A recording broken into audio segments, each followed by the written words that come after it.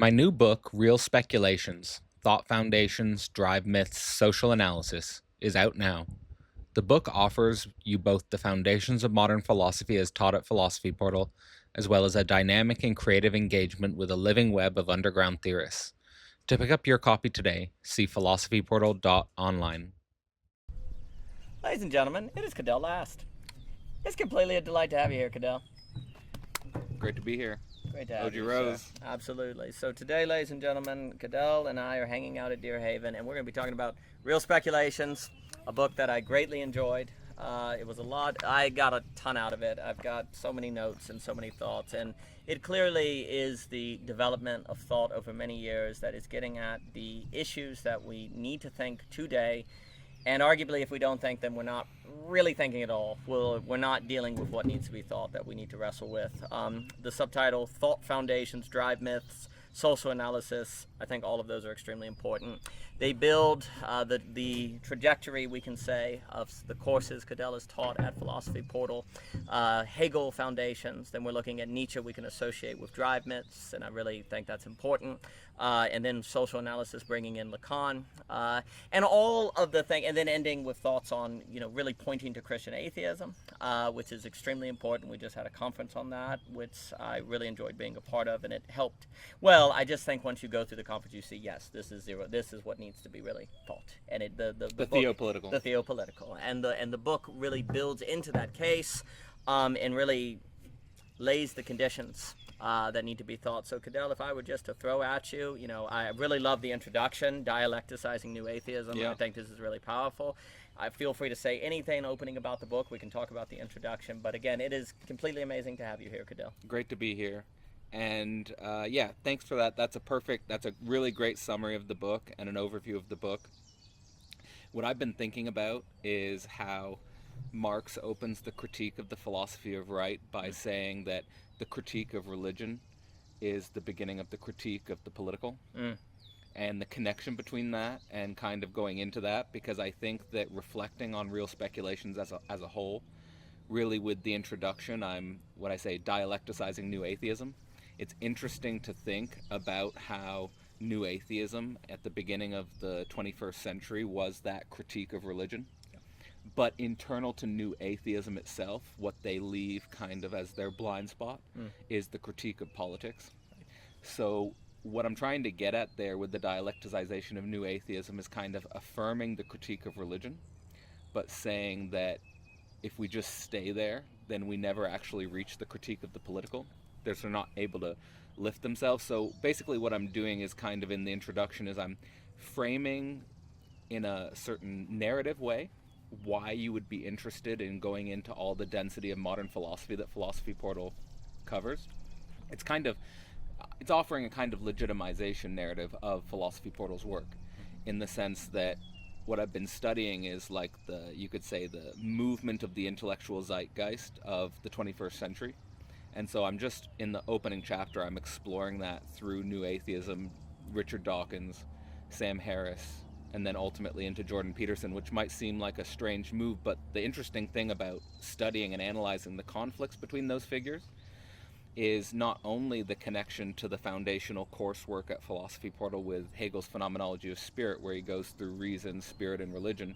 You see that sort of dialectic recapitulated in our 21st century intellectual conversations, but you can actually study, so I would actually invite people to do this, you can actually look at the online conversations between Richard Dawkins and Sam Harris, between Sam Harris and Jordan Peterson, between Jordan Peterson and Richard Dawkins, and you actually see in these live actual YouTube conversations, you see the unconscious dialectic of reason, spirit, and religion recapitulating itself, acting itself out on the world historical stage. And then of course you've got the dimension of absolute knowing, which it's not that Hegel just leaves the dialectic on the level of religion, it's kind of moving, you're saying you have to move through religion to get through the dimension of absolute knowing. And I think that what a Richard Dawkins-like figure and what a Sam Harris-like figure try to do is they try to get to absolute knowing without making that traversal through religion, right? And then what Jordan Peterson's doing is he's kind of staying on the level of religion. He's affirming the necessity of religion, but then staying on the level of religion. And so moving through that whole conversation, the point of that, and that's kind of setting up the book itself, that's the introduction of the book. The reason why I'm doing that is because I'm saying that all of this dense conceptual mediation that we're doing at Philosophy Portal is because that level of absolute knowing has not been understood, as well as its relationship to the phenomenological struggle, its relationship to the phenomenological journey that is being recapitulated in our society. So, like, it's again this legitimization of, well, why bother studying the phenomenology of spirit? Why? So another thing that Philosophy Portal's foundations is trying to learn and tarry with the foundational texts of the modern world, because in contemporary philosophy we're in a deconstructive mode. But the problem, and so it's not so much that Foucault is wrong or Derrida is wrong for being in a deconstructive mode, it's this that Foucault actually studied Hegel. Right. Foucault studied Heidegger. Right. Foucault studied Husserl. That's right? The three H's. Right? So, and same with Derrida. So they knew what they were deconstructing. And the problem today is that people don't know what they're deconstructing. Right. And so understanding those foundational modern texts is to give us a standpoint where actually we can raise the intellectual conversation, because in the 2000s, Richard Dawkins was intellectually hot. In the 10s, Sam Harris was intellectually hot. In the 2020s, now Jordan Peterson's become intellectually hot.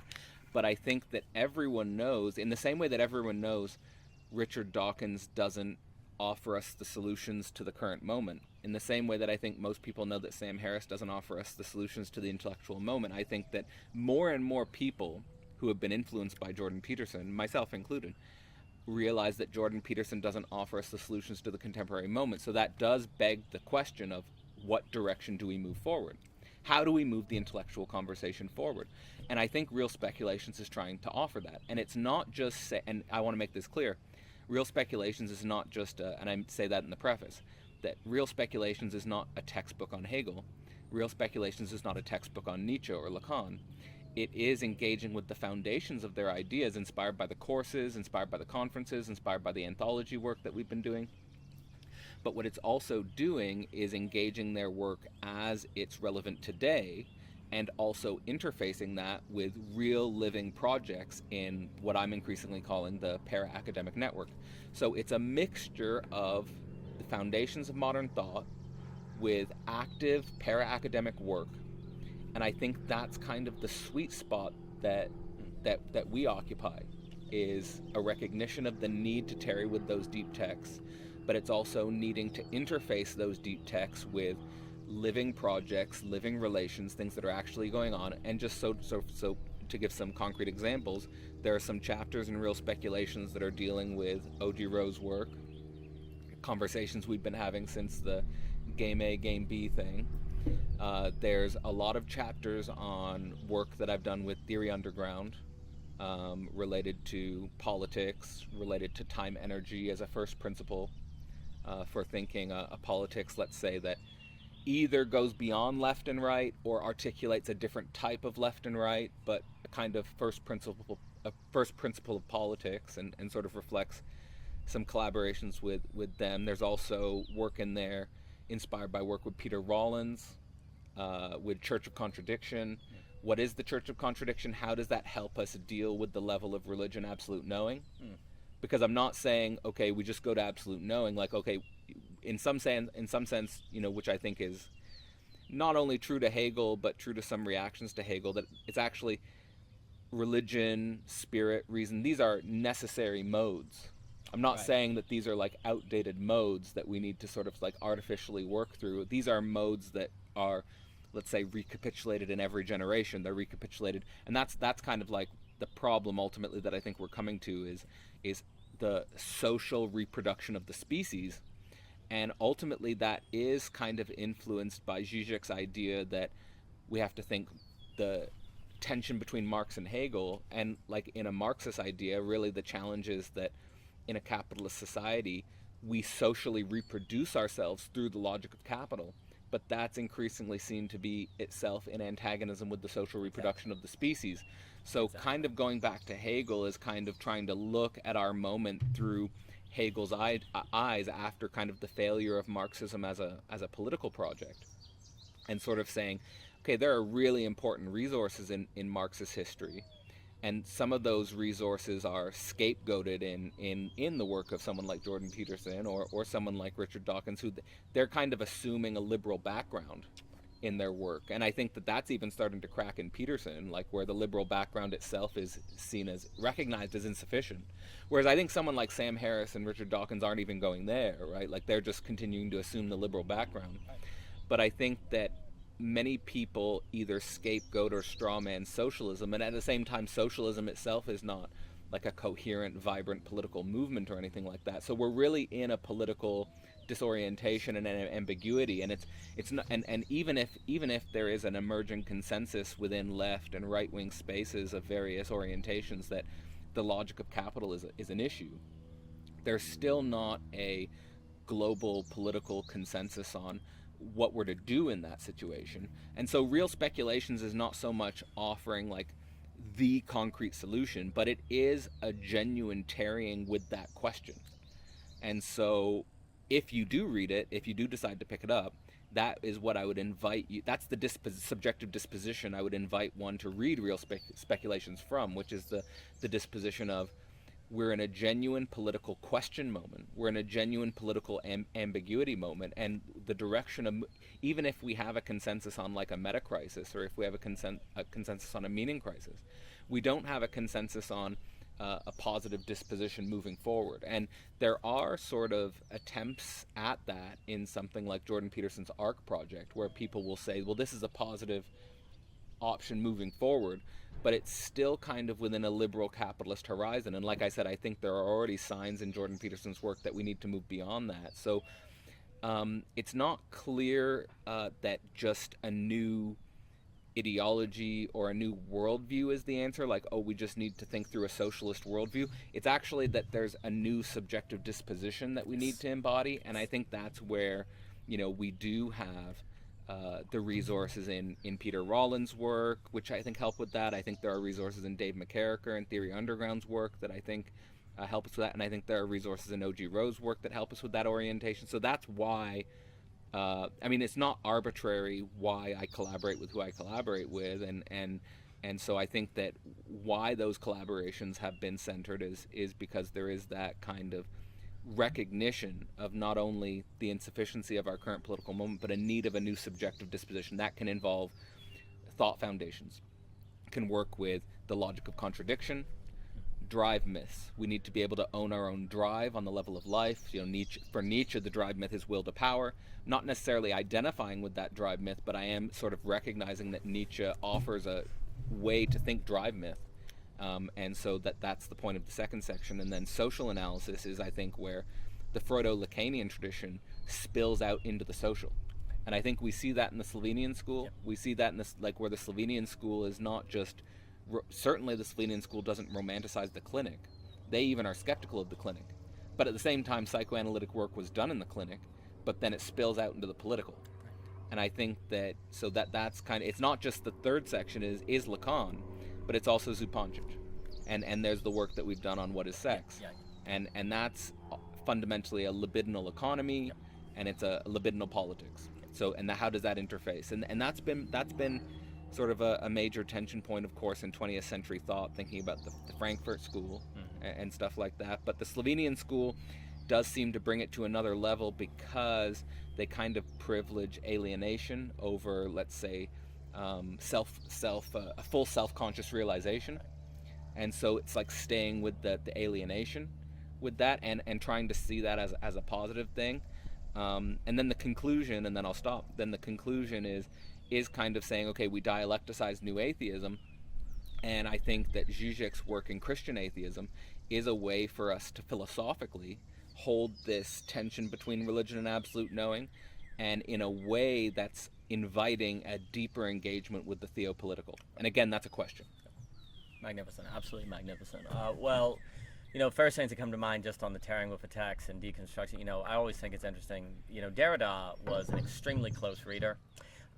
So much so, as Cleo has recently talked about, that he noticed that Heidegger dropped the scare quotes around the word spirit in his speech And that's when, so now he's, that's a real identification with the Nazi movement that's going on. And also Derrida was famous for going into footnote. He would go into footnotes and know, interesting that this is taken out of the main text and put here, almost as if the author themselves knew that this was a weak point, but wanted to address it, but also not in the text that would kind of help unravel it, right? So the Derrida, someone also asked him, hey, did you read all these books in your house? And he's like, oh, no. But the ones I have read, I really know.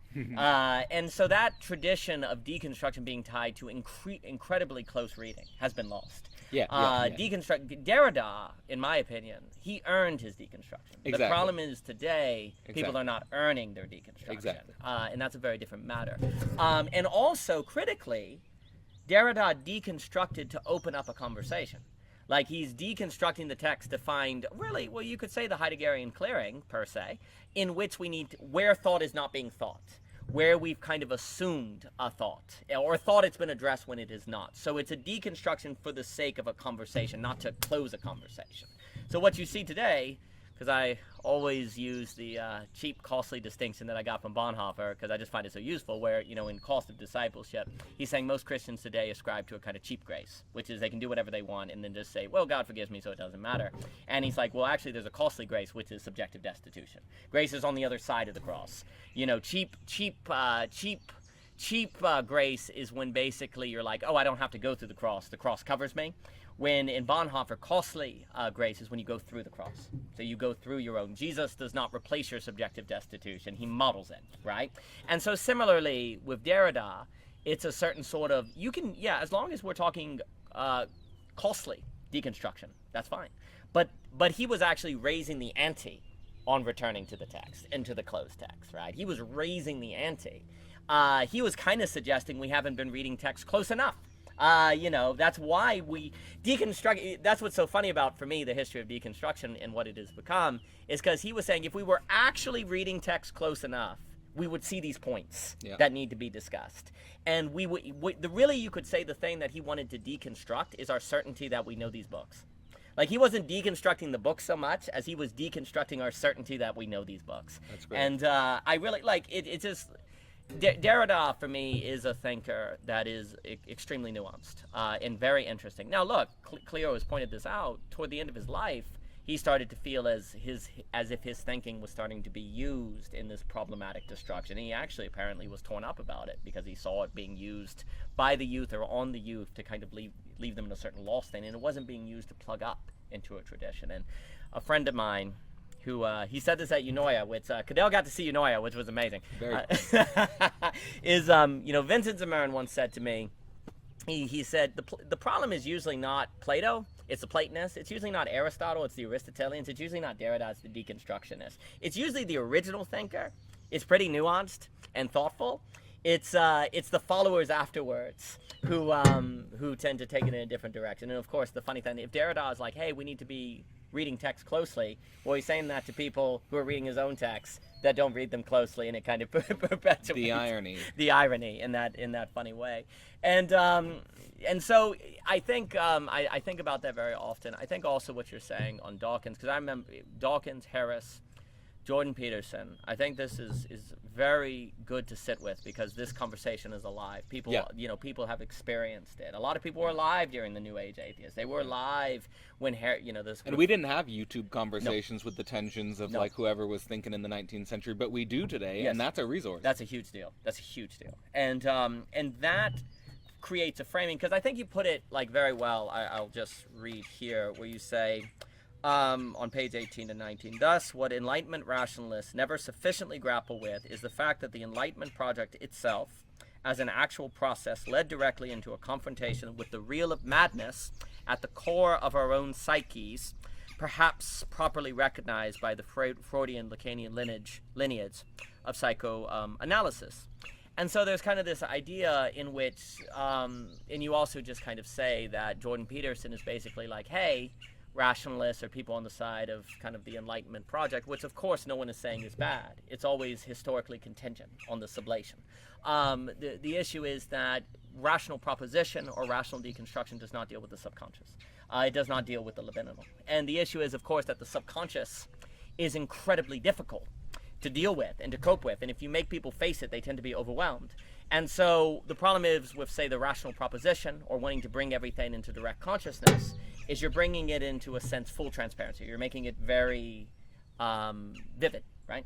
Well, if the subconscious is that which made overly vivid too quickly, like I always talk about with Beatrice's smile, then people are overwhelmed and destroyed. Then by definition, the Dawkins kind of the rationalist project, and I'll just say that, and I know that's a generality, but kind of the rationalist project by definition cannot deal with the libidinal. It cannot deal with the subconscious because it is in what it is that of which is not really a temporal process or development. It is not an unveiling in the sense with the UN in parentheses. It's an unveiling where it's like make it and bring it all to the surface. And what's just interesting, I guess it's funny because just reading your history or talking about it, my response to a lot of the New Age atheist stuff at the time, which I remember, was actually David Hume, which is really funny. Oh, cool. Which is really, because David Hume is all about there has to be that in the common life, which is not brought into propositional thought. The other term he will use is the barbaricism of refinement, which is from Vico, which is basically the idea of everything can be brought into rational propositional knowledge. And it's this barbaricism of refining our understanding of everything. And you see what Hume and Vico and all the Encounter Enlightenment people warned is that if you perfectly refine everyone's ideas, well, they go nuts, actually, and they deconstruct everything. Because most of the ideas we have, like with the unconscious, we kind of need, some people call it fuzzy logic, right? We almost need a fuzzy logic to be able to approach it in a manner that doesn't overwhelm us and also that doesn't explode it onto the social and then destroy social intelligibility because we can't handle one another's libido. We can't handle one another's madness. So Vico, he's funny in the New Science because he's critiquing Newton, actually. And he's kind of like, he has that famous idea that we can't know the mind of God. And he felt like Newton, in making these natural laws and formulas, was trying to know the mind of God. And he's like, if you do that, it's a certain heresy, and it's going to destroy civilization. What Vico says is the only things we can really know are what men make. And by that, he's thinking sociology. He doesn't call it that, of course, but he's thinking like the history of science. He's thinking about the things that man make. And the reason for that is because if you study something like history that has a certain human element to it, there's a deeper level that you're leaving alone, that you're not touching. And if you start to touch it, things blow up. Now, of course, I don't entirely agree with Foucault on that, but the impulse, there was, they really were thinking libidinal and unconscious before those were terms. I mean, Foucault is absolutely thinking psychoanalysis. He just doesn't have Freud. The counter-enlightenment, which again, I should note, there are some people that don't like the phrase counter-enlightenment because they're like, you can't so clearly distinguish enlightenment thinking and counter-enlightenment. I have great sympathies toward that. They don't like Isaiah Berlin's counter-enlightenment idea for that. I do, though, defend the distinction because I do think there is a specific through line of the counter-enlightenment, which is that has parallels in the Enlightenment of this sort of like, but it is very different in the location. And to explain that, you could say that the counter-enlightenment in a way is creating a kind of noumenon, a cheap noumenon. They're saying, okay, there's this this realm of thought that the human mind should not try to access, that is off limits from us, and that if we try to do it, it's going to get us all destroyed, right? But they're locating the honoring in the social, not the individual thought act. And also, they're not saying that it is unknowable. They are saying it is that which has to be lived to know. It is not like an entirely unknowable thing. It has to manifest socially and through the process of history. Like Foucault's a huge historian. It has to manifest, and it has to be unveiled in common life. And so I think the counter-enlightenment, because then you get your Reeds, you get your Harmans, you get your Hume, and what basically they want to say, because Hume, when he critiques, and this is all very funny because Hume was loved by Christopher Hitchens. He's loved by Dawkins. They I was going to mention that. Yeah, they love him. Yeah. But what's so interesting is that they talk about Hume as kind of an empiricist. The word empiricism is not even around. That he would never have identified himself as an empiricist. Yeah. It's always horrifying to think about how will be interpreted. Yeah, it is horrifying. It is, and it's very clear that what Hume is critiquing is the bad. He makes distinctions between true philosophy, false philosophy, and you can apply that to everything. True economics, false economics, true religion, and false religion. What he really did not like is sort of the scholastic religion, where you make this giant theological system to explain God. What he wanted to defend, he went to there was the Great Awakening. Well, not in Scotland, but it was that religious revival that was going on in, oh gosh, the famous pastor I escaped. He would go to the sermons and people were like, what in the world are you doing here? And I was like, do you believe any of this? And he's like, no, but he does. That guy does. It's like Wilberforce, like one of these great pastors that you hear. Because actually Hume had an odd respect for down-to-earth country, you almost want to say country religion, where people like lived it and they believed it. They couldn't maybe intellectualize it, but he's like, this is kind of a social organizing force. And he had no problem with it. What he had a problem with is people who tried to defend religion or philosophy with a certain pure, what I call autonomous rationality, like a pure autonomous theology where we can, from principles, create an entire worldview and defend it. He's like, no, you can live it, but you cannot extract the proof for the philosophy or the religion from the living of it. So he wants to base it in a lived experience, which of course is the libidinal, the sexual, in the body, right? But he's talking about common life, but is this idea of a certain grounding principle. And of course, in line with the counter-enlightenment in Hume, there is this idea that if you do not do that, then rationality and thought is going to actually tap into the madness of the human being, open it up, not be ready for it. That's right. And then everything's going to go to heck. And that's where, crazy enough, David Hume is he basically, if we do this, it's going to be like World War. He's like predicting mass violence is going to explode onto the scene. That can't happen. No, never could, right? And everyone, the thing is, he basically predicts, and Livingston's right on that, he basically predicts total war. Because this is the point Hume makes. He goes, as thought, the barbaricism of refinement, finds something that it cannot think, rather than humble itself. There's a lot of emphasis in the counter-enlightenment with the humbling of thought. Like thought needs to humble itself. Instead of humbling it, thought is likely to deny its insufficiency and try to consolidate power and totalize itself more. And there's this emphasis on totalization. And so thought will then totalize itself. And then, of course, because David Hume is a historian, he's like, once philosophy, theology, or whatever becomes a force of totalitarianism, well, governments will use that to create a total state, a total war.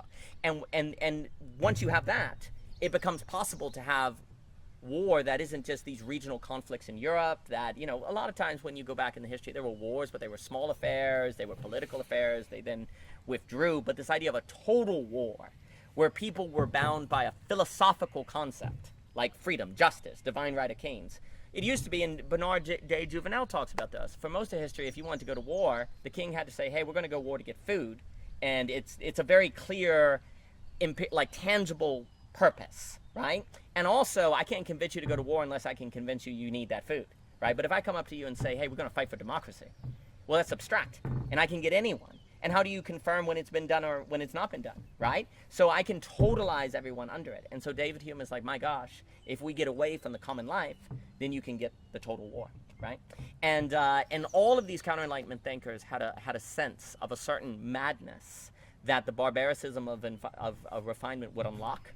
And when it did unlock us, it could destroy us all. And I was extremely, that seemed right to me. That seemed extremely, I was like, yes, that is the case. But then, of course, the problem is, as we've talked about before, so that was my kind of like, I could see where this emphasis on autonomous rationality, justification of rationality and everything. And also I liked Hume because it was more sophisticated than Richard Rorty, UVA, Richard Rorty taught at. There was a lot of neo-pragmatism sort of stuff. I liked Rorty when I read him, but there was also something problematic. And there was something I really liked about empiricism, something I really liked about pragmatism, but it wasn't robust. But then in Hume, I'm like, he's bringing it to the social, and it's embedded in social relations, this defense of, because there's a difference between the empirical proof and the social, the implicit background, as Zizek says. I mean, basically, we can put it like that. Hume in the Counter-Enlightenment, Vico, is like, if you're not careful, you're going to destroy the implicit background. And when you don't have an implicit background in the social, you don't have givens, then everything goes to heck, right? It all kind of blows up. And I'm also encountering, and then, of course, Vincent Simone gave me The Triumph of the Therapeutic with Philip Rieff. And that also, of course, exploded into a lot of the belonging again. But the problem was, with Hume, it's exactly... Hume actually suggests all we got to do is not let that unconscious, the subconscious, the madness come out, right? Well, he's not in the time of the internet. He's not in global pluralism. And so the strategy of keeping it taken care of, he kind of saw the processing of the madness through common life, through just lived experience. Like, live your day, be there for, you need philosophy to defend it. Now, this is critical. David Hume is not saying no philosophy, you have to have self-defense.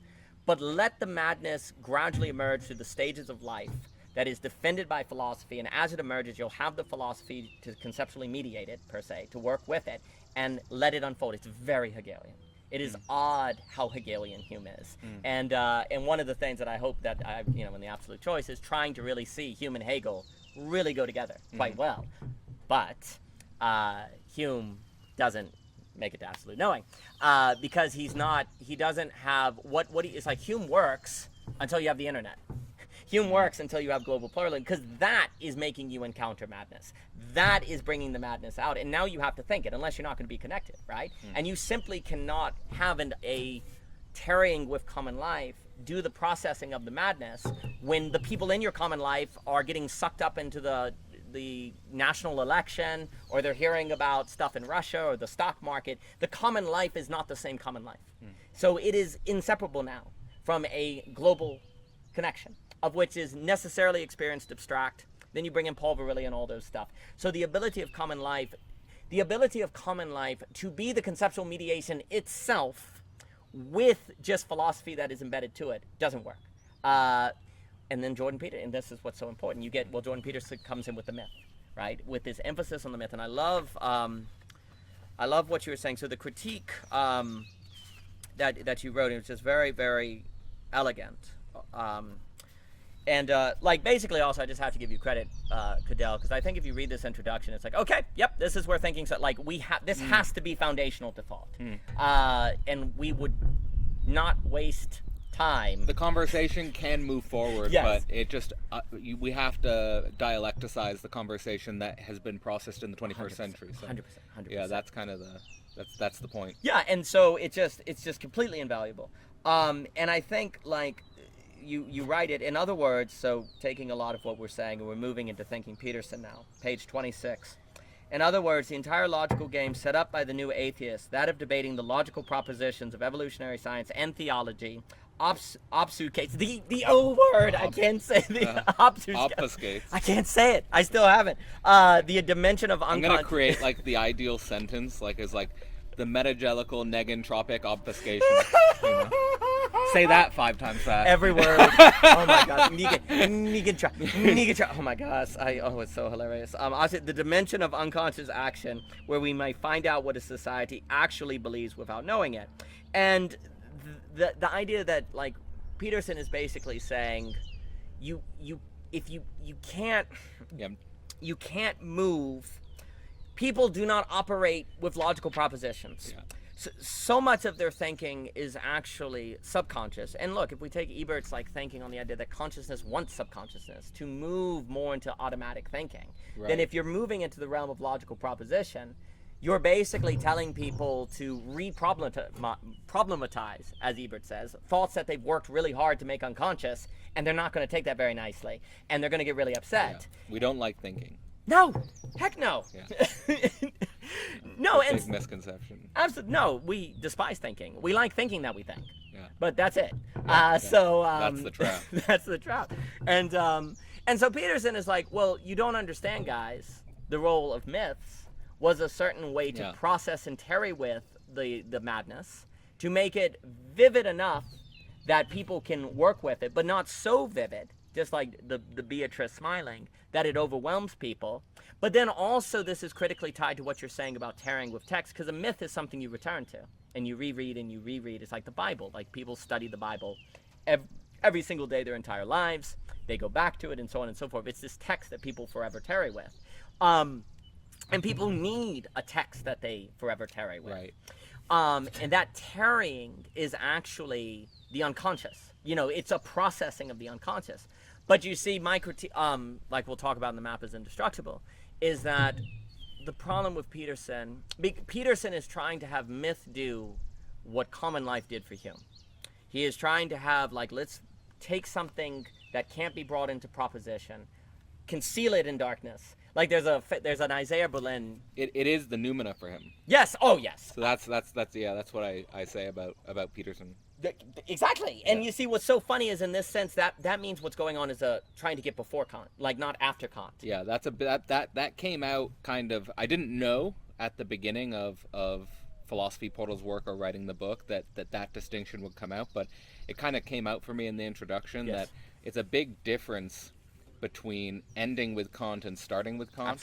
Absolutely. And I think that kind of, the line here of Dawkins, Harris, and Peterson, they do kind of fall into the camp of, let's say, Enlightenment rationality ending with Kant. Yes. And then kind of just saying, okay, now science and pragmatism can kind of go from there. And that distinction is a big problem, and I think produces a lot of symptoms. So basically Philosophy Portal's work, I think, increasingly is starting with Kant, but also giving us the opportunity to think about the antinomies that have been revealed not in Kant, but in the historical process after Kant. Exactly.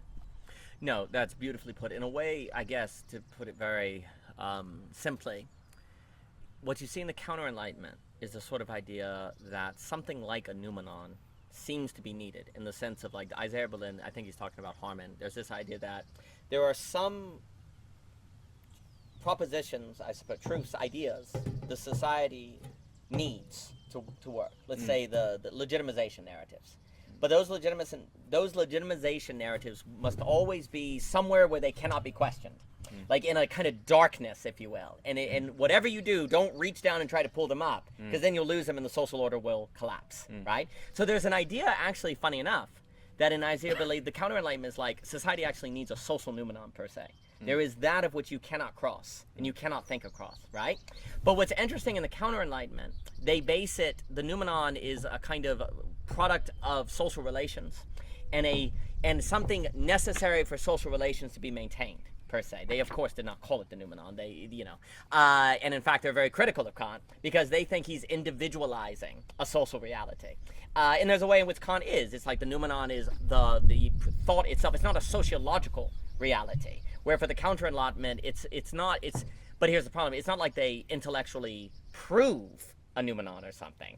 They basically argue from social necessity. And they argue from social necessity because the barbaricism of refinement leads to this problem. Well, the barbaricism of refinement destroys everything because ultimately you can't bring everything into rational proposition. It leads to war and conflict and all these different things. And Vico has these cycles of civilizational decline and different things. Then it's like, well, if that's the case, then we have to have some things we never bring into rational proposition. But the problem is, well, prove it. Is that a rational proposition? And they, of course, couldn't make that move. And so you're in trouble, right? So in a sense, Kant is like, well, we've got to, like, make rational the limit to save theology or whatever, to save God. Right. But that then individuates the sociological effort, which by definition is, even if you succeed, it no longer will address the sociological. So that's the move. In a way, the Counter-Enlightenment is trying to kind of suggest the need for a noumenon socially to save it. They can't rationally... Versus a society of singularities, let's say. Exactly right. Or individuation. That's exactly right. But in not being able to rationally defend that, well, then you can't hold it. And then Kant's like, well, we can, but to do it, you have to bring it into the individual. And if you do that, then even if you succeed, that individuated noumenon will not apply to the social. Ultimately, it requires responsibility for one's own unconscious, which is a huge ask. That's exactly right. It's a huge ask. Unbelievable. And then, of course... That's what I would say in the book as interfacing with belonging again as the hard road, even. Yes. No, and to me, what that ends up doing is basically Jordan Peterson is just that with myth. Yeah. Like, and it's like myth can be the noumenon. So I'm trying to basically, to make this as socially intelligible as possible, I'm trying to use Hegel's phenomenology to Iron Man and at the same time transcend Dawkins, Harris, and Peterson in a way. Like, I'm not trying, like, and I think this comes up, like, I even find myself in podcasts recently needing to Iron Man Richard Dawkins. Yeah. Because, like, it's not that Richard Dawkins has changed. Like, people are under the assumption that Richard Dawkins' position has changed. Right. He's the same. Right. He's saying the same thing. But it's just that the entire cultural zeitgeist has changed so much around him that he sounds different. He sounds different. Right. Like, so, like, for example, the most common one, just to sort of give an example, is that in like 2004, 2005, when the God Delusion was being published, he was saying, I'm a cultural Christian.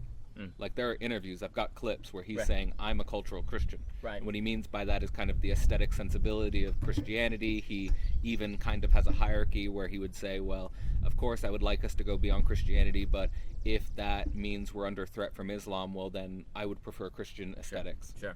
So, like, he's kind of thinking about it in that way. But now, because the cultural conversation around religion has moved so far beyond his critique, now he sounds different, or it sounds like he's accommodating the current cultural moment. Right. But he's not. He's stayed the same. It's just things have changed so much around him, and so that's what I'm trying to track in not only Harris's break from New Atheism to spirituality, but also Jordan Peterson's sort of break onto the stage in conflict with religion and spirituality. So there's like, in the 2010s, there was kind of like, I'm the spiritual but not religious movement. Right.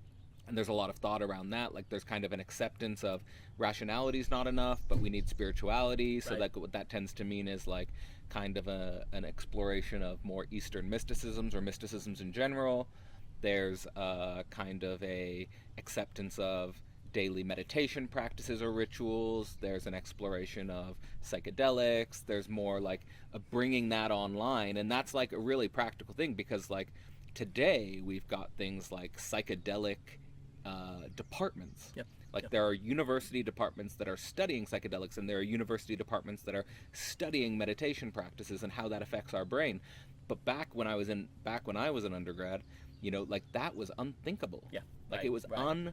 unthinkable. Like, I can't even stress that enough. How, like, if you told me in 20 years there were going to be entire departments at Harvard and That would be and Oxford Yeah. Studying psychedelics, it would be, that would be like laughable. Yeah.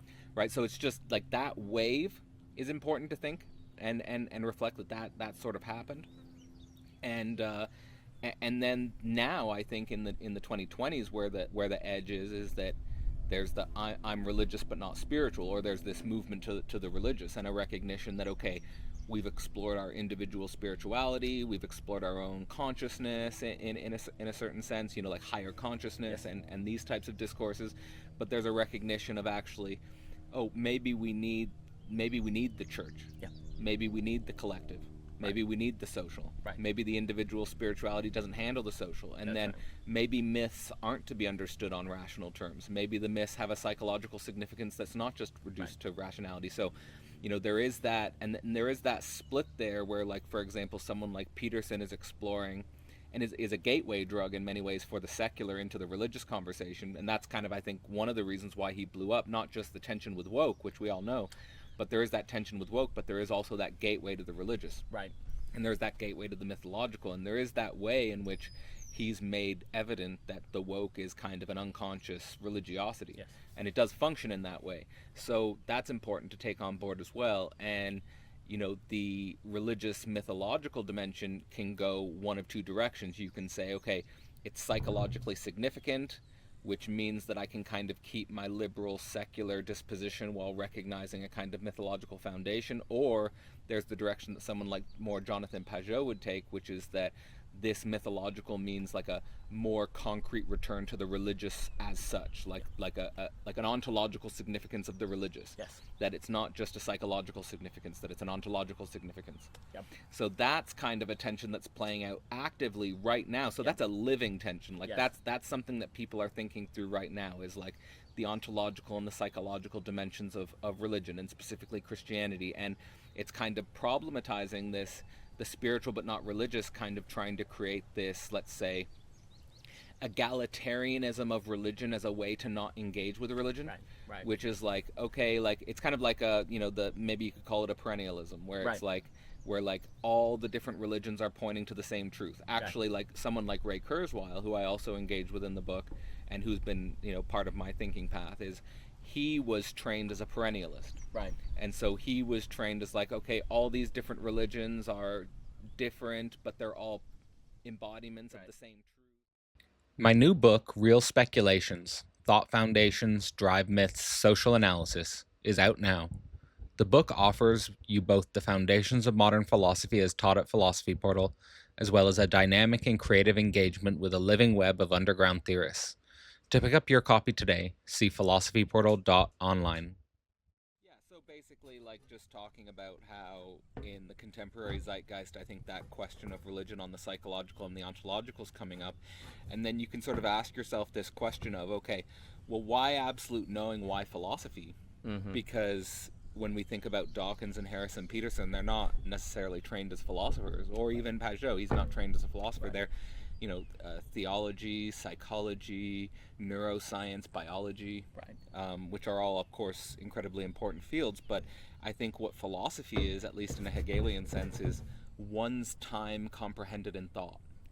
Right? So when we think about that, if we think about philosophy as one's time comprehended in thought, and of course in the chapter on absolute knowing in Hegel, there's this idea that the phenomenological struggle is understood as time, like the notion of time, and then it collapses on itself.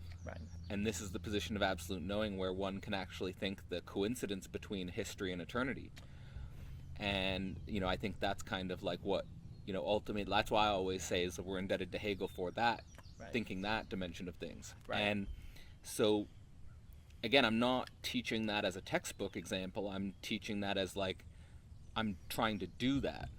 Like, I'm trying to think my time in thought. And I think I've always kind of trying to been doing that, like in my work, Global Brain Singularity and stuff like that. Like, it's not like Hegel's thinking about the technological singularity.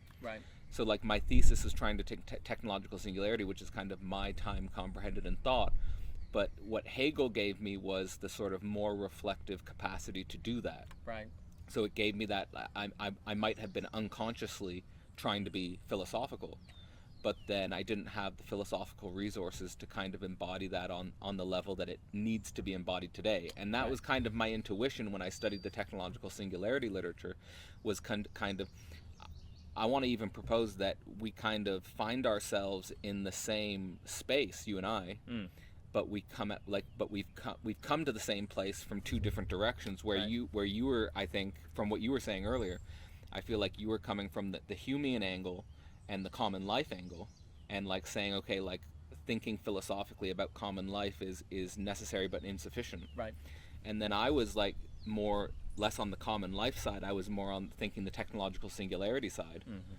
And then I was sort of coming to the conclusion that thinking the technological singularity from a philosophical perspective was necessary but insufficient.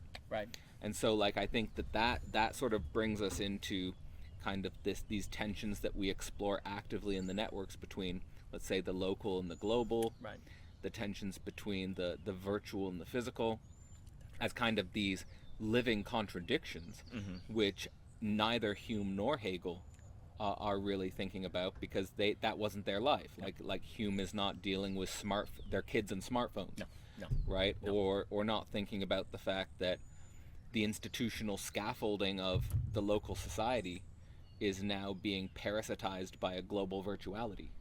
That's right. So like that, those are big challenges, right? And those are challenges that, are thought in the book, but I think more importantly, there is a type of engaged risk in the book of being the very organizational form that is needed today.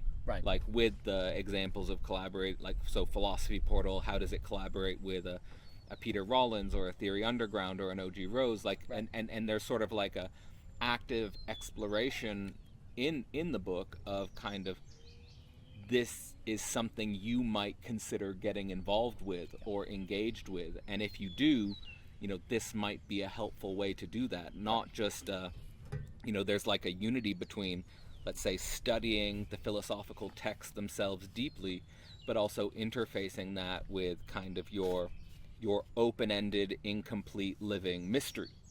Let's say, and how do those interface, so that, like, the challenge is great. Like, it's not just yes, we need to study the text closely and deeply, but also we need to learn how they interface with our everyday life, which is that side of things. I did want to say about, you mentioned the counter enlightenment, and I'm emphasizing this, starting with Kant, ending with Kant. That what's going on there is, I understand that Kant is kind of in a way providing us with a unity to the Enlightenment debates about rationality and empiricism that were going on. Right.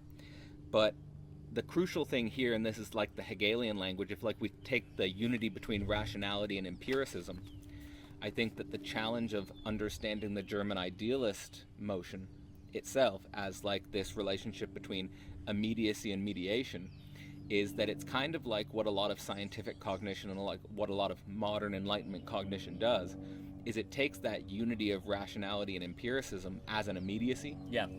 But it doesn't think about that unity of rationality and empiricism as a mediation.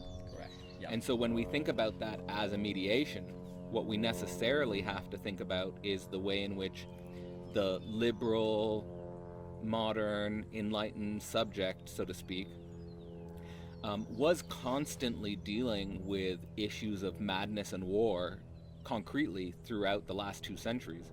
And I think that these issues are no longer ignorable, or we can no longer sweep these under the rug, so to speak. Yeah. I mean, in the colonial project, it was almost like we could sweep these things under the rug, like, oh, that's over there in dark Africa, or that's over there in Southeast Asia, and whereas we're the sort of like normative peaceful order, or so, like we're the normal, we're the normative civilized order. Yes. I mean, that became a lot less tenable after World War One. Right.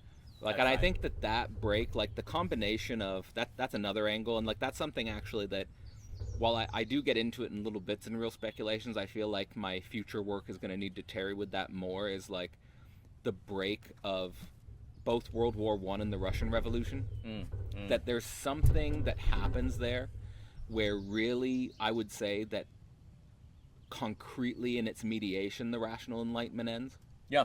In the sense that like those things explode, and like, you know, even like reading someone like Freud on World War One is really good, because he's kind of like wrestling with, you have all these liberal civilized personas who all of a sudden become ecstatic about charging into the fields and killing each other. And there is a way in which there was, you know, we think retroactively World War One such a horror, and of course it was, but a lot of people who were rushing into that battle were actually excited. They were. And they were jubilant. Yes. And there's some good movies about that, like All Quiet on the Western Front, where you see these, like, you know, it's horrible, but you see these 17, 18-year-old kids getting really excited about and like fighting for the nation and glory and all of that, and then they get there and it's just like a horror show, right? Yes. And I think it's that, like, we can no longer hide from that horror show of the social unconscious. Correct. So there's that dimension of things, and then, you know, I think also you were emphasizing the, let's say, the social unconscious a lot. And I think that that's where, like, again, the Freudian model and the psychoanalytic project emerge and become so important, because, you know, they're, in a way, like the limits of Enlightenment rationality as well, because they're kind of like, the clinic is kind of like the laboratory. Yeah. And they're materialists, but the materialism is speech. Yeah. So it's like you take the physics lab, where it's isolating atoms, material, and you have the materialism and rational materialism. And then Freud's like, okay, well, can we do that with the unconscious? Yeah. Can we treat the unconscious as a material that we isolate? And I think that that's where psychoanalysis starts in its immediacy. And then I think what we see, and this is sort of, I think, what the logic of real speculations is going towards, is that, well, that containment just necessarily spills out. And that it spills out in a way that it necessarily brings us to the theopolitical. Right. And then there's a way in which the Peterson move of the myths, that's one way of containment, but it's an inadequate mode of containment. Right. And that it necessarily brings you to the political. And I think that we see that in not only the concrete relations that are in, for example, Peterson's Gospel Seminar series, where you have a theological diversity, but you don't have a political diversity. No. And you have this sort of imminent tension of the political, which to me in the 20th century is represented by fascism and communism. Right. And this is kind of the limits of the book. So, like, which brings us to the fascism and communism dimension of things. I think that is imminently exploding in our time. And I think actually that will be the next decade. I think the next decade will be the explosion of the political extremism right now it's a hyper-political extremism, so we talked a little bit about that. So hyper-political extremism is a form of extreme political orientation that has no political consequences, in the sense that this extremism is not concretely connected to party politics. Right. It's just like, I'm on Twitter being extreme. Right. But that will become connected to party politics. Yep. And so when that extremism goes from a hyper-political to it's kind of, I don't know what to call it, a new type of political, there we're going to see the extreme explosion of, let's say, fascism and communism, but it will take on characteristics that are unique to our global moment. And that's again where the philosophical will become indispensable. Yep. Because the philosophical will be, again, comprehending one's own time and thought, and so this is like, why read real speculations. You might be preparing yourself and giving yourself the tools and the resources to think that. Right. Because what it is what we're talking about again, enlightenment rationality, and the sublation of that is confronting rational enlightenment with madness and war.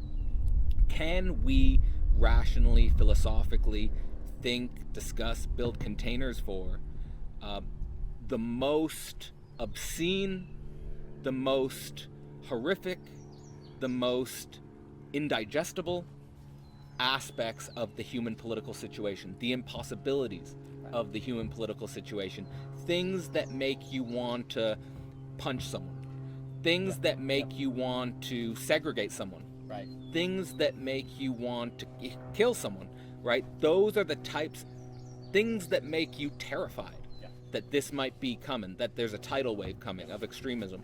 These are the things that philosophers and people interested in philosophy need to prepare themselves to think. And I've even had some talks with people in the Zizekian sphere, like a friend Michael from Zizek and so on. He's told me that Egon Hamza, who's a great Hegelian Zizekian theorist, he's also kind of thinking in this direction, that we need to think madness and war.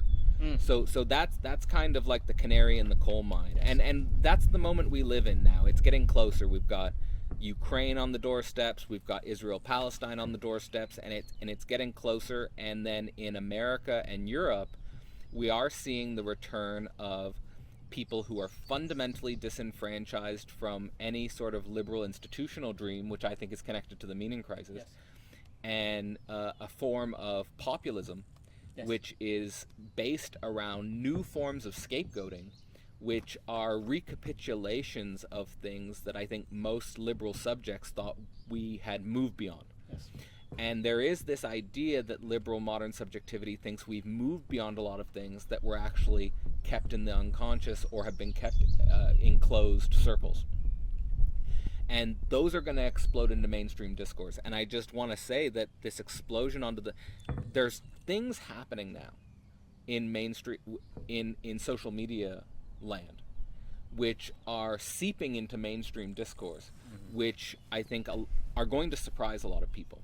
I think there are things that people thought, well, that was the discussion in 1930s Germany, but certainly we're beyond 1930s Germany. Or they'll think those are things that were discussed in 1840s America, but we're certainly beyond 1840s America, right? But we're not, actually.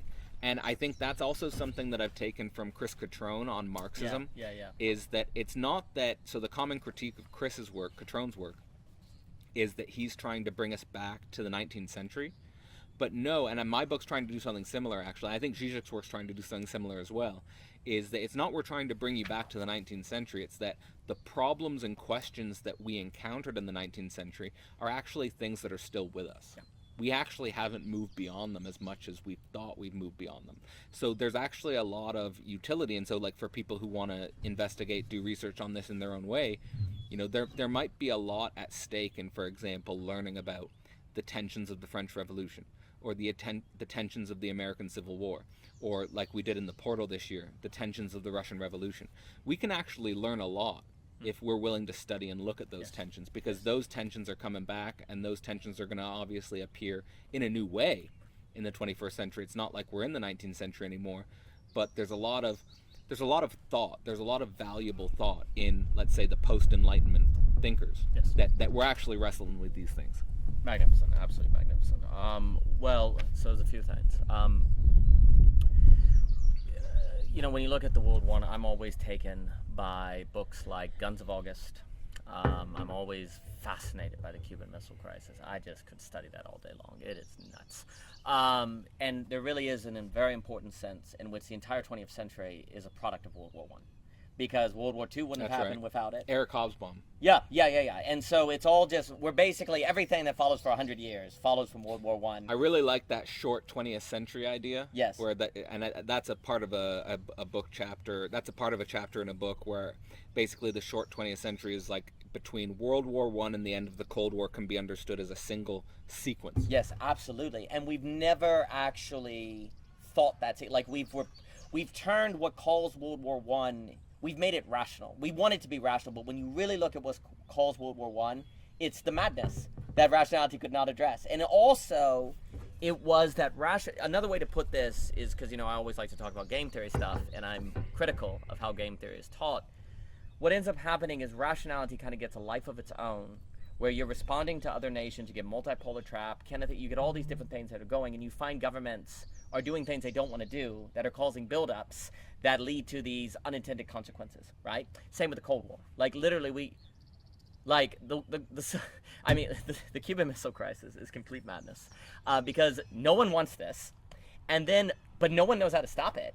And honestly, we didn't all die because of luck, and there were moments of radical madness where there's this one episode where they accidentally sent the code that told a missile, I think it's like in Missouri or something, this is not correct, but to shoot the nukes. And the general there, and had it been any other general, we'd all be dead. The general there, for some reason, said, let's wait a minute. Let's just wait a minute. Right. But guess what? One of the other commanders said, nope, we're not going to do it because that has more authority than you. They sold us to lose a nuke, so I'm going to set it off. This one guy who probably had something to prove was this close to hitting the button. You know what the general did? He's like, if he hits the button, shoot him. Completely went out of line, didn't follow the orders, and said, if you hit that button, I will shoot you. And he got he broke command. He did something highly that you're not supposed to do. And then, 10 minutes later, hey guys, sorry, our bad. We put the wrong video cassette in or some I mean, it's just unbelievable that this one person, these contingencies. Yes, and of course people know about a lot more people know about the submarine story with the Russian guy who came up and almost shot the nukes, but this Russian general decided not to do it. There were like a bunch of those, not just that one story. There was a lot of little stories where everything almost went to nonsense land. We almost all died. And there's a certain madness in our survival. Not only is there a madness in the unconscious, there's a madness in the contingency that comes out. But contingency and those things go together. Yeah. Those are the reality. The contingency is the reality. But you experience it as, wow, we are really good diplomats and negotiators. We were able to get through the Cuban Missile Crisis and UN and look right. No. All that stuff, because of one guy in a military base, could have been made to look naked and weak. It's rational. Like the products of the modern world, in a sense, are incredibly weak. Like you can't stop this one guy with your UN or your law or your human rights, whatever you want to say, your technology. This one person who just decides, no, I'm going to shoot the nukes. He single-handedly can blow it all up. And the only reason it doesn't is because someone does something that goes against the system and says, well, I'm going to shoot you if you do it. Right? Which he was not allowed to do, but he made that decision. He didn't follow orders, right? I mean, they talk about, it always blows my mind, apparently the president's launch codes for nukes is basically on a Denny's menu. It just says laminated for you open this briefcase, it's like a laminated 1970s, what targets do you want for the nukes? It's kind of funny. I'm sorry. But the idea too is that rationality, because you could say the general in that situation did what was irrational. He didn't follow orders. He pulled out a gun. I would call that the non-rational because it saved the world, but it was not following from the logic of the military procedure, right? The issue is that when you study... It's a good example of there is no big other. There is no like lawful code or there is no one like at the top pulling the strings who knows what they're doing. Absolutely not. Right? There is this, and that's kind of like the source of all the conspiracy theory madness and people, basically people thinking that there's a small group of people who have the power to determine the coordination of the entire planet, and it's much more abysmal than that. Oh, absolutely. And you see, one of the things I always think are good for people who have sort of conspiracies of the world being controlled, they need to read history. Right. And really zero in. And I'm not saying they don't read it at all, but let me put it this way. I think people who read history that fall into these they don't focus on a particular historic episode. That's what you want to do. Really zoom into something to see the nuts and bolts. And when you look at it, you see it's not the case. Right. Like, it's because the general, where was the big other there? Yeah. No, nowhere. It's, and if in fact the big other had the nukes going off. So, the military, this is the code, this is what we're supposed to do, I'm going to hit this button. The guy's like, nah. But that, you see, the issue is that rationality, autonomous rationality, and this is not an attack on rationality, this is to say autonomous, basically pure anything is the problem.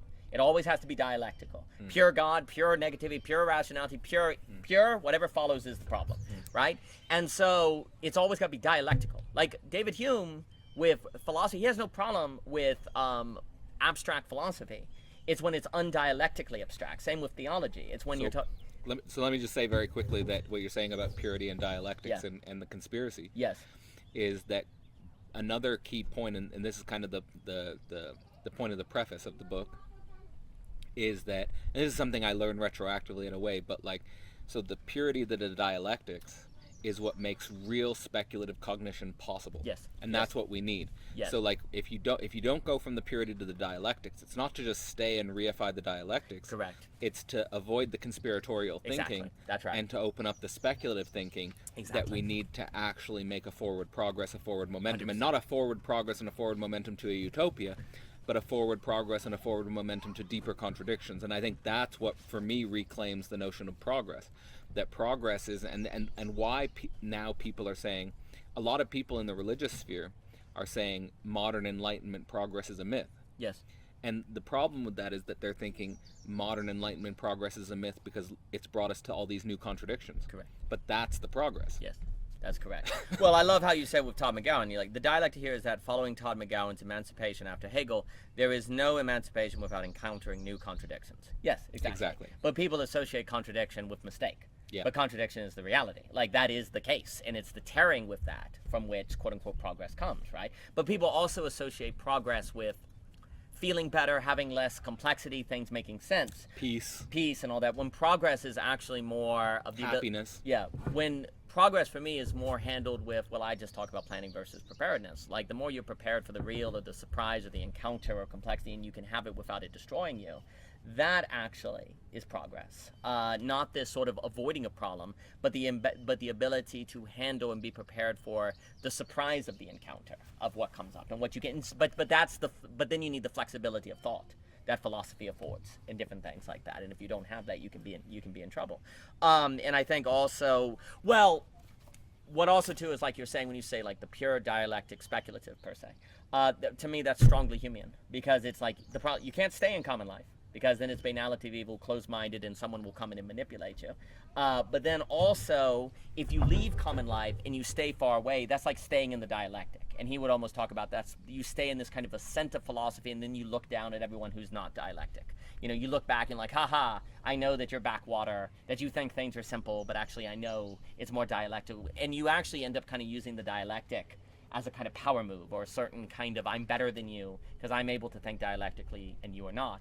And Hume's like, no, you have to re-embed the dialectic, kind of humble it in a return to the common life. You have to situate it in the now, right? So I can sort of interface with that, which is like one way in which you could critique Hegel is, or one way you could critique the way Hegel's been interpreted, is kind of as if his phenomenological structure is linear.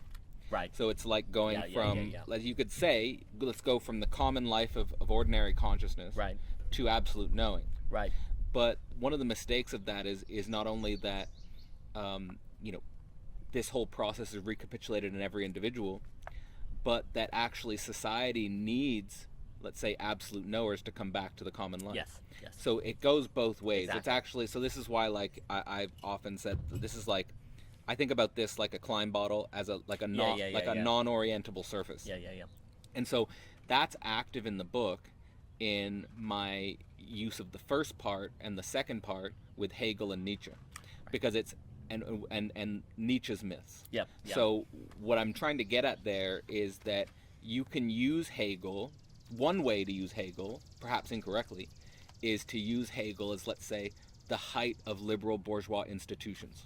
Right? So there's a way in which you can say, I'm going to leave common life, I'm going to leave the Humean, and I'm going to go up to the liberal bourgeois institution, and then I'm going to be higher than the common life. And I think one of the things that I've gotten from Thus Spoke Zarathustra, which I think is an interesting historical play on Plato's Cave, is that you've got not only the character of Zarathustra going from common life up to the mountains, but it starts with the person in the mountains coming down. Right, back to the common life. And then what Thus Spoke Zarathustra is in my interpretation, is an exploration of absolute knowing in common life. Yes, and that's right. and sort of, he doesn't solve that issue, which I think is evident in the conclusion of the book. He doesn't solve it, but he presents to you some of the problems we might want to think through. Absolutely. Right. Absolutely. So from that standpoint, basically going into that's actually where I start to interface with the Belonging Again project in your work, but I'm also interfacing with some of the discussions on the quote-unquote liminal web with the game A, game B tension. Yes. And also interfacing with some collaborators like Carl Hayden Smith's attempt to go beyond transhumanist discourse. Right. I'm also interfacing with some of Layman Pascal's work on Zajic, which is bringing us to the limits of rationality and the esoteric and the liminal. Yes.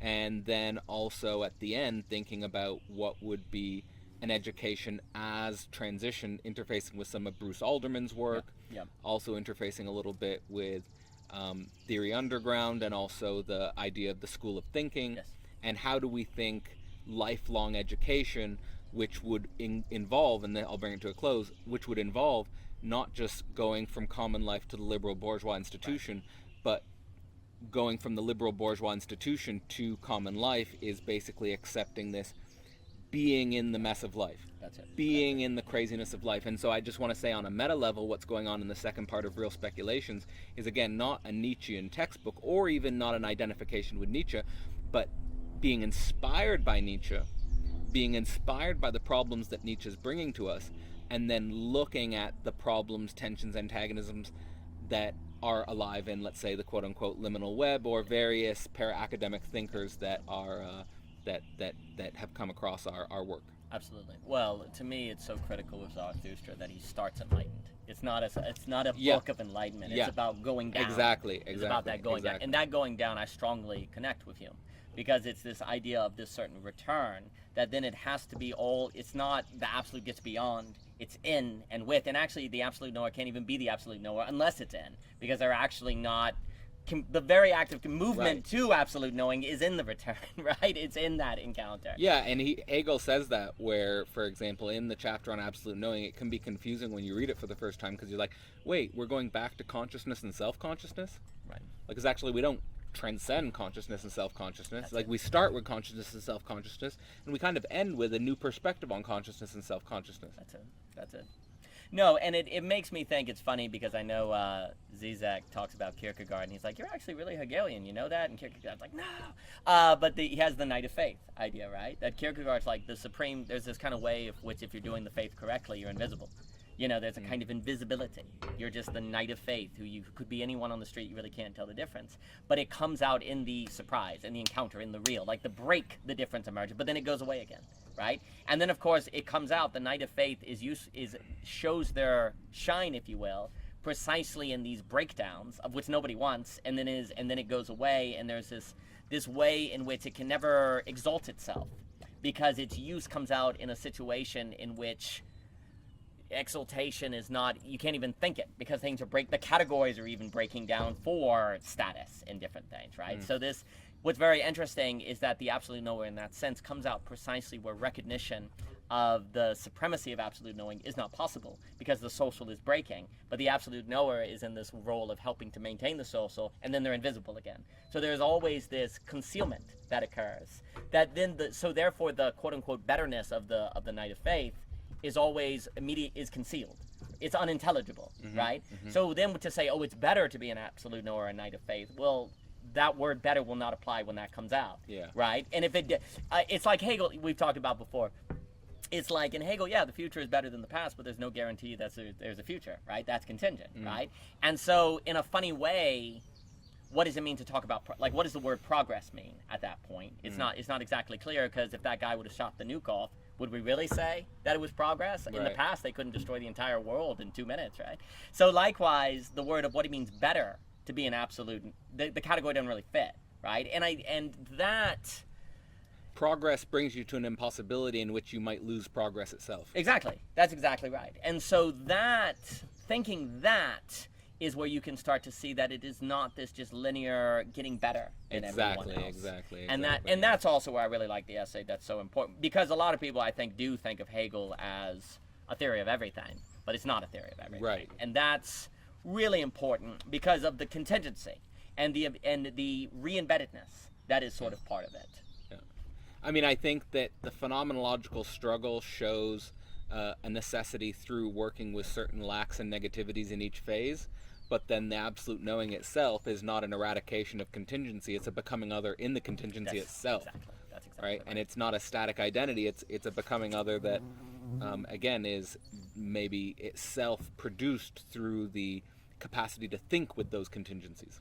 Yeah, exactly right. And so then whatever the word better means, quote unquote, or progress, is contingent upon that contingency, and in other contexts it doesn't apply, right? And so to talk about a universal better in all possible circumstances, Right.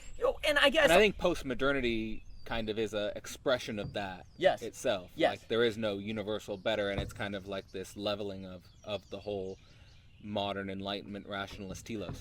I think it is, and then the problem is where there's legitimacy to that. Because it is not bound in anything, though, its critique of a universal better extends to erasing better in general. Exactly. Right? It's kind of like, well, we were talking at the net on the idea of relativism, which there's something about relativism that can be an opening to the other, right? Because it's like, well, that's my view, that's your view, and we're open, right? But the problem is relativism has always struggled to not erase a commonality which we can be relative to. Right? Like, it overextends to the absolute value of you. It overextends to better in general, right? Well, then relativism becomes locked in itself, right? There's no possibility of unity, right? So you need a logic to have relativism, but not one that overreaches to erase better in general, right? But that's where Hegel is a big deal. That's where Nietzsche is a big deal. That's where Lacan, because what you're trying to do is have a certain openness that doesn't open into nothing. It's like, I think it is Chesterton who says, an entirely open mind is empty, right? So if you're entirely open, it's empty. Well, even Richard Dawkins says, I want to be open, but not so open that my brain falls out. That's funny. Yeah, that's exactly right. And so, but that's a tension, but because it's one thing to say that, it's another thing to have a logic by which that is possible, right? And postmodernity does not provide it. So that's why I feel like either so much of post-Hegelian philosophy is an empty negation of Hegel, but a not willingness to work with the logical cornerstone of being nothing. Because if you, again, it's, in order to have a true becoming, you need to kind of have this unity of being and nothing. Otherwise, you again find yourself falling into this pure nothing or this pure being. Yes. Which is the obfuscation of speculative thinking in the end. Exactly right. And again, I think to defend, because I don't want postmodern to, it's become this boogeyman. Which It shouldn't be a boogeyman, no, it's and I very wasn't trying to problematic. use it in that way. Well, I was, I made it. But for me, I guess in my head often I make almost distinctions between someone like Derrida and postmodernity. Because Derrida, although he's a postmodern thinker, he bound relativism into the studying of the text.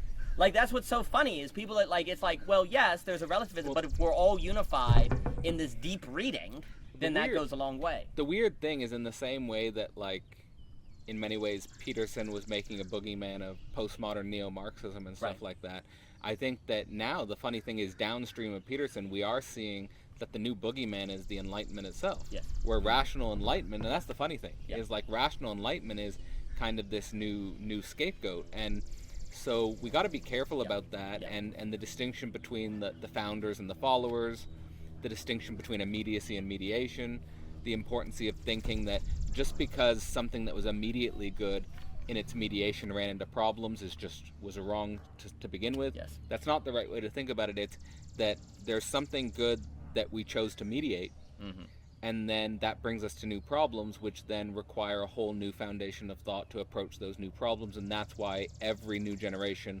also needs new philosophers. Absolutely. So, yeah. Well, that's for me, in that paper, Hegel's Justification of Hegel, I like to kind of say that instead of like a state of nature of Rousseau or Hobbes or whatever by which to be the basis of philosophy, Hegel presents a kind of state of now, where we need to assume the now and think the now, right? And every now is different, so there's always a role of philosophers. And the idea is everything that happened for a reason.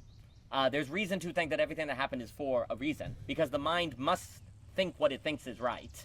And there's no such thing as a bad motivation, as Augustine says. If I intend X, then I must think it's good to do X, right? Even if it's not, but I must think it is. And over enough time in survival and war, and like the process will arise to a now that there is more reason to assume than not, right? And so if we went through the Enlightenment, well, there's reason to assume there was a reason. You know, so you start philosophy in the state of now, and everything that occurred happened for a reason, even if it probably had the issue is the Enlightenment had things it couldn't think. Duh, because it wasn't in its now, right? Yeah, and there never will be something that can completely think everything, because then there wouldn't be history, and we wouldn't be alive, and there would be no subjectivity. That's exactly right. And the issue is, because of our uncomfortableness with the unconscious and madness, what always happens is whatever historic episode occurs, our natural disposition is to overextend it, is to overfit it, right? And because that would bring up an end to thinking. And so that's right. And so what ends up happening is that the mistake, what people are now, in my opinion, when they're talking about the problems of the Enlightenment, which I certainly talk about, because a lot of the Humean critique is the idea of an autonomous rationality that can come from the Enlightenment if you are not careful. It's the overfitting of the Enlightenment, which is what you're describing with Richard Dawkins, and where there's this overfitting explicitly. of the that's exactly what it is, right? So it's not the and it becomes their own religion. So like, and you know, like Nietzsche even says, like, be careful what monsters you fight, or what because you'll become a monster. And I think that's like the best way for me to like really Iron Man the critique of Richard Dawkins is, I don't know, it's not a new thought, but like it's just that he thinks religion's a relusion or a delusion. Yes. And in many ways, he has his own relusion. Yeah. And so it's that problem of he's become what he fought so hard. And that's also one of the benefits of learning philosophy and dialectics, and I would say Hegel, is that you are able to overcome these cheap oppositions, and you can kind of bootstrap oppositions through the dialectic towards overcoming your own oppositions to what you think is other to you. That's exactly right. And, because basically all we have ever done is overfit something to deal with madness. We've always done. Religion does it. It always covers. Theology covers over the unconscious. Enlightenment covers over the capital covers over the unconscious. Everything. History is a story. The weird thing is that you can actually use madness itself to cover over the problem of madness. Yes, you can. Like there are people who like go into full, like for example, like I think we talked about it a little bit with what was the Pentecostalism. Yes, absolutely. So like for not just Pentecostalism, but you could have in like the spiritual world where you stay in the ayahuasca psychoactive vision. Yes, absolutely. Or you just stay in the tantric polyamorous sexual ecstasy. Yes. Right? So that would be like, okay, that's another trap, is like it's not just rationality as a defense against madness, it's that the overfitting of madness itself can be a way to avoid madness. Absolutely, and I associate that with the cheap Deleuze. Yeah. And I think Deleuze might be an expression of that as well. Absolutely, and so and look, it's a reasonable expression given totalitarianism, massive totalizing projects that have been so problematic, and there is a certain truth in the movement to madness to deal with all this, because in my opinion, it's trying to find non-rationality, as I like to call it. It's trying to find the means of unveiling, with the UN in parentheses, but without these foundations, you reach for a madness that then becomes actually a cover to madness. So one of the things I wanted to say, which I also sort of was able to think in a new way for me in writing the introduction, is when we talk about rational enlightenment and when we talk about all of the thinkers that are seen as embodiments of that, we often don't mention that what they were responding to was a combination of monarchical authority and religious dogmatism. Exactly. And in many ways, the symptoms of the rational enlightenment that we've never gotten over are monarchical authority and religious dogmatism. Yes. So, like, for example, you have someone like these are active dialogues. You have someone like Curtis Yarvin. Yeah, absolutely. Right, was saying, like, let's go back to monarchy. Yes. Or you'll have or the orthodox moment, absolutely. where let's go back to the original foundations of Christianity, Yes. right? And then what the problem of that is you're not thinking the present moment of the political. That it's not that the orthodox, like it's again orthodoxy in its immediacy and its mediation. Right. So it's not that orthodoxy is wrong or bad or was a mistake. It was true for its time and it still has a truth, but that it's not overfitting. Yes. To the 21st century political moment. That's it. Right? So those are, and the same thing with the monarchy. Yes. Right? It's not that monarchy didn't have its reason. It's not that monarchy didn't have its place in history. And it's not that, Curtis Yarvin will say, the New York Times is a monarchy. Yeah. Right? Like they'll say the CEO is a monarch, right? Like, and they'll say, Elon Musk is and Elon Musk wants to start a city where basically he'd be the monarch, just like he's the monarch of Twitter. Right. Right? It's not that it's not like those things have been overcome. They exist in the present. Right. It's just that you can't overfit that to the entire political scene. Exactly. Well, the risk now, like you were saying, where people are boogeymaning the Enlightenment, is then you're going to underfit it. Yeah. So that we're either overfitting or underfitting. Exactly. And you see, I always like because then I don't have to study it. Then I don't have to read Kant. That's right. And I always find that usually our deepest problems are not ones of right and wrong, but overfitting and underfitting, right? And it's kind of simplistic. It's usually, oh, well, that's wrong. They made a mistake. No, there's a condition in which it is overfitting and there's a condition in which it is underfitting. And almost by definition, this is where Hegel's so useful, almost by definition, it will always be relative to the state of now. Any sort of return is going to be underfitting, so, like by definition.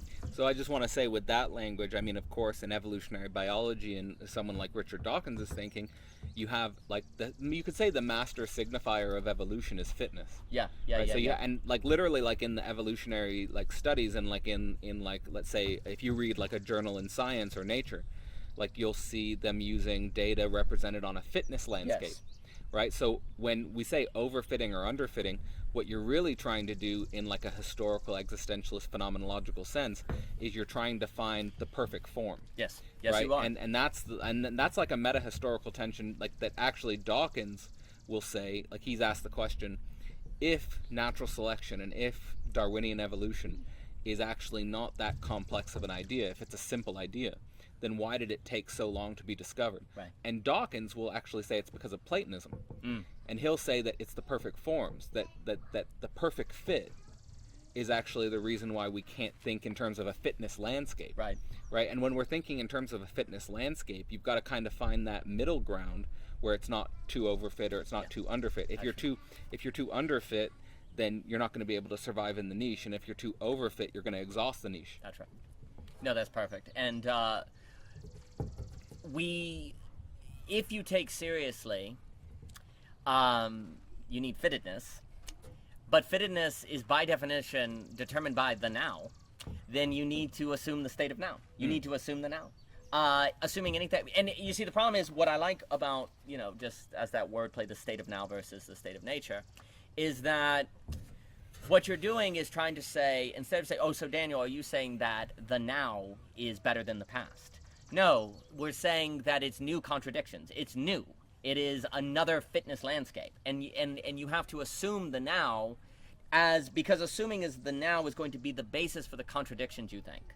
Like the contradictions you need to think are based on the state of now, right? If you don't assume the now, then you're going to be facing the wrong problems, per se. You're going to be thinking the things that don't need to be thought. And you're going to think it's progress when really it's moving in a direction of underfittedness and overfittingness. You can spill countless ink, infinite ink, and have infinite thought about what would monarchy look like today, right? And that will be all an effort of underfitting, right? Or an effort of overfitting, right? And so this issue of fittedness, how do you think fittedness?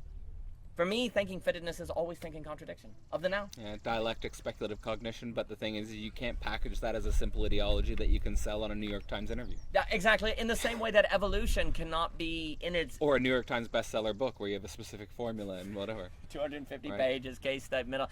Oh, it's hilarious. I just want to say quickly just about the here and now. Because we might say history is everything. Right, and being a historical thinker is everything, but then you say, well, can you say that history is everything and everything is about the now? But the weird thing is that Hegel actually brings us to that possibility because the now is kind of like he's thinking it's not like, I think in a scientific materialist sense, we think of like an objective past and an objective future. And these come up in like contemporary debates on physics models of time. Yes. Right? And I think actually that, we've actually had some collaborators in physics who have reached out to us on the grounds that Hegel's helping them think physics problems. Yes, absolutely. Right? But like, it's that every now, it's like, if you think, I think, for example, in evolutionary biology, it's kind of like the past has primacy. Right. Right? And there are some people trying to think a new type of evolution, a more philosophical, like a Whiteheadian form of evolution, where it's kind of like the future potential takes a primacy. Yes. And I think that what Hegel's trying to do with the now has primacy Yes. is that we're thinking about the past and the future subordinated to the now, that every now contains a past and a future. Yes. And because of that, there's retroactivity. Yes. That the past itself can be different. You can think about the past differently from something that you're discovering now. Yes. Yes. And the future can change from something that's happening now, but willing to think now. And so I think that's what being a historical thinker means. Yes. Is being able to think the now and then the past and the future are kind of subordinate to, and then what is the now? And Hegel says in the Phenomenology in the consciousness chapter that it's a series of heres, and nows. Right. There's here and then there's here. It's like and so like there's jokes about spirituality where people are actually trying to always, like in some sense, trying to emphasize the now without historical thinking. So that's a problem. I would say, like, you can have a form of spirituality which is emphasizing the now, but it's not thinking historically. Exactly. Right. Exactly. So you want to have a now, but you want to have a now that contains the past and the future. Exactly. That's the key. So like there was a joke and a meme where it says, like, it's a joke about spirituality where this spiritual meditator is in crisis because they discovered that every here and now is connected to another here and now. Right. So like it continues, like what the now is a series of these things. Absolutely. No, I strongly agree. Well, there's a weird way in which the now without its past is not even the now, right? It's like it is the past, and this well, to me, like, and that's a crazy way to think about evolution, because if you think about the now as containing the past, then what you're thinking about is not like evolution is teaching us about 4 billion years ago. Right. It's saying that 4 billion years ago is here now. Exactly. Which is, and then you really think about that, and it becomes like terrifying very quickly. Well, that to me, where Jane Zwiggy on Gestalt, Bergson, Whitehead, there's this kind of idea that the now, and Dr. Robinson talks about it, I do like what he's saying, is that the idea that in Bergson, the now is kind of a hologram. By hologram, it contains all the information of the whole, right? And so if you really know the now, you actually know the past, because it is in the now. You know the past better through the now than going to the past. Like thinking the Absolutely. And that makes sense if the now is a hologram, in the sense that every point contains the information of the whole, right? Now it's not explicit, it has to be unpacked, but it is there, right? And then of course, the way it is unfolding is relative, the future as a certain probability distribution. The kind of probability distribution the future is relative to what is now, according to that distribution, which is relative to how we think the now. That's what's very interesting. The now unfolds relative to how we think about it, because that changes the probability distribution of where it could go. But then that means it's all contained in the future, and that's literally where it's a seed. Yeah, that's right. It's a seed. That's a good metaphor. Yeah, absolutely. And that also is when Zizek is like, we don't want to change it, we want to go back to the past. The key is to interpret the past. Well, that's actually the best way to change the probability distribution of the future, right? Because and fascists and communists are doing that constantly. Yeah, that's so. I was just saying the political extremism. If you study, and I think it's really important today to study the forms of the political extremism, because when you study the forms of political extremism, they're now. Yes. But they contain within themselves these radically elaborate theories of the past and the future. Yes, yes. Well, for me, as just a very simple formula, a lot of times I see these political ideologies as a certain to the pastness, where in Hegel it's now/past. Like the past and the now are together. You actually can't go to the past unless it's now. So what you're doing when you go to fascism, because that's an escaping your subjectivity. That's exactly right. And since the past is the now, if you go to the past, you actually don't get either. It's the first that always with Lewis, you put first things first, you get second things also. You put second things first, you lose both. Yeah. Right. And so the key to the past is actually putting the now first, and then you get the past as well, because you start thinking the past as that which arose. But the way to think the now is to think the contradiction, because the contradiction is the most vivid example of the now, right? Because it is that which clearly cannot be that is most present. It cannot be attributed to a past. So what I wanted to say on something that you brought up and something that I approached through the Christian atheist angle about the now and the past, what I think is important for like saying, okay, it's not just we're trying to overcome the religious moment, but trying to be in the religious moment as well, is that for me, and again, you've already expressed this, but like let's take Christ as the past. Right. Let's take Christ as the past and let's take Christ as now. Right. And what do we mean by that? Like, to me, it's the difference between creating Christ as an image or an icon that is in some sense becoming a fetish, right versus the subjective destitution itself, that Correct. What Christ is pointing towards, like I say, like the finger in the moon, yeah. what Christ is pointing towards is the subjective destitution. Correct. And so nobody of course wants to hear that. Correct. Right. So it's much better to hear, oh well, I've got a picture of Christ on my door or whatever, right, but I'm actually not willing. I'm actually using that image to avoid the subjective destitution, Absolutely. which it's pointing towards. Absolutely. Well, that's the cheap and the costly, Yeah. right? Like we have a kind of, our past is cheap, it's not costly, right? And My new book, Real Speculations: Thought Foundations, Drive Myths, Social Analysis, is out now. The book offers you both the foundations of modern philosophy as taught at Philosophy Portal, as well as a dynamic and creative engagement with a living web of underground theorists. To pick up your copy today, see philosophyportal.online. No, I mean, it makes me, so we're talking about history now and how there's this kind of tendency, past, future, and there's this tendency of political ideologies that become problematic to honestly be a certain return to the past, or you're either sacrificing the past for the now. You sacrifice the now for the past. You can also sacrifice the now and the past for the future. Yeah. Like there's all of these, a lot of these political ideologies can be situated on a certain way they approach time. Yeah. Right? And Hegel has this kind of...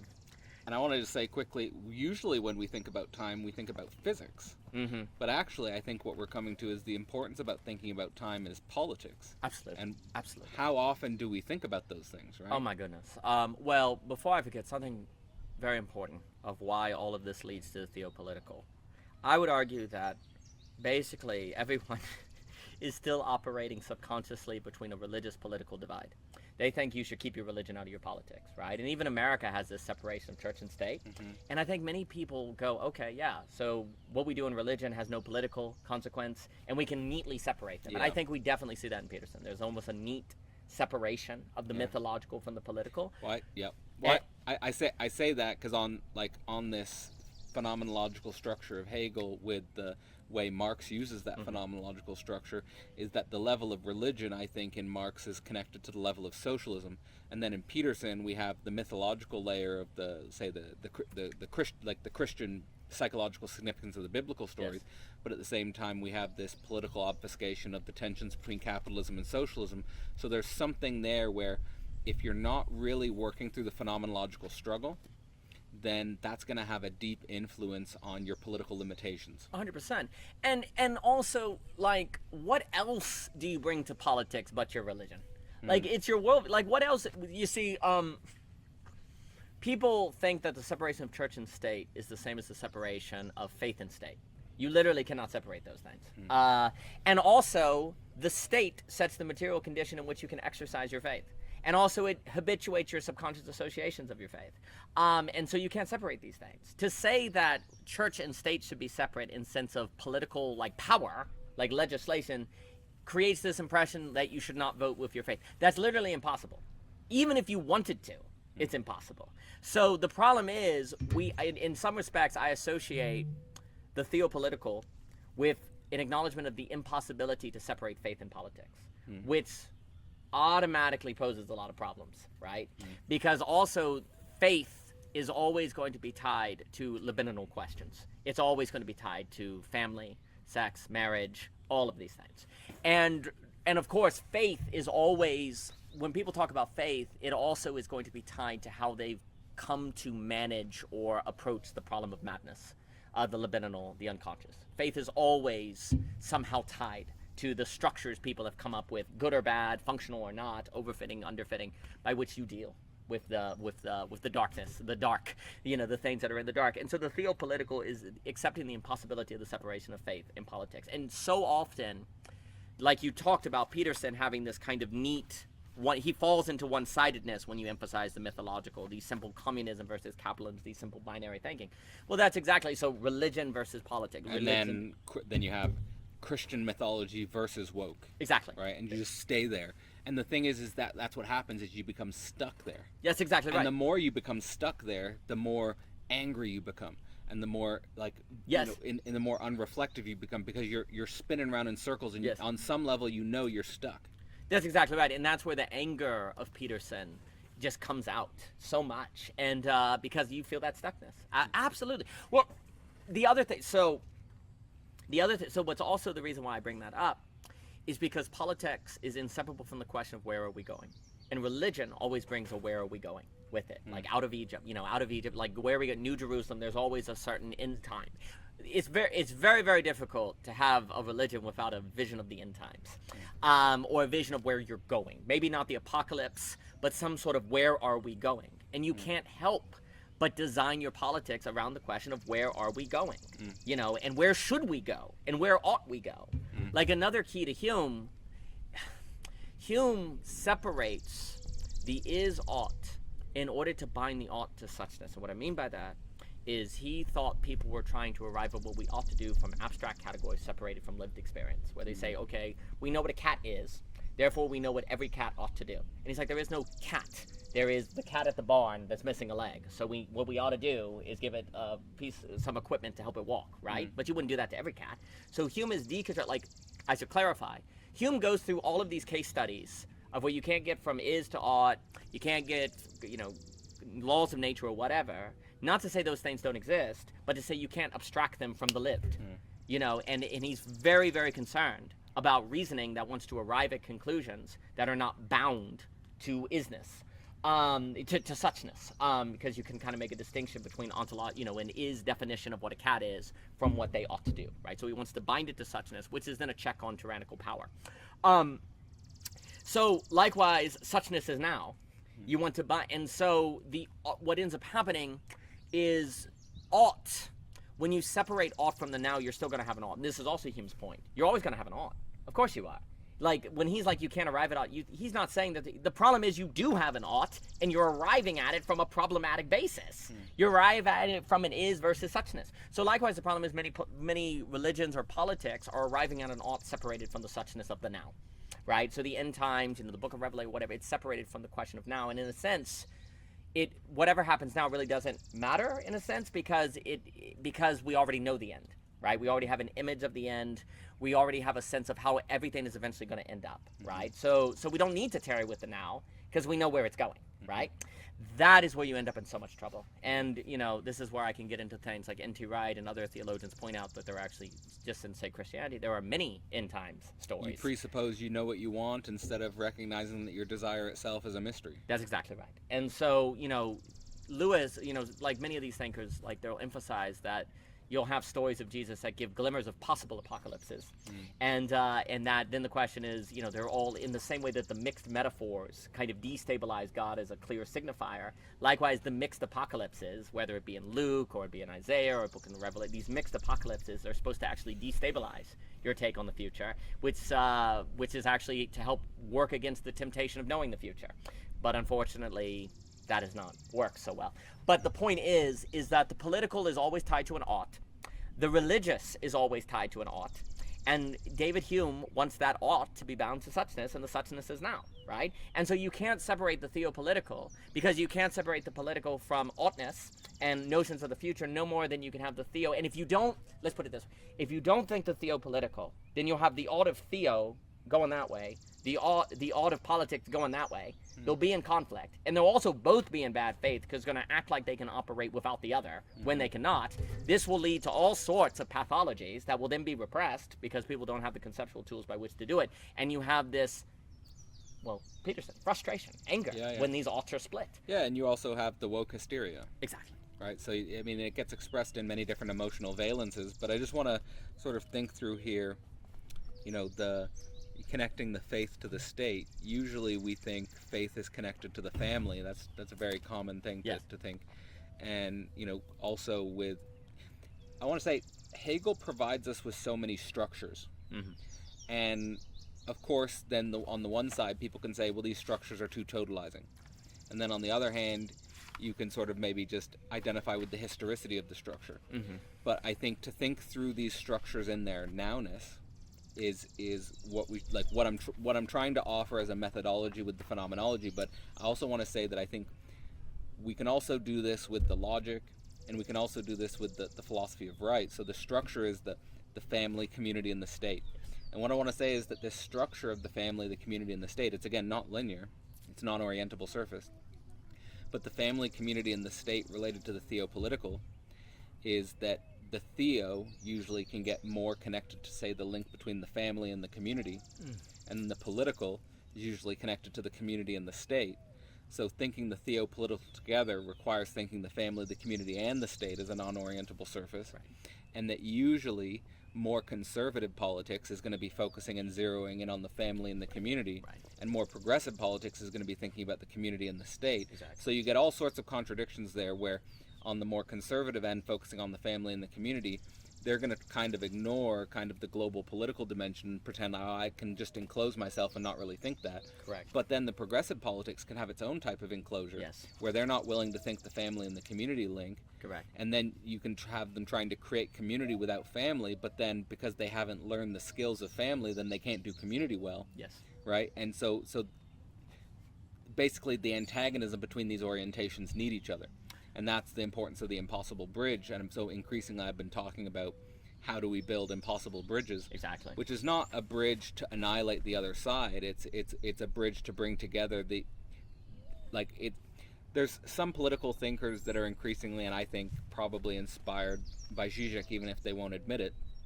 But Zizek's philosophy is kind of, on some level, about immanent antagonism.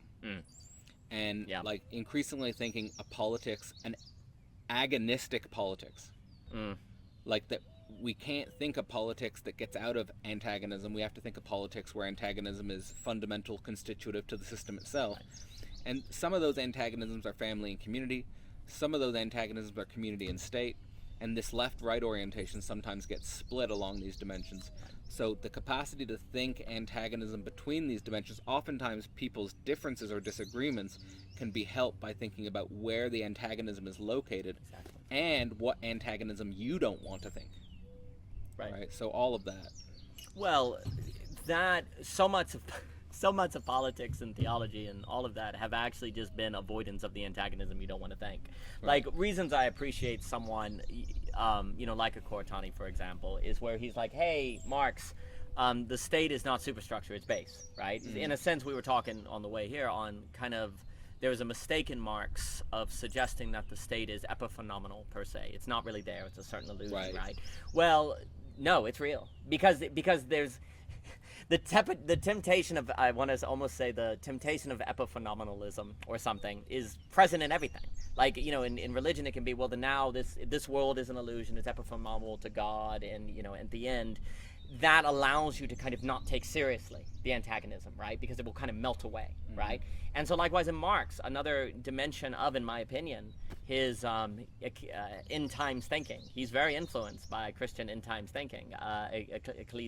Eschatology That's funny. is the language of melting. There's a certain melting away that occurs, right? Well, that sounds very much like the old things will pass away, move on into the new. I've often thought that there's a lot of Enlightenment thinking that doesn't recognize its Christian theological foundations. So I often think, like with this theopolitical issue, we often have to think about the unity here, and I think this is not done actually, is the antinomy between reductionism and emergentism is actually relevant to the theopolitical, where the theo is actually the foundations or the reductionism, and the political is more the emergentism. Yes. And so thinking them together, you got to think the unity of the reductionism and the emergentism. And what happens a lot of time in rational Enlightenment thinking is that it doesn't recognize its own foundations. Right. And so what happens is a return of the repressed, where in Marxism you get the Christian eschatology. Yes. But I think also in transhumanism you get the Christian eschatology Yes, as well. you do. Absolutely. So even today we were talking about there is Christian transhumanism, which is trying to think the unity of those things. Yes. And these are living antinomies. These are antinomies that I will reference to Kant.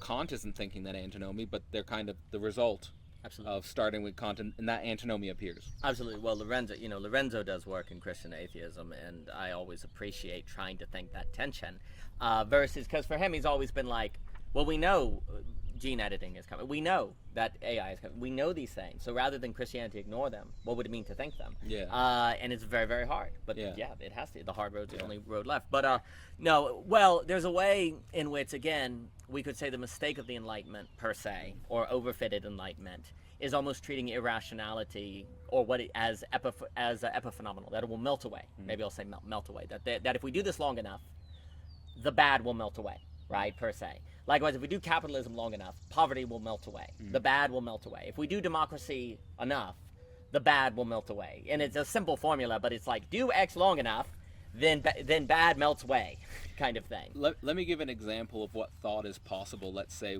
so we have Peterson, Christian, we have him against woke. What's possible when we think Christian and woke, or even when we think Christian transhumanism? Yes. There's a great part in Zizek's Christian Atheism where he talks about how Jesus doesn't have a biological father. And he's talking about how with genetic engineering, the feminist dream is to have a child without a father. But there's a kind of way in which that's Christ-like. But you would never think that. Yeah. Right? Because usually you'll have the Yeah. Christians defending the Yeah, nuclear yeah, biological yeah, family. yeah. And then you'll have the woke who Yeah. are against any Christian foundations. That's right. But if you think them together, that thought is possible. Yeah, and I right. think that's what Zizek's Yes. really teaching us, Yes, is that yes. he's thinking, Yes. he's teaching us, and that's why I got interested in Zizek, is because when I encountered Zizek, it's like, he's thinking in a way that I don't know how to think. Right. Yeah. And so like what he's teaching in the form of his thought Yeah. is like, that's a good example where he's taking the antinomies that present themselves to us phenomenologically on the world historical stage. That's right. And he's saying, if we think dialectically, not that we erase the antagonism, but we can think something actually that forwards the antinomy. It's really funny because, as you know, that's exactly right. And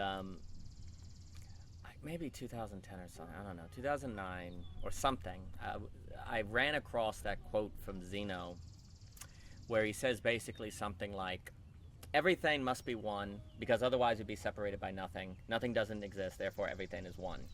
Now, you can take that to be talking about like a cheap unity, but I took that when I read it to be like, oh, so we have to think everything together, but everything is contradictory and ironic.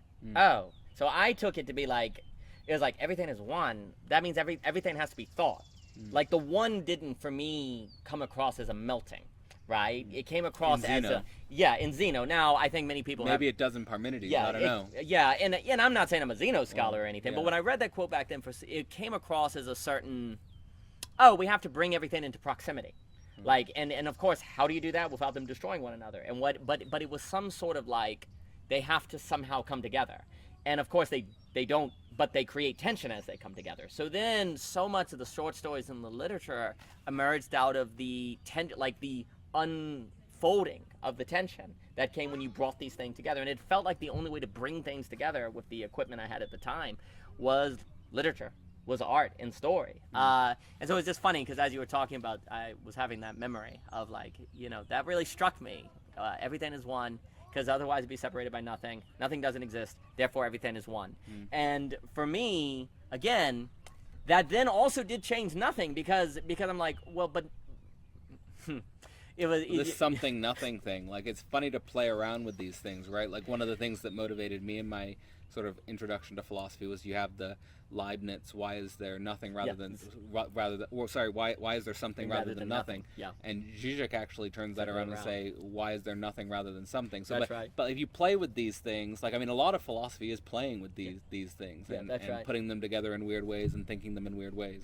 Yeah. The atoms or atoms in the void. That's exactly right. And, that it's just very funny thinking back on that because also that thought was something that also, I guess, kind of functioned when I was going into Hume, kind of forced me to move from Hume. Because I'm like, you can't ignore the technology. You can't ignore global pluralism because somehow that has to be part of it. That's kind of the Amish thing. Yeah. Well, that we were talking about, like where you get the enclosure and then That's right. they have some sort of mediating relationship with technology. They're trying to think it, but trying to limit it in a way that we don't. Yeah, that's right. Yeah. Yeah, and then you have the people, and then we're totalitarian with technology, but at the same time we can't get rid of technology, so we don't really have the space to think democratically about technology. No, we don't. And the Amish because like we were saying, they have technology. They just have a debate on what technology is going to create dynamics that destroy the insulation of the community. So for example, you can drive a tractor at a certain mile per hour, but not beyond that.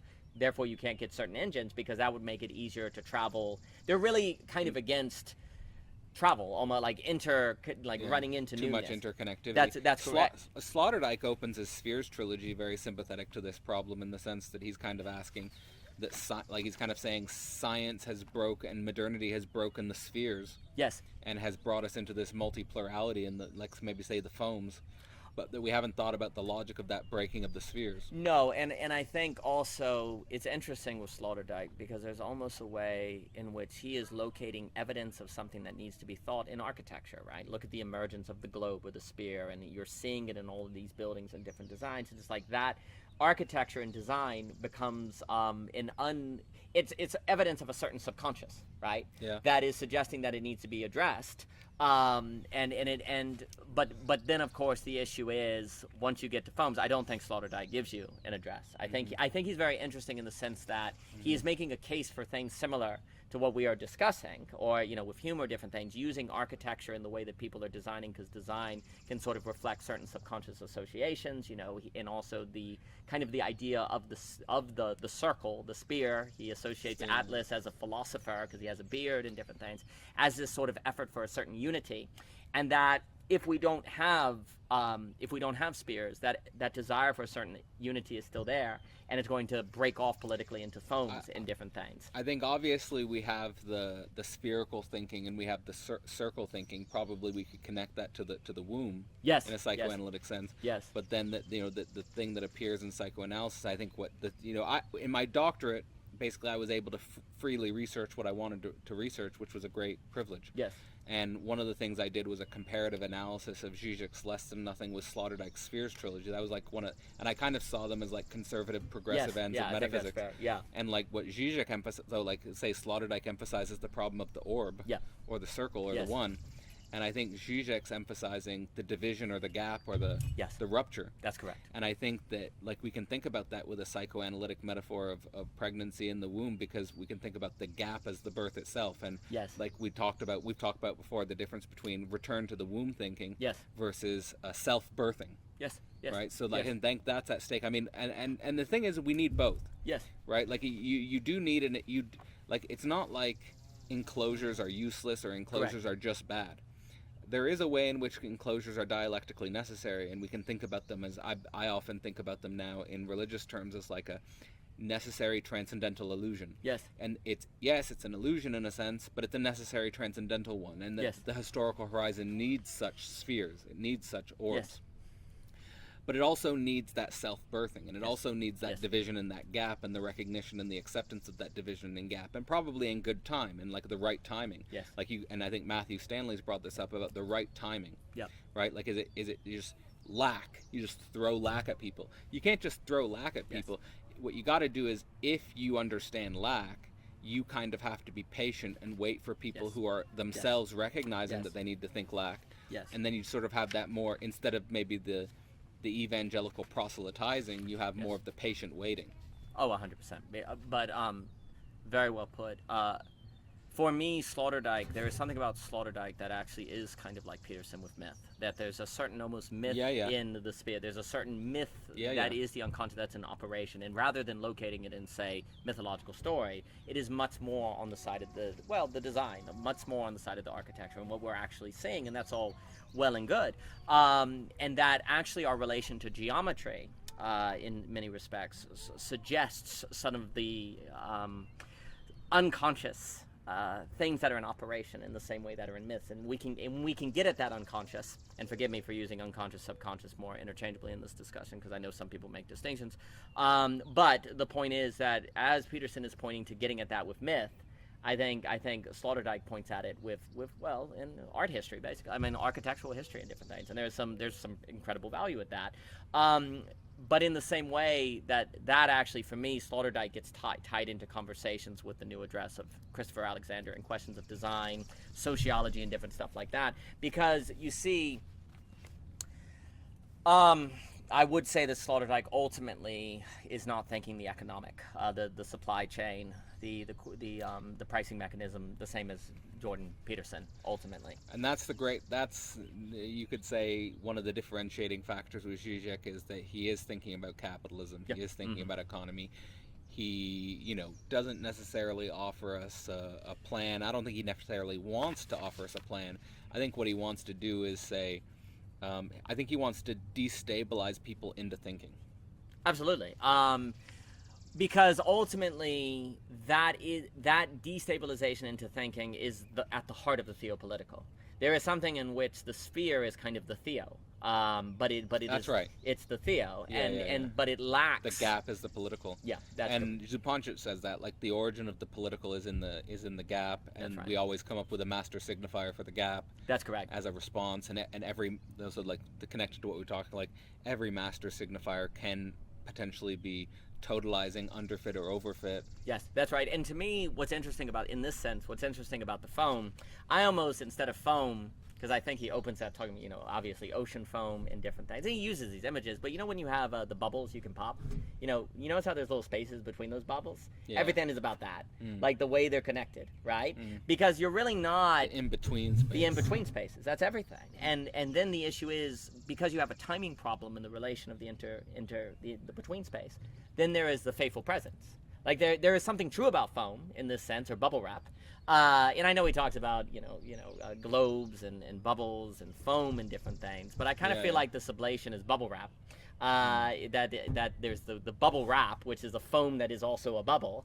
But if you consider that, you really have to take seriously the between space. And I'm not necessarily saying Sloterdijk doesn't know that, but I also find very fascinating, and I'm no expert on Sloterdijk, but I found very interesting how he seems to have plugged in quite easily into Stoicism, the new Stoicism movement. Oh yeah. And there's something Peterson about that. There's a certain sort of, obviously you must change your life. He talks about rage, these kind of individual programs that are... someone like Peter Limburg, inspired by Peterson, obviously, and then he's doing the Stoa and the Stoicism. But then, of course, but then it's interesting with Peter Limburg, because also, like, following Peterson, he's also kind of transformed the Stoa into something that's more explicitly recognizing Christianity. I also think, like, the Stoa is a good metric for, like, where the intellectual conversation is, in the sense that in the coronavirus times it was much more a spiritual space of exploring different multiplicity of opinions. And now it's, again, much more going into, like, what is the singular truth and stuff like this. So. Absolutely. Well, actually, before I forget, that also, so there's a few things. So first we have the problem, to finish the Cuban Missile Crisis thought. So the problem is unmediated rationality ultimately leads to undialectical rationality, which you could say is the the overfit Enlightenment project, et cetera, ultimately actually leads to game theory problems that make multipolar traps, so it eats itself. And you could also say that undialectical rationality is a function of a certain repression that is trying to repress madness, and then it leads into capital, which is a repression of madness, and that leads to AI.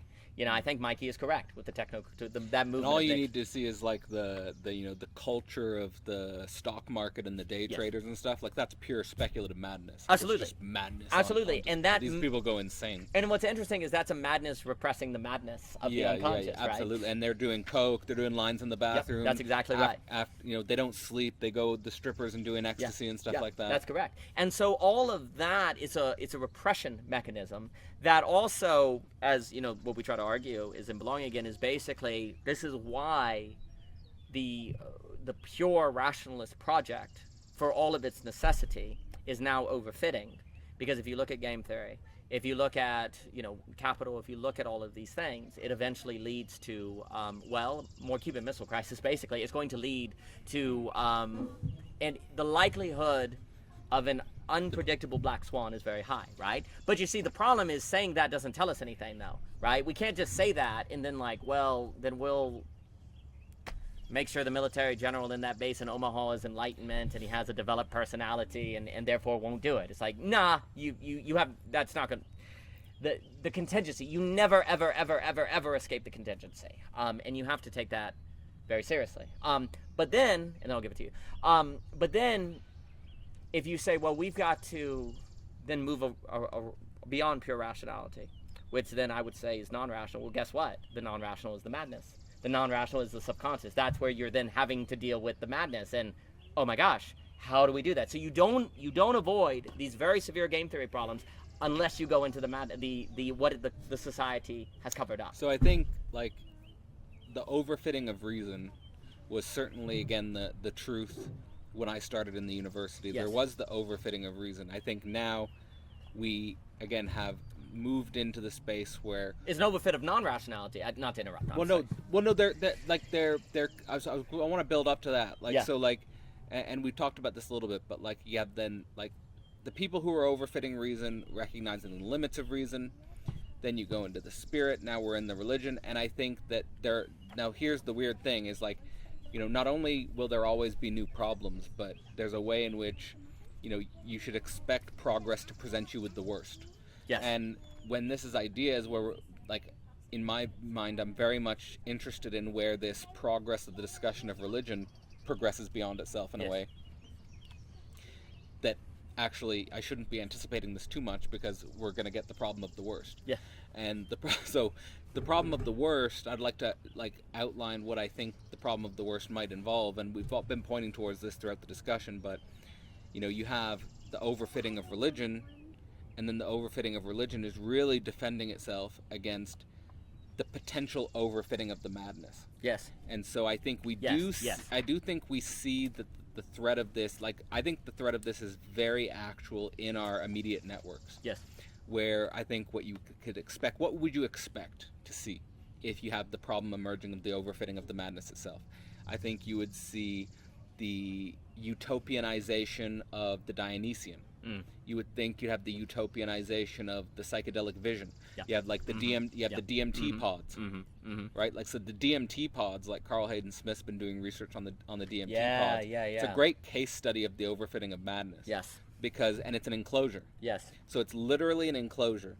You're put into a pod, and you're strapped up in your veins. You're like glued in. It's not unlike a Matrix pod, right? Where you're going to be permanent, and you even have your waste excreted for you. Wow. Yeah. Like so, you can stay permanently in this. You stay permanently in DMT land. So that's one example. Now, other examples, you could have people who are permanently strapped into a screen being. Right. So being permanently strapped into a pod where, like, for example, you have like people who are doing 24/7 hour gamers. Yeah. Where they're just constantly, so you're just constantly in a first-person shooter. Yes. Or you're just constantly in a World of Warcraft. Yes. You know, you're constantly in a Minecraft. Yes. And, you know, you even have, like symptoms of this at the worst is, like, actually connected to the Orthodox moment. Yes. There have been people in the TLC who have been talking about how a lot of the people who are getting into the Orthodoxy, they're doing this from a video game consciousness. Like they're recognizing that you can like level up. And so like it's like transferring. I can level up my warrior in Warcraft, or I can level up, or I can build these structures in Minecraft so easily. But like the worst is that now you would transgress the necessary illusion of the religion. Yes. But then you would find yourself in the overfitting of madness itself, going into this pure virtuality. Yes. And then again, like we're talking about with the pure virtuality, you're again avoiding the dialectics, you're avoiding the speculative thinking. So there's many ways in which we can find ourselves trapped and enclosed, and I think what we should be paying attention to is the way in which these different modes of overfitting of madness could be presenting us with things that we've never been able to think, things we've never had to think before. Completely. Very well put. Well, and the overfit entrapment, to me, Sloterdijk is pointing toward this tendency that there is something about human beings that tend toward enclosure, which, you know, toward a closed, internally consistent system, what I call a map. Because I think that's getting at what Korbowski actually was interested in. And that phrase, the map isn't the territory, has been used separate from the context of that whole work. But without going into that, what Sloterdijk is showing is that we see that there's this tendency toward enclosure. And then the question is, what are the political forms that take when you can't totally enclosure? Well, then you kind of can maybe have foam. You can have different structures of enclosure that operate. But then the problem of enclosure and that has to be thought with the space between the enclosure is what is kind of left open, and I associate that with the theopolitical. And what I would say is it reminds me with Sloterdijk is that I did a lot of work on the debate in the Hindu studies between Louis de Man and Dirks, the caste of mind. And the debate here is the origin of the caste system. And it's very important because Peterson is very often talking about hierarchy as part of nature, right? Like you can't escape hierarchy. Well, the Louis de Man was trying to ask, where did the caste system come in India? Mm-hmm. Where did it emerge, right? And he makes a very strong case that it emerged organically as a response to social difference, where people created it, or, emergently. To what we create hierarchy to defend ourselves against the horribleness of egalitarianism. Yes, we do. That's exactly right. And so and that's what Dumont was showing, and he makes the case that you can't. But then Dirks coming and said, no. The caste system was a result of the British Empire, creating it to then control the Brahmin class to then run India. Right. So this is a way in which we can also not only can we create a distinction where we're the civilized ones and they're the barbarians, but we can also create a system where we're the horrible, terrible ones and they're the noble savages, basically, or something like that. That's exactly right. So Dirks basically is almost kind of trying to say that Louis de Man's work is at risk of a certain essentialism, where you're essentializing hierarchy and saying that it's an inescapable structure, and there's all sorts of problems with that, right? Now, I think basically the work that I did was kind of on the ideas like, well, the whole reason Britain was able to come in and solidify, because in the caste system was originally much more mobile and flexible, right? It wasn't like you were an untouchable forever, you could move, right? But there was social designation. Also critically, people could choose to leave the caste system. They could leave it, and they could go out and live in the forest, basically. And people are like, oh, that's terrible. But no, the people in the forest could come back to the society. It wasn't that they were exiled. Mm-hmm. They just chose not to participate in the social order. And what that did is create an idea of the social contract was actually signed, because you could leave when you wanted without being punished. But de Man talks about all this, and Dirks just makes. And what you could argue is that the British Empire got away with all that and solidified the caste system and made it something you couldn't move around in or leave, and then they took control of the Brahmin class. But that wouldn't explain the existence of the caste system in the first place. Of course, right? Yeah, no, I mean Hinduism is fundamentally hierarchical. Yes, that's correct. But people hear hierarchy and automatically assume better and worse. And Louis de Man is trying to argue that no, it emerges out of a need of social coordination, basically. Mm-hmm. And if you don't have that, you go mad. Well, for me, Peterson gets stuck in that debate, in my opinion. The use of Sloterdijk is actually, he's also advancing that question into the problem where it's actually enclosures and entrapments that develop, right? Because you can say hierarchy is necessary. You can say yes, but every hierarchy creates its own enclosure in itself. And the hierarchy, just acknowledging that there is hierarchy, does not address the theopolitical problems that result when you realize that every hierarchy also can be within an enclosure, that you still have to deal with that. So, for example, if you do video games, there are hierarchies in video games. There are better players, but that entire world is enclosed, right? Mm-hmm. So the acknowledgement of hierarchy does not tell us what to deal with, what to do. What you'd say, hierarchy is necessary. Okay, yes, hierarchy is necessary, but what is that? Does that mean we say we don't think the space between the hierarchies and their corresponding enclosure, right? Yeah. And that's what Peter said. In many ways, you could argue that Peterson presents that problem but doesn't think it. So in his early maps of meaning stuff, yes, he was talking about how there's a hierarchy and then there's a hierarchy of hierarchies. Yes. And he actually he gives advice to men. He says, if you're not succeeding on one hierarchy, you can always pick a different hierarchy. Yes. So you can go from one hierarchy to another hierarchy. But I genuinely don't think he thinks the gap between the hierarchies and the interrelation of hierarchies. No. He's thinking about climbing a hierarchy he's speaking to young men who are actually interested in improving their lot in life, so to speak, and bettering themselves, and clean your room and climb. Yes. So that's what he's thinking. He's thinking clean your room and climb, but he's not thinking the in-between space of hierarchies and the fundamental tensions that appear there. Absolutely. And every hierarchy is itself in a logic that follows from its corresponding enclosure. So the logic of capital defines all of Peterson's hierarchies, right? Well, that's an enclosure in itself. But what ends up happening, you say, no, that's not an enclosure, that's just the best. That's just kind of a law of nature, almost. One of the things, I've been following Paul Vanderklay's work. He's a Christian pastor who is very much downstream of Peterson, has been influenced by Peterson. And one of the things he says about hierarchies, which I think is quite good, is he says hierarchies bind and blind. Yes. So when hierarchies bind and blind, what he is introducing is, and he's introducing it, the sort of self-reflexivity. He's saying, okay, I want to create a safe distance. He doesn't want to, Paul Vanderklay could, I think, have climbed his hierarchy that he's successful at much higher than he has, but he recognizes that if I climb the hierarchy too high, it's a trade-off. Yes. I'm going to blind myself more. Yes. So because he wants to stay close to the ground as well. So Yes. he wants to climb, but he wants to stay close to the ground. That's a contradiction. Yes. So he wants to bind himself, but he doesn't want to blind himself too much. Yes. Right. Good. So that's pointing towards the need to think the in-between space of hierarchies. Yes. Where you want to think in that space, and I think Layman Pascal would point towards this as the role of the shaman. Yes. Like yes, the role of the shaman, and Mm-hmm. I've been trying to think about that as well, and I kind of think about that in Hegelo-Nietzschean terms in response to the death of God. Yes. So there's this idea that in Hegel, like he's trying to salvage Christianity after the death of God in the Holy Spirit as the egalitarian community. Yes. But then Nietzsche is trying to think about the death of God, and he's trying to think outside the Holy Spirit itself. Yes. And so I've been trying to think about this in regards to the community and the network. Mm-hmm. And you could also think about it as the problem of the circle and the rhizomatic space. Yeah. Right? So we need that capacity to think that, say, the community that is sort of the necessary transcendental illusion, maybe the necessary closures and closures. Yes. But then we also need to think about the community of communities, or the hierarchy of hierarchies.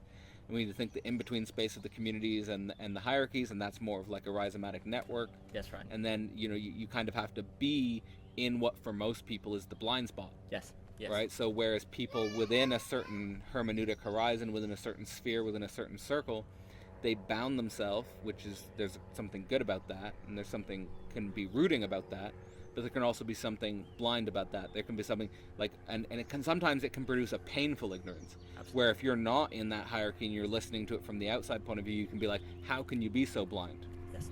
Right? So, but we need those people to be in the in-between space. We need to be in those people who are thinking what most people won't think it, right? Like it's also like it's a defense, right? And I think that's what we're pointing towards with the madness and war. And what is madness and war? Like, well, war is happening, like, so Hegel's system, family, community, and state, is actually not the whole structure, because the whole structure is, he recognizes the states of states, like the space of states. Uh-huh. And he's thinking about international order. And now Kant won't think this, like, because Kant thinks that there's the possibility of the universal peace. And Hegel explicitly critiques that, where he's basically leaving you with, and this is the big misreading of Hegel, he's not saying that everything's going to end in the absolute state, right? He's actually, and that would be maybe a misreading of Marx, I'm not sure, but not everything's going to end in the global state. Right. It's actually worse than that, right? But this comes up in Peter Thiel, right? Like where Peter Thiel's concerned about the global state, and he thinks that's the worst. Right. No, it's worse than that. Right? So the global state is arguably not possible. Right. And what we're left with is the impossibility of the warring states themselves. Yes. Right? So like the warring states themselves is, and that's the space between. Yes. Right? War is happening because the global state is impossible. It's not that there's an imminent threat of the global state, it's that there's an imminent connectivity. Yes. Which is impossible to enclose. Absolutely. Oh, I love that point. Because, I sometimes think, what's coming to mind as you're speaking is, there's the famous Jameson idea that it's easier to think of the apocalypse than the end of capitalism. It's right. It's really hard to think that no global state is possible. Yeah. Like, it's just like, well, surely a global state is possible. Like being scared of a global state is itself an escape. Yes. That's exactly right. Yeah. And that's where and Catrone will say, global state already exists in a way. Sure. That's in a way you could make that argument. Like that post-World War II, there is kind of like things that function in that way. Well, that's where we were talking about. Like, to me, where people today are using the deep state to talk about these kind of puppet string people. The reality is K-Street and special interest groups that get a niche area and then create one-issue voters to have absolute power. But there's no unified deep state. It's a collection of very powerful K-Street lobbyists and also people petitioning in a kind of Kafka story or Brazil, and that's harder to think than no, there's shadowy people pulling strings, right? Well, that's like what you just said is very sophisticated, nuanced, complex, but I think it's the Jews. Right? Yeah, that's exactly what people say. Yeah. Exactly, and then they're done, right? They're like, that's nice, Daniel. That's great. You forgot about Davos, the Jews, Daniel. Yeah, you forgot, and that's what they do, and that's all. And your brain goes, right.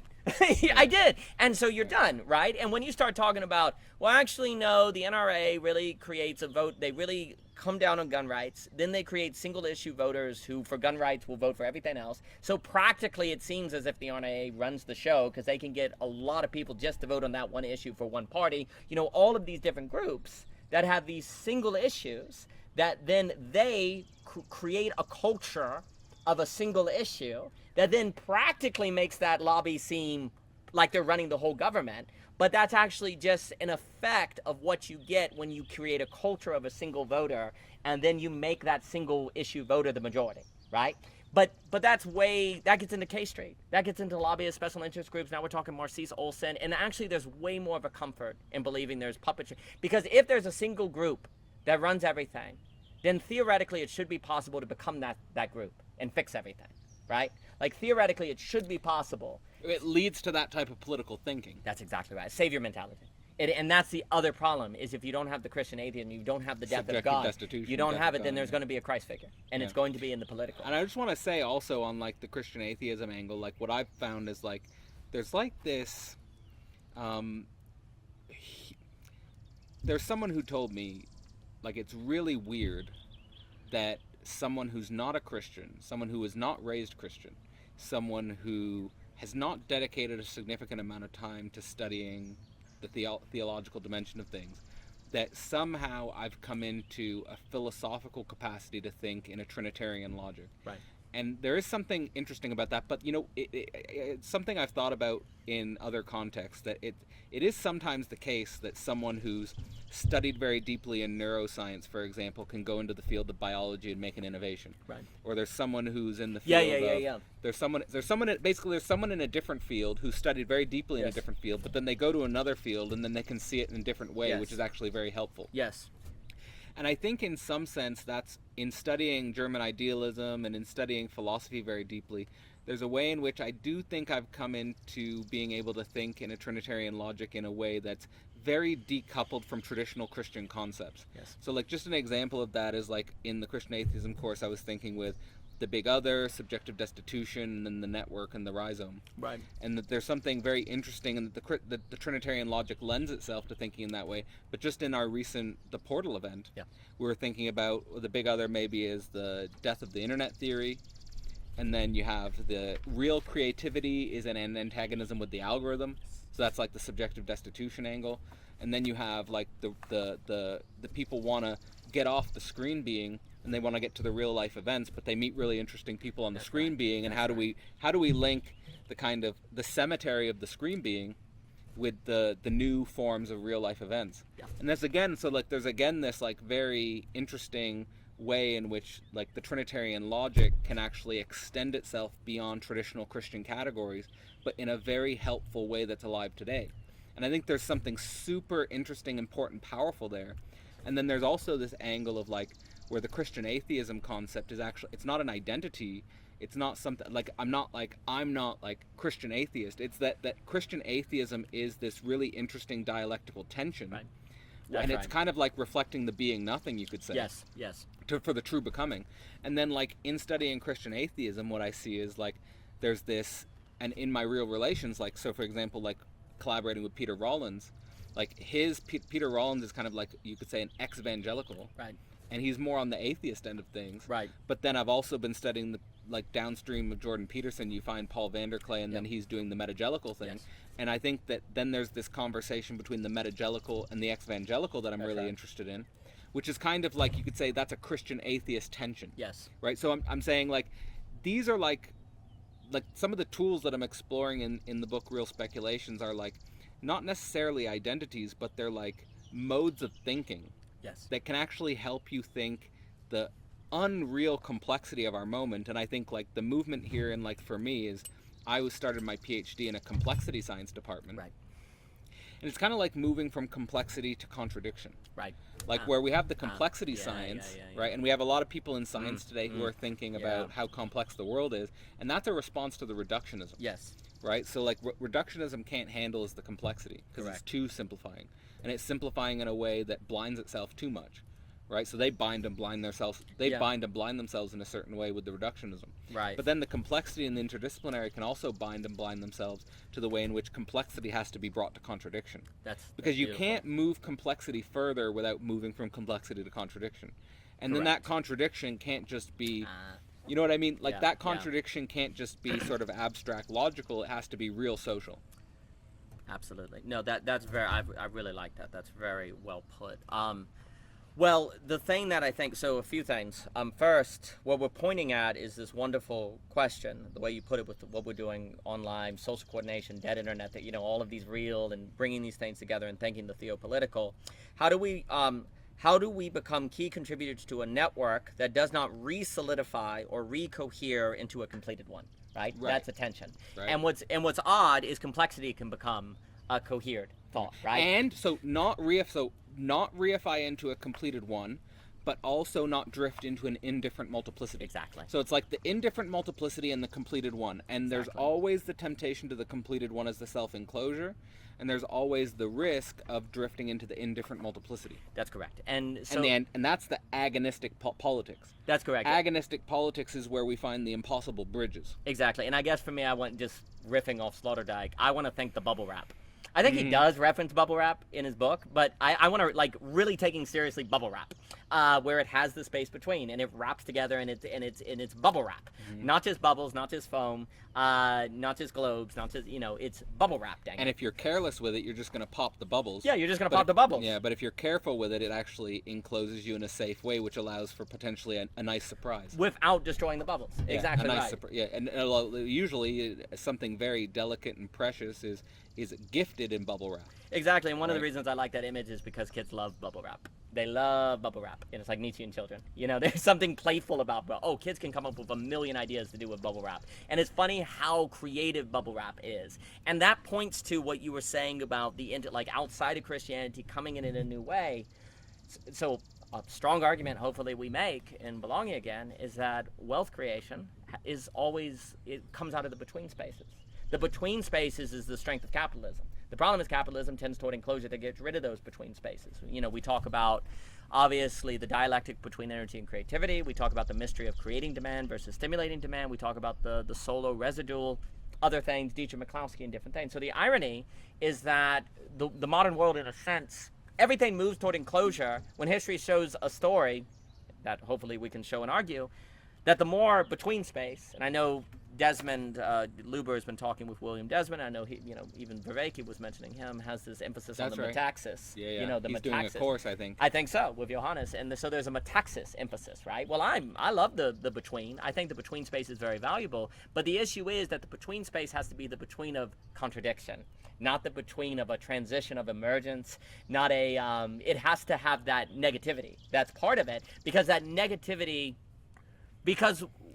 what else will the between space be but negativity? So the one thing that you're bringing is the contradiction and the negativity. Something interesting that I was reflecting on from the Science of Logic course is, I was saying, I think there's two different Hegels that can emerge at the end of the Science of Logic, and they're connected. But I think there's one way you could interpret the key to there's two different keys. One key is the absolute negativity, and the other key is positive contradiction. Yes. So, but the weird thing is they need to be thought together, because if you just think the absolute negativity, then you can fail to see the positivity and the contradiction. But if you just think the positive contradiction, then you're sort of blocking yourself from the absolute negativity. Correct. But if you think both of them together, I think you get the whole series. My new book, Real Speculations, Thought Foundations, Drive Myths, Social Analysis, is out now. The book offers you both the foundations of modern philosophy as taught at Philosophy Portal, as well as a dynamic and creative engagement with a living web of underground theorists. To pick up your copy today, see philosophyportal.online. No, I think that take on the two Hegels is very well on the positive and so if you don't think, but that's the subjective destitute. That's the Jesus on the cross. That's the birth of the Holy Spirit. That's where those things go together, where the contradiction entails the possibility of that positivity. Let's say so here's just a good example of this speculative thinking is the absolute negativity could be seen as the death of God. The positive contradiction could be seen as the subjective destitution, and that both thought together makes the Holy Spirit possible, or something like that. 100%. And you see that, but then that kind of goes to, I guess, what I'm saying on capital, is capitalism needs all of those to generate the very non-zero-sumness of capitalism, without which it falls into zero-sumness, right? You need all of those. If there's no space of Holy Spirit per se, then capitalism eats itself. But that's not because capitalism is inherently, fundamentally, essentially broken. There's a condition that has to be met. In the same way that I would like to think that probably this would have to be argued. My impression is that every internal consistent system contains at some point what I call the Gödel point, the Kurt Gödel point, the point of that unveils that coherence is not correspondence. So theoretically, every single map, precisely because a map cannot be itself unless it is not the territory, but that very idea must be part of the map, right? If that could be found, then the possibility of disenclosure, or the enclosure actually having an opening, should be isomorphic within every structure, if it can be found. Like, then the question is the subjective work to find it and realize it. And that's important, because it would mean that we don't need to get people to change their maps. We need people to actually really think their maps and to really work it. And the that map will is bring the territory. And it will bring them to the Gödel point. And that is the point of subjective destitution. So with this, I think it's really important. Like, and again, what you've been thinking about, there's a paper in Global Brain Singularity where I talk about this as well, which is a reflective note for dialectical thinkers, which is, let's say the affirmation is the map is the territory. Right. And that would be more the Newtonian point of view. And sort of like a naive scientism where you equate the maps that you're constructing in science with the territory itself. Yes. And you kind of believe that or justify that because that map, say, can get you to the moon. Exactly. Right? So that's pretty cool. What that means is that you have a pretty powerful map. Yes. Right? Then you have the more, let's say, deconstruction of that modern foundation with the map is not the territory, where you're trying to create a gap between the map and the territory.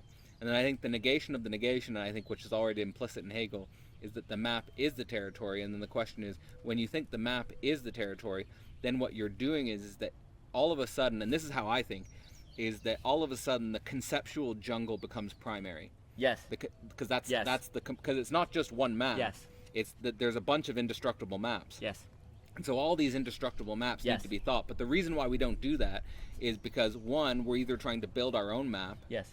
Or it's too tiring and exhausting to understand, or we're just trying to learn someone else's map as our map, or we're too tired and exhausted by the complexity of learning all these different maps. Not only learning all these different maps, but learning about the way all these maps interface and interrelate with each other. And I think that's where we need the philosophical consciousness. Yes. That's because the philosophical consciousness, the dialectics, is your understanding, trying to understand the relation between all these maps, how they intersect, and you see the contradictions between them. You see the contradictions between them not as evidence that they need to be deconstructed, but evidence that there's a sort of a positive thing that we can work through. Yes.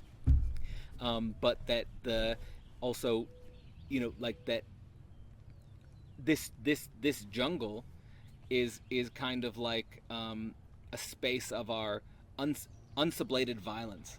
Yes. Like where you actually can see that these maps can be used as, these maps are weaponized, these maps are defenses, and at the same time, we can't just get rid of them for a state of, and this is a big thing, is that like where we think we can get out of language. Yes. So like we recognize that there's this conceptual jungle, and we think, well, let's go back to a world where we didn't have these maps at all. So that would be another mistake. Absolutely. Well, that would be another example of the totalitarian madness, where you just think nature itself can be asserted. Sometimes, I don't know, I'm definitely not an expert on this, but sometimes I think, like, when I've met some people, so concretely, I've met some people who are, like, say, Deleuzians in The Becoming Animal, where they actually try to, like, become an insect. Oh, yeah.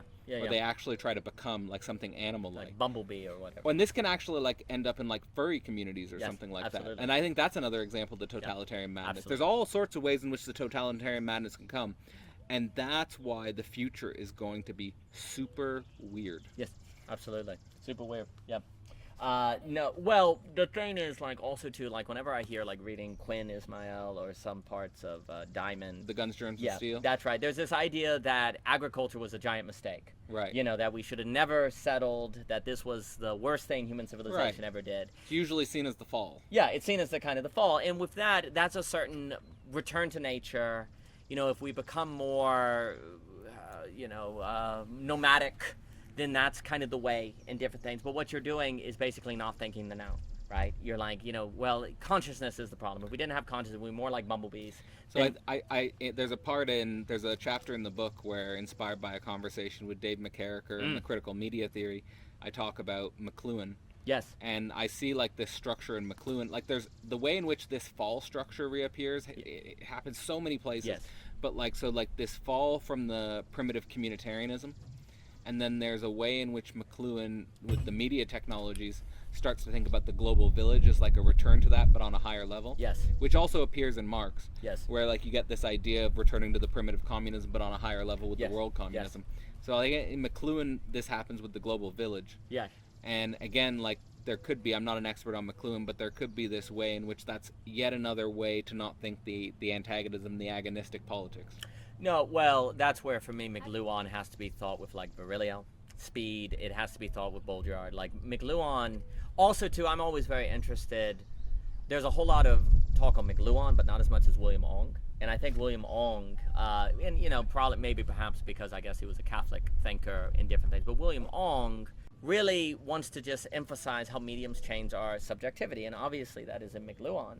But in Ong, without getting too much into it, there's trade-offs. There's these trade-offs that have to be considered, and it's going to generate new antagonisms. So I'll just give a quick example that Dr. Anton gave in a talk with Guy Senstock on Ong, which this is true, is the idea that once you learn to read, then you get a deeper, greater inner capacity, right? Like before that, if you feel the divide between feeling an emotion and showing the emotion was like that, right? But the more you become a literary society, the more you can split the expression of the emotion and the feeling of the emotion. Which is like the intermediation and the self-negativity of the immediate emotion. Yes, that's exactly right. And so there's an idea that literacy opens this inner capacity. That's correct. Yeah. And so that's scary because we're not reading as much in a sense. Not many people we have a very illiterate society, and then we also have the immediacy of screen being. So if we lose that capacity, I mean that could also be one of the reasons why we're trying to reclaim the pre-modern structures and defenses of consciousness, because we're recognizing that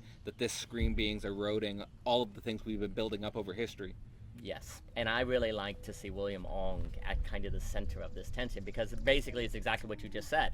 Okay, so we have this inner capacity that is necessary to handle lots of stimulation and lots of information, and if you lose that inner capacity, but you still have the products of that inner capacity in the new media, you're in trouble, right? And so there's this idea of, well, how do we balance it? And there's an idea of the pre-modern and different things.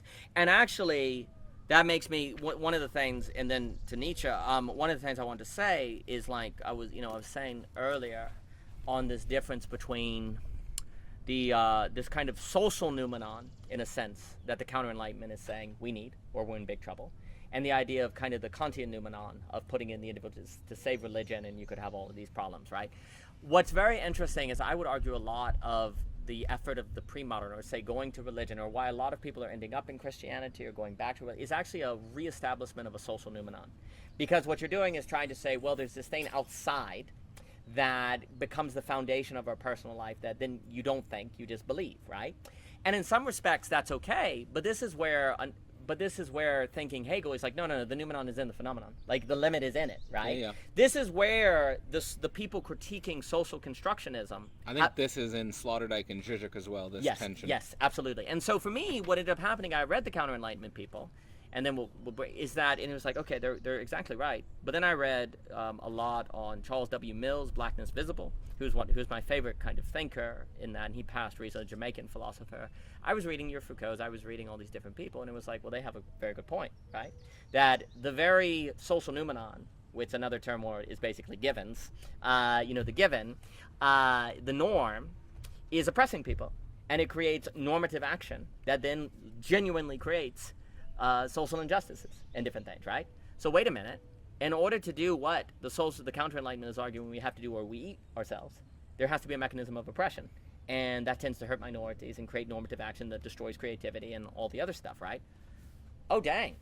And also, these givens are within the phenomenon. They are socially constructed. That is the case. Even if you say, well, the social construction is necessary and it is not arbitrary, well, there's still things we make. And also, they lose their authority once you realize we make them. So then they go away and we're overwhelmed by unmediated release. But then if you bring it back, you have huge trouble. But everyone is basically everyone is bringing back social noumenon, right? Mm-hmm. And the problem is, although those very same people very often will not like Kant. They'll be like, the noumenon is terrible, that's trouble. But because they don't recognize the social noumenon, They're actually going back to Kant in Forms of the Social. And that's where really taking Hegel serious, like you can, because you're strong. I don't want to say straw manning. Like Kant has become like the bad guy. There's a way in which what I want to frame is in implicit, or maybe more implicit in Hegel, is, and maybe something that becomes explicit more in Zizek, is that if you want to be free, you have to accept the monstrous. Yes. That you can't have your freedom without the monstrous. Yes. That your freedom's going to require this tarrying with the monstrous, which you're going to experience as an obscene outside. You're going to experience it as something that's like an unsublatable excess, something that is thwarting your happiness and your peace, and so forth. That's right. Well, that's exactly right. And you see, you don't have to do that if you're just creating a new social noumenon, a given. And the problem is, you think you're not doing that. The problem is that there's other people creating different social noumenas. That's correct. And so then you again find yourself in the conflict and the competition between social noumenas, or this conceptual jungle maps area. That's right. And it seems like you're doing something to be bothered. To attack that seems like action. And it's like right place and right time, right? Because there is a way, and again, like, you don't want to just throw a child into the madness of the real conceptual jungle. You want to sort of enculturate and educate the child into the capacity to deal with that. Yes. And right? so there's a weird way in which both are necessary. That's exactly right. And so, for me, by overly paying attention to the individual Kantian noumenon per se, and then people, especially like people talking, new metaphysics, emergentism, Whitehead, all of these different things, which of course these thinkers are geniuses, but the critique of noumenal thinking in Kant to open up new metaphysics, that very effort may be concealing the reestablishment of social noumenons that are actually the theopolitical question, right? Yeah. So you have to keep your eye on the ball, per se. Now, look, if talking about the problems with the Kantian noumenon leads to concerns of the social noumenon, that's fine. But that's what Hegel does. The theopolitical is like an imminent question that is requiring a form of subjectivity that is willing to stay with it for their whole life. Exactly. Yes, that's exactly right. Well, that to me, which is like, people might, like, if you actually think about that, you're like, but that's exhausting. That's exhausting. But that in a sense is true religion. True religion is every Sunday a certain regularity, but the problem is American religion became lazy. Or a true theopolitician. Yeah. And that that's funny. Is that what ends up happening is religion in America tends toward a self-sameness that doesn't have to do that work. The work is then so like we were talking this morning about the spirit of America. Yes. And I think even like where we came to is like, I think if you want to think the spirit of America, on the one hand you can think, let's say, the Christian community that's the salt of the earth. Yes. And you can think sort of the Trumpian entrepreneur that's the king of New York. Right. And both are true. Yes. Right? And if you don't think them together, then the salt of the earth can get manipulated by the king of New York. Yes, that's what happens. Or the king of New York can be dethroned by the populist salt of the earth. Yes. Right? So, but if you think them together, there is something higher order that doesn't yet exist. Right? But in the American political context, I would argue that the Trump-Sanders phenomenon as a unity is pointing towards that something different. Not Trump or Sanders in themselves, but Trump and Sanders together producing something new that the current political system and the left and right coordinates of the quote-unquote establishment aren't capable of manifesting or realizing, as evidenced by the types of politicians that they platform and that they promote. No, absolutely. Well, for me, it's Nietzsche, because it is, what I like to talk about Nietzsche is the critique of beastocentrism, because beastocentrism is a centricism on new social noumenons that you're just continuing. Because what ends up happening is basically Trump is a new kind of social noumenon. It's a new sort of beyond, he's outside, that has a certain effect, and it's bestowing. He's bestowing you direction, right? And eventually bestowing, which there's always going to be some degree of bestowing. That's bestowing. He's bestowing you with a liberation day. Yes, that's right. And then it turns out but then eventually, we're liberated. But that's actually great, because eventually the bestowing betrays you and you rebel. Yeah. But then you look for a new bestowing to suppress the unconscious, and it goes on and on and on and on, right? On and on. And so for me, with Nietzsche, and this is our Epper si muove. Yep. Yeah, exactly. And thus it moves. Is that as we move from thought foundations to drive myths, is that because what ends up happening is the drive myth for me is on the problem of assuring that we don't reestablish new social noumenons. And you need a new drive myth to make sure. And then what I'm trying to do in that second section with the drive myth is not turning Nietzsche's drive myth into a new social noumena. That's exactly which right. I think Nietzscheans might, you could fall into that trap. Absolutely, but that's where for me it is so important to take seriously Book 5 of the Gay Science, and that which I do think is so important that he writes the end of Book 4. Then he goes off and he does, I think, Beyond Good and Evil, or The Genealogy of Morals, one of those, forgive me, and then Zarathustra. And then he comes back and does Book 5. And so Book 5 is fascinating because Book 5 is where he's critiquing, in the same way that Derrida is considered a critic of logocentrism. Likewise, I think Nietzsche. Right. I think Nietzsche is a quote-unquote core thinker. Logocentrism, I think. Yeah, well, there you go. So is that Nietzsche there's a core to his thinking, and what he's seeing is that how people in the death of God are going for something new to bestow to them. Like they're still getting their social noumenon from God, but then in Book 5, they're getting it from science. They're getting it from nationalism. They're getting it from their job. They're getting it from meaning. And he goes through in Book 5 and shows that there are still all of these are sources of a new social noumenon. I want to say in regards to because I think this is so central to the Peterson phenomena. Yes. So you have maps of meaning. Yes. Right? And then connected to Peterson, you also have Vervaeke with the meaning crisis. Yes. And I think that the Zizkian moment is that the point and the necessity of absolute knowing is actually to transgress or resist, depending on where you are, the temptation of meaning. Yes. Yes. Absolutely. Right? It's the absolute knower is someone who's willing to stay with the non-meaning, but not fall into the abyssal negativity that is implied and could potentially be a risk of the 100%. Absolute knowing without the return. So like if you just have the absolute knowing as a linear thing, then you do have that risk. Yes. Right? Where the society of absolute knowers just becomes a society without a community and without the capacity to reproduce itself. That's correct. Right? So you have to be able to resist the temptation of meaning while recognizing the dialectical integrity and the necessity of meaning. Absolutely. Well, for me, this is where the name of the game is not to say, the moment you become conscious that my life is meaningful, then you've reduced it. That's the kind of funny thing. To make, a lot of times the meaning crisis conversation is a critique of reductionism, but actually to say my life's meaning is X must automatically reduce it. So I feel like this is like the drive myth for me. Like what I've been saying, what I say in the book is from Lacan, it's drives mythify the real. Yes. And what I've been saying is like that you just have to put.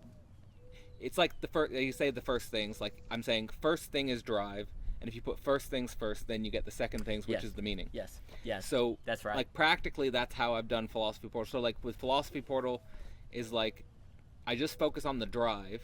And then what happens is that meaningful things happen. Yes. Like meaningful things happen to me. Yes. But they're not things that I orchestrated to happen. So like, for example, I could take the collaboration with Peter Rollins, I could take the collaboration with Theory Underground, or I could take the collaboration with you. Yeah. Where I didn't know in advance any of these things would happen. Right. Right? But I just focus on my drive and I have faith to drive. Yes. And I just focus on the drive as, like I just take this from Peter Rollins, that faith is seeing the positive contradiction in the drive. Yes. And if you have faith to that, then again, it's kind of like meaning starts to wash over you in unexpected and surprising ways. Yes. Yes. So, but that is a type of social noumena in a way, but it's not something that I'm constituting. It's something that I have faith will constitute me. Absolutely. So it's kind of like that. I also took this from, you pointed me to a text by C.S. Lewis, and I took that from C.S. Lewis, that it's kind of like in the same way that, it's not what you think about God, it's what God thinks about you, right. That I think the same thing about the social unconscious, or what we're talking about, the noumena, that the social unconscious is not what you think about the social unconscious, is what the social unconscious thinks about you. That's right. Right? So like that's a really useful way to, and I think that, so like if we make the connection between C.S. Lewis's God and Lacan's social unconscious, yes. Then I think we actually have, like, I'm really serious, like if you combine those two, you might have the model of a theopolitical. Yeah, absolutely. Look, Lewis is hey, Lewis is And then that would, and I actually think so. Like, take that further. Like, so you have Lewis's God, and you have Lacan's unconscious as the theopolitical, and I would almost say like that is something which would be the structure of a conversation that I'm trying to will into existence. So if you're listening, I'm trying to will this into existence with the power of my speculative reason. Is that I want to put Paul Vanderklay on the metagelical side as Lewis's God. Yeah. And I want to put Peter Rollins on the ex-evangelical side 100%. of the Lacanian unconscious.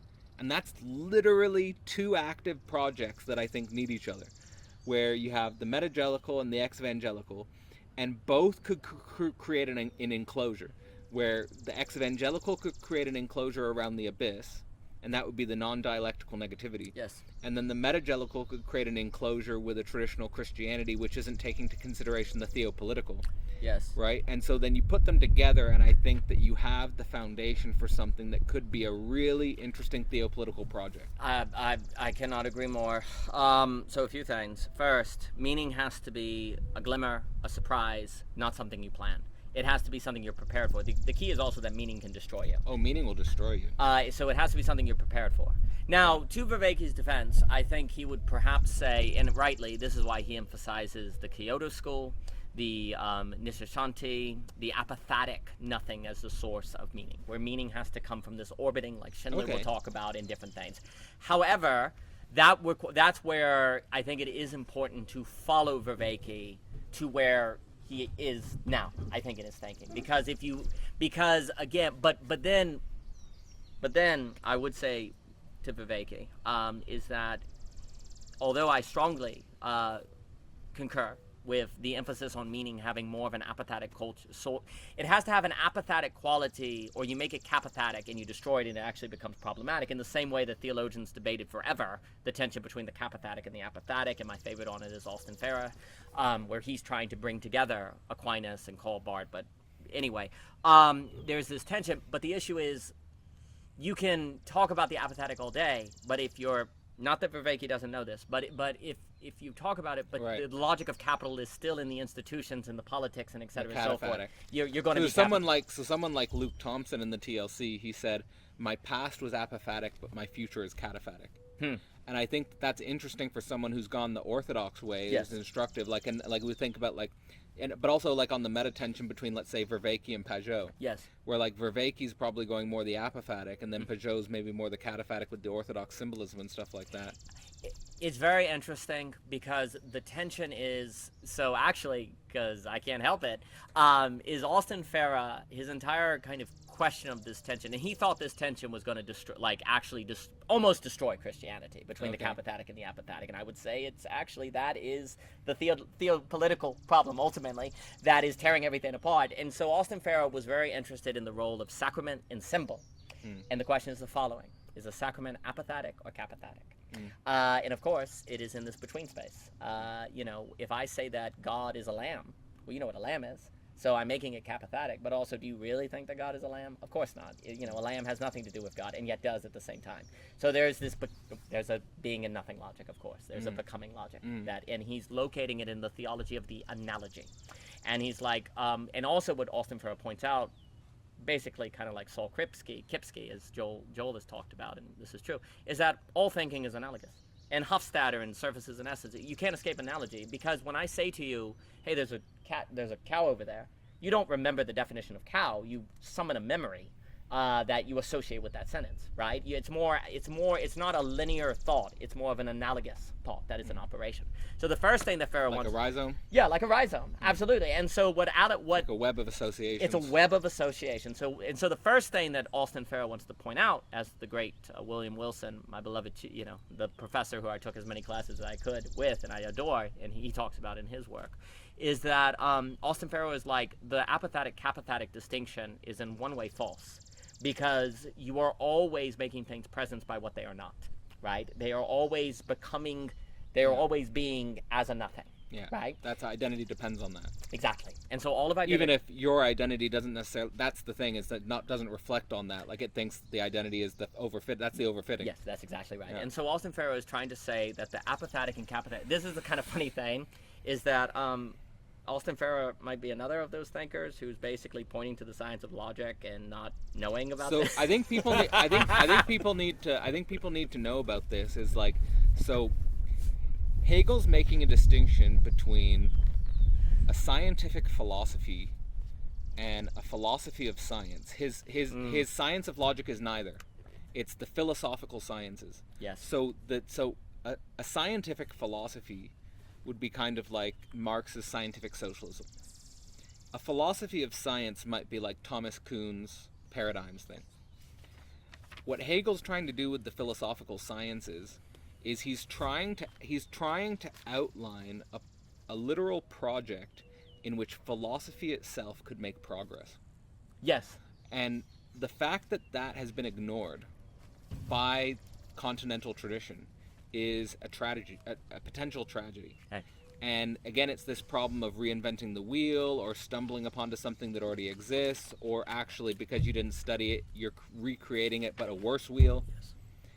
So in many ways, like the Philosophy Portal project is kind of saying that the philosophical sciences is an established project that if we pick it up and we take up the challenge that it implies, it's not that we're just reducing or just imitating or repeating in a non-creative way. It's that if we pick up that challenge, by definition, something new could happen just by virtue of the fact that we're picking up that project in the time we find ourselves. Yes. Oh, hey, Goodell, had it not been for you, I would have been one of those people that ignored Hegel. So thank you, sir, because because you don't know what you don't know, right? And and so I'm in your debt. But this is what has occurred is because, and then what ends up happening is the time taken to reinvent the wheel takes away the time and energy needed to think the now. Yeah. So it is not a inconsequential mistake. And there is a way in which, like, there's a truth to what, let's say, like, because I grew up in a time where scientific materialism was basically saying that we don't need philosophy anymore. Right? Like, I'm thinking about not just people like Richard Dawkins, but people like Stephen Hawking. Yes. Like very big names in the physicses and the biologies and even psychology, saying we don't need philosophy anymore. And in a way, this is a result of philosophy not taking up the philosophical sciences project. Correct. Because in not picking it up, they make themselves irrelevant, because what they do find themselves in is spinning in circles or creating bad wheels. Yes. Right? So there is a truth to that. But I think that for me, the importance of Zizek, and again, like, I'm not really like I'm not an academically trained philosopher. Sure. What I am is someone who studied the sciences to their logical conclusions, and then found myself in need of philosophy, and then I thought that, like, there's a weird way in which every moment of every field can become overdetermined by a very important thinker. Yes. And I think, like, that, like, so for example, my window into evolutionary biology was Richard Dawkins. Like, I took him as it's like the particularity of Richard Dawkins gave me the window into the universality of evolutionary biology. Yes. Or for a lot of people today, the particularity of Jonathan Pajot is giving them a window into the universality of orthodoxy. That's right. Right? And so for me, all it is like the particularity of Zizek as someone who I think gives us this, what would the philosophical sciences look like if you just carried through to their conclusion in the 21st century? Yes. Is like, that particularity gave me a window onto philosophy. Yes. So that's kind of so it's not that, like, I learned philosophy in like a undergraduate program. It's that I came to the necessity of philosophy. I needed philosophy, not because of a degree, but because I needed to think certain things that I couldn't think without philosophy. Right. Exactly. And Zizek was a particularity that opened me up. And I want to say that, like, for me, it's kind of, and this is a method that I've used independent of philosophy, with the examples I was giving of Dawkins as a window into evolutionary biology, is that I really think it's important that we reflect on the need for a living thinker in order to open us onto a historical field. Yes. And that we do ourselves a disservice if we just are interested in a historical field, but we ignore the living window that gave us that historical field. Yes. And the challenge there for us emotionally and sort of psychologically is that and we should be very skeptical of ourselves with this. And I think and even like take this as a kind of red flag if you're thinking about like thinkers that you take seriously online, is that it's easiest to think with a dead person. Yes. Because they're dead. They have nothing to respond to. They're sort of, they're just in the past. It's more difficult to think with someone who's alive, and it's most difficult to think with someone who's alive and you have a living relationship with them. Right? So like for me, like I mean that actually, because I can give that example of like, I really had a difficult relationship with my PhD supervisor, but in what I learned from that relationship is I learned the importance of this. Yes. And so from that failure, I learned how to cultivate a real relationship with Zizek. Yeah. And I've learned how to cultivate a real relationship with Peter Rollins. Yes. For example, like these are windows into universes that you can go deeper with if you're actually capable of handling the self-relating negativity, yes, of actually thinking with and in another living thinker's project that you admire, that in some sense you're in debt to. Yeah. Yeah. Right? Well, what you're saying about knowing a living thinker, that to me is what the social coordination mechanism is so much about in using the internet correctly. Is like actually coordinating to make yourself be in relationships with living thinkers. That's why it's so hard, and perhaps it could be argued that in the TLC they call this coming out of lurkerdom. Very nice. Yeah. Well, there you go. And you see, for me, because it is so incredibly difficult to have a relationship with a living thinker, then the probability of finding one that you could do it without being destroyed, one off, like at a university, is very low. But with the internet and the social coordination mechanism, you say, well, that didn't work, let me try another. That didn't work, and you can't try. And it's just like market forces. Like the key to the market when it's at its best is a testing center. Like you test products. Let me try this lab. It doesn't work. Let me do this next one, right? There's nothing wrong with experiment and testing precisely because we don't know what is best until we try, right? You take a guess, you try, and you need to have the ability to mobily work until you can find what is fitting, and then you can learn different skills, and you get a chance to learn the skills of being with a living thinker, right? Because that is not obvious how to do it, right? Well, that is what, for me, social coordination, this mechanism allows.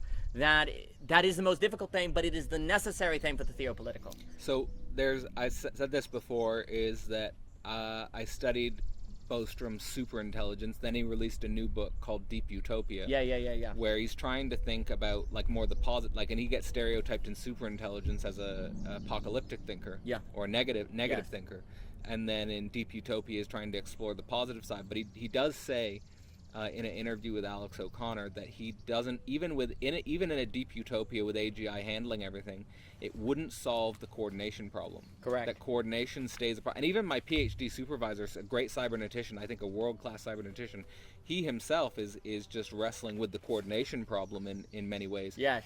And so this issue is really fundamental. And so just connecting this to our networks is that we've got the idea of this dead internet theory where increasingly the algorithms and the AGI, so there's also the technological singularity and the global brain singularity, is that you've got the AGI and the algorithms which are in some sense hollowing out the internet. Yes. And one of the reasons why I pay attention to the Paul Vanderklay stuff and the TLC is because I think they're wrestling with the dead internet theory as well. Like, and they're trying to create these. They're recognizing that that's why they think that these YouTube channels are like the life rafts. Yes. Because they're saying like the fire ants and all that. The fire ants, because they're saying like we're like the internet's dead. Yeah. Like, and all we've got is this dead thing where we're trying to construct some life rafts. Yes. To the real world. Yes. Right? So that's what we're trying to do. And then the problem is the coordination, and then the coordination and the enclosure.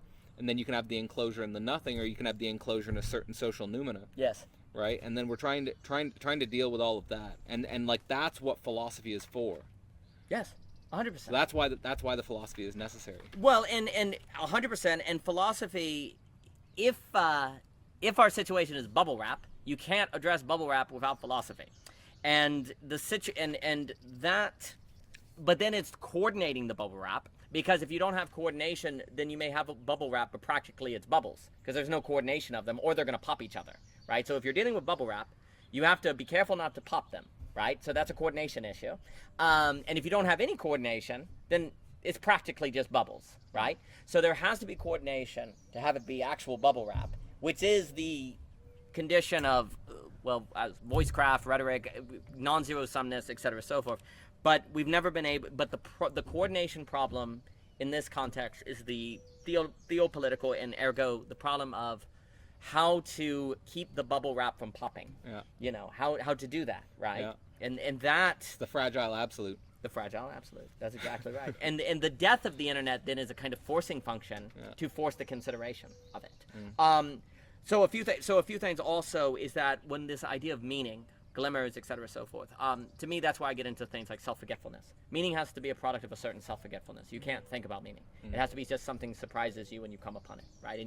But then that means meaning requires skillfulness to handle. Well, the weird thing, and this comes up in your thought, I think, is like the relationship between the self-defense and the self-forgetfulness. Yes. So like the self-defense is the enclosure. Yes. And necessary. Yes. Right? Like it's just That's total, it. like we're just trying to avoid that. Like to me, and this is in systems and subjects, I try to think the dialectic of openness and closeness. Yes. Like we can you can and to some degree in the progressive thinking, like you can start to deify the openness. Yes. Right, like and you say, well, like ontologically things are like objectively open. Yes. Things are objectively incomplete. Yes. And so then the traditional closures are like myopic and self-limiting. Yes. But so like you need the self. It's a dialectics of self-defense and self-forgetfulness. Yes. So like the self-defense is like let's say the self-defense is the phenomenological journey at different levels. Yes. And then the self-forgetfulness is the absolute knowing. Yes. And then you have to have, but then you could get lost in the self-forgetfulness in a way that you don't want to come back to the world of self-defense. Exactly. That's exactly right. Right. So somehow it's the relationship, and that's very, very hard to do because it's hard to detect sometimes whether you're in a situation where you need to be self-forgetful, or if you're in a situation where you need to be self-defensive. 100%. And that for us is that problem is what we'll talk about as the problem between fear and wisdom. How do you tell when it's wisdom? How do you tell when it's fear, right? And that is like an uber question because that is really hard. But to what you said, exactly right, because self-defense creates an enclosure. You're enclosed, right? Yeah. But you don't use it. You don't close unless you have to defend yourself, right? And then self-forgetfulness means your openness is where you don't think about the openness. You're just open. It's not conscious. And the problem is if we're in the conceptual jungle, like the thing is this: you need to self-defend yourself because someone can come at you with a weapon. Yes. Someone can come sneak up behind Yes. you. Someone can be watching you from a different distance, ready to take you out. Yes. Like that's real. Very real. And if you don't have self-forgetfulness, you're going to be taken. But if you don't have self-defense, you're going to be taken. And the key is if you don't have self-forgetfulness, then you're going to be the one imposing and all this stuff. That's exactly right. So you have to self-defend yourself. You basically only want to be self-conscious in self-defense and then immediately go back into self-forgetfulness. It's another example where this dialectical thinking is so important to understand because you start stumbling upon all of these one-sidedness in your own self-discovery of your own conceptual map. That's it. Right? Like where I just give an example, like in one podcast you can be emphasizing the self-defense, in another podcast you could be emphasizing the self-forgetfulness. Yes. But then if you're a dialectical thinker, you can be, oh wait, there's a dialectical relationship here. Exactly. Well, actually, it's so funny you mention that because one of the problems that I constantly find is language itself is not dialectical, and time does not allow you to talk about everything at once. And it's so bad. It's so hard. Language as space versus language as time. Exactly. And so, like, for example, I'm often discussing the problem of autonomous rationality, which creates the impression of rationality is bad,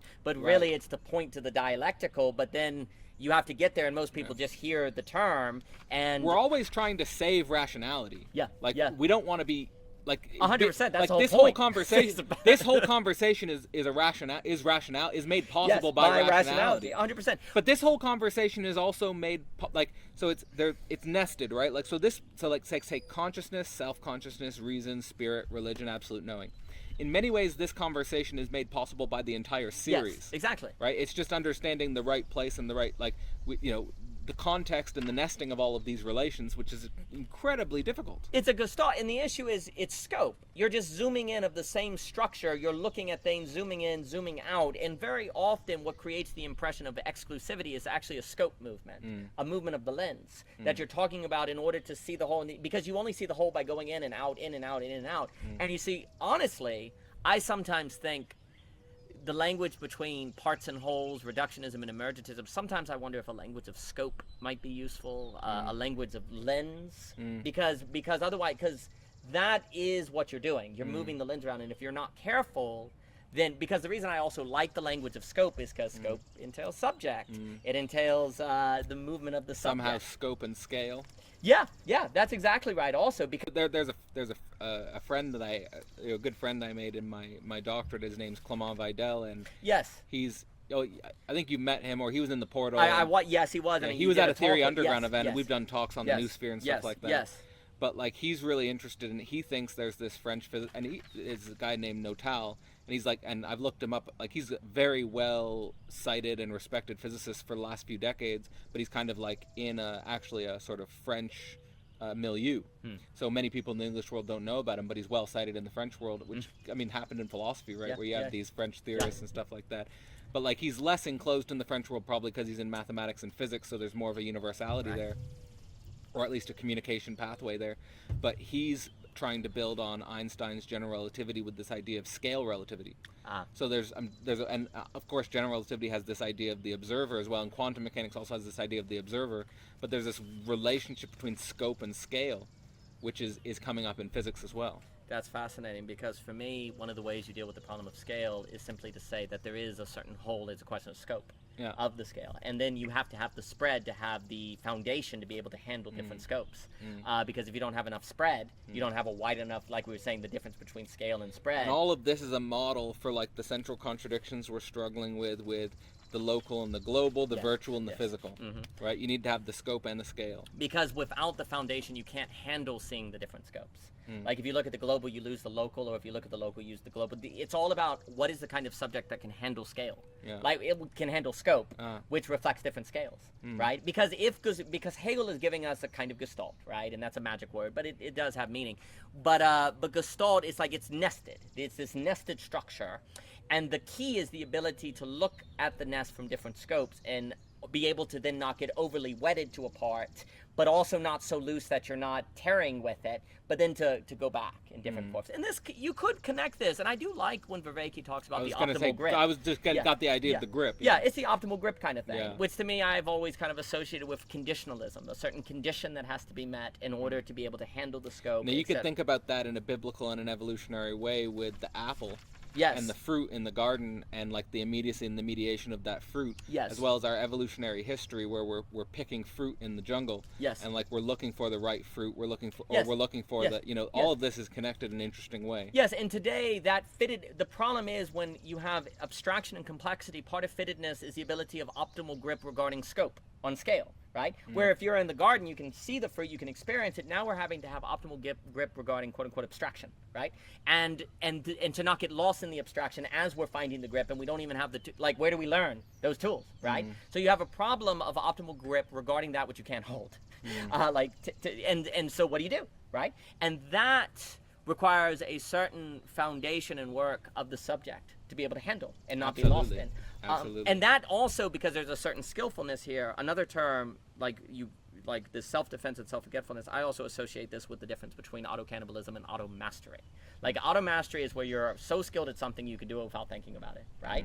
Like, you're so good at baseball that you don't have to think about hitting the bat. Like, the best wrestlers, I always saw this because the best hitters are, they're not, they've made it unconscious. That's right. They've done it through so much work. The pitch is so fast they can't think about it. No, and the best wrestlers, I always was amazed when in wrestling, because I admittedly thought a lot, except there were like 5 moves I got to the place where I didn't even think about it. I could just do it. But there were these wrestlers who just could do any move without thinking about it, and they were the best, right? Because they had auto mastery. Yeah, people underestimate how much intelligence is required for athletics, like holistic intelligence. Exactly right. And so the tension is, if you don't figure out the relationship between self-defense and self-forgetfulness, then you're going to end up in auto-cannibalism, which you're going to eat yourself, right? The right relationship between those things is going to lead to auto-mastery, right? But it's one thing to talk about auto-mastery regarding wrestling, when you're feeling the body. But what does it look like to be a conceptual auto-master, like a Hegelian auto-master, like a scope auto-master? What does that mean? How do you do that? What does it look like, right? This is precisely, for me, the skill that follows from the theopolitical and that follows from the reality of bubble wrap, is to be able to actually have auto-mastery. Because there's something, like, you have to be able to handle, because here's the other issue. if there is some idea that the bubble wrap requires a handling that doesn't pop the bubbles, you could be incredibly nervous the whole time. Oh my gosh, what do I do? What do I do? You have Anxiety. then the anxiety. So the handling of the bubble wrap is going to require an auto mastery if one is not overwhelmed by it.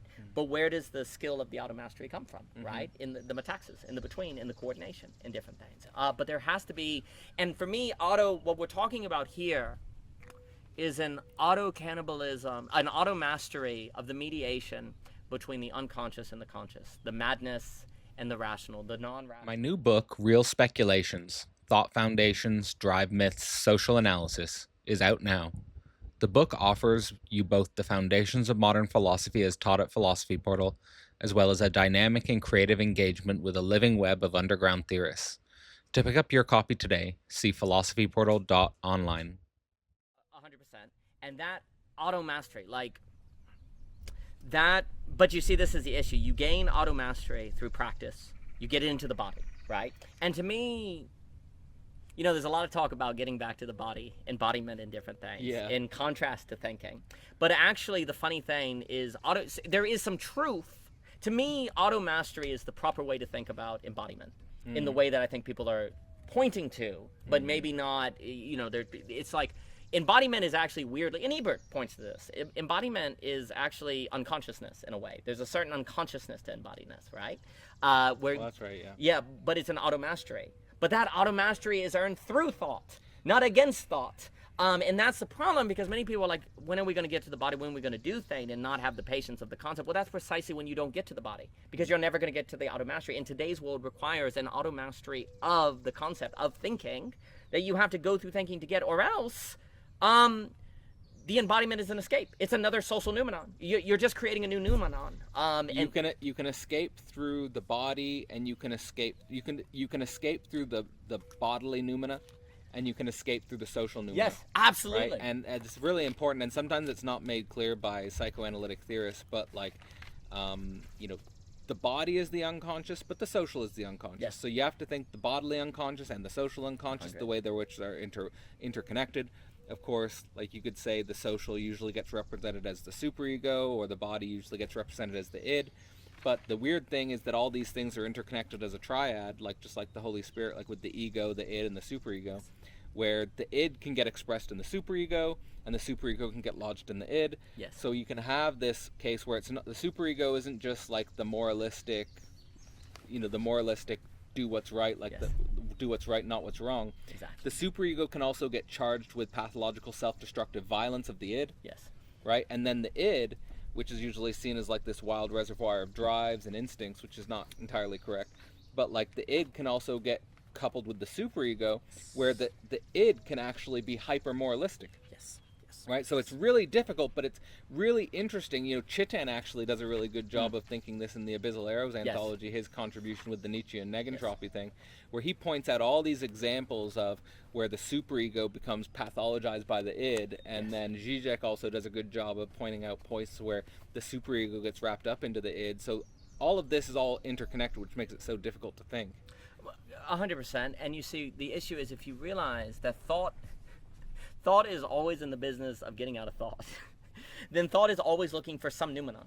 It's always looking for something I don't have to think. Because the noumenon is simply... That's why the philosopher's always thought thinking itself, staying with itself. That's right. That is a fight against thinking's own tendency to not think, right? And the weird thing, though, is actually, if you do that, you get the sublation of automastery, which is a thoughtless thought.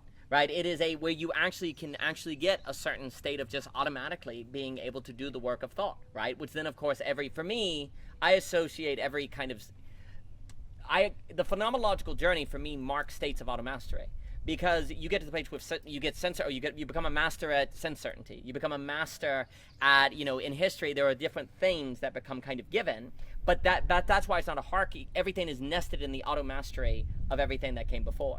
Right? So you get to the place where you're actually become pretty, you are able to engage in self-consciousness without even thinking about it as self-consciousness. Right. That might be like the meaningful distinction of self-consciousness and absolute knowing, where, like, again, in the absolute knowing, you re-encounter the self-consciousness from a different perspective, whereas the self-conscious without the absolute knowing, you fall into this master-slave thing. Yes, that's exactly right. And it's not where you're falling into a split within the self-consciousness as opposed to a Klein bottle of the self-consciousness. Yeah, I like that model. And that, I think, but the Klein bottle for me is the ultimate challenge of the auto-mastery. Like another way to put it, you don't have auto-mastery until you have a Klein bottle. And until you're able to tarry Which means you have, in a certain joke, you have to be able to handle your own shit. Yes, absolutely. Because if you stop there, Yeah. then it's not a Klein bottle. Yeah. You're letting it go, right? But that's the negativity. I like that distinction. I think that's another thing that in historical times Zizek will be remembered for, is like this idea of Hegel as this conceptual monster versus a Hegelian defecation, like Yes. this eating and defecation. He always emphasizes this yes, there's this sublation, but there's also this letting go and Yes. release. But the letting, the key is that the release. And Thomas Wynne, of course, Yes, mentioned absolutely. this The letting. letting. Absolutely. And Well, so and forth. before I forget, like with Korbowski, like so much of the challenges in the conceptual, because the thought structures itself in a way to get out of thought, and if you're not careful, you're going to get into certain habits that allow that. And you know what Korbowski is kind of pointing at in Science and Sanity is that we tend toward a use of language that reifies isness in stable states, you could say, that allows thought to say, oh, that's a tree, I'm done with it. It stops passing over into otherness, right? And so what he's like, in our very use of language, you could say we say tree instead of treeing almost. That contributes to a habit of thinking of things and being done with it, thinking of things and being done with it. So he was kind of like, what we have to do is change the very conceptual, the way we think about thinking. Like we think about thinking as arriving at things. And instead he wants to say, no, thinking is always tarrying with that and moving on. And actually what he argues, if you don't do that, you're going to have mental illness. Because things are always moving, passing over into otherness. And if you deny that, then you have to repress the reality of things as passing over into otherness. And since that's not true, it will lead to pathology. The becoming other. Yeah, that's exactly right. So if you don't actually see things as becoming other, then you'll go mad because you're repressing. Well, yes, that's what's happened. And that's basically what we've just done on social. And so you have to transform the logic itself of thought. And that's what Hegel is giving us, and that's what Korbowski is pointing to as well. And to me, I think also what's interesting is like the narrative of the fall that keeps appearing in religions and different things. Like Chesterton had that idea where he said, hey, if all of these different places and countries have a story of a great flood, a lot of times we take that as evidence to mean there wasn't a great flood. He's like, well, what if that's evidence that there actually was something like a great flood that is actually being thought, right? Well, But it's very likely that all these cities that were built around rivers in ancient times, that they would have flooding. There'd be some reality to Yeah, it, right? So to definitely. say, oh, it was all It could be fiction. tragic. Yeah. But likewise, if you keep seeing this appearance of a fall narrative in all of these different stories, perhaps there's some truth to it, right? And perhaps I always connect the fall with irony. Is that things entail imminent with themselves the logic of their own auto-cannibalism if they don't become aware of that to move toward auto-mastery. And thought entails, it tends to fall into thoughtlessness. It seeks thoughtlessness. It seeks to make that treeing a tree. It seeks to make becoming other a thing, right? And that is the thing you're always kind of fighting against. And that's where I think the truth of Christianity, when it talks about fall, and it's like, hey, you're always quote-unquote a sinner, right? Meaning the work is never done. That's the key. The work is never done. Now, unfortunately, in my opinion, the category of sinner became an ethical category versus more ontological, referring to a perpetual state of the human condition that is ironic, right? And that's when I think stuff got really messed up with that. And then it gets in guilt. Then it gets a power dynamic of getting out of your guilt because you're a sinner, and et cetera, so forth. But really, the idea of sinner Ontological, we are fallen. We are fallen. That's exactly right. And it's not. There's nothing you can do, right? And that all was unfortunately shifted to. It's not your fault, but you got to take responsibility for it. Exactly. And unfortunately, that was all shifted to a narrative of everybody. You know, at some point, everyone does something ethically wrong, right? And then you got these, in my opinion, odd and problematic ideas of sin being passed genetically, and people like a primordial sin and different things like that, when it's all biological. But really, it is tied to there is something about reality itself that entails a logic imminent to it that leads to autocannibalism. That if you're not aware of it, you can't tarry with it. Oh, and by the way, if you ever think you're done with it, then you're in huge trouble. And that is what the idea of sinner is supposed to point to. Like just as soon as you think that you're a saint, you're not a saint. Like a saint never thinks they're a saint. Right. And as soon as you do, Yeah. you're in trouble. Yeah, we were talking about this with positivity and negativity, that, like, for me anyway, like, the subject with the self-relating negativity is that, just to the point of, if you think you're a saint, you're probably going to fall into sin or something like Yes. that. Yes. That, if the self-relating, you stay with the self-relating negativity, and that's kind of like, actually, self-relating negativity is a good way to think about both self-defense and self-forgetfulness. Yes. Oh, absolutely, absolutely. Because you can't have self-defense if you haven't had the negativity or the self-negativity, because you won't have the skill of self-defense, right? You've always seen yourself as able to defend yourself. You've always seen yourself as capable, right? And so then you're in trouble, because also the key to the self-defense is maintaining the self-forgetfulness, right? You're able to defend yourself and keep going as if nothing. You're so skilled at self-defense that it doesn't throw you off. If you're just constantly focusing on the self-defense, you could possibly over-focus on your hurt. Exactly.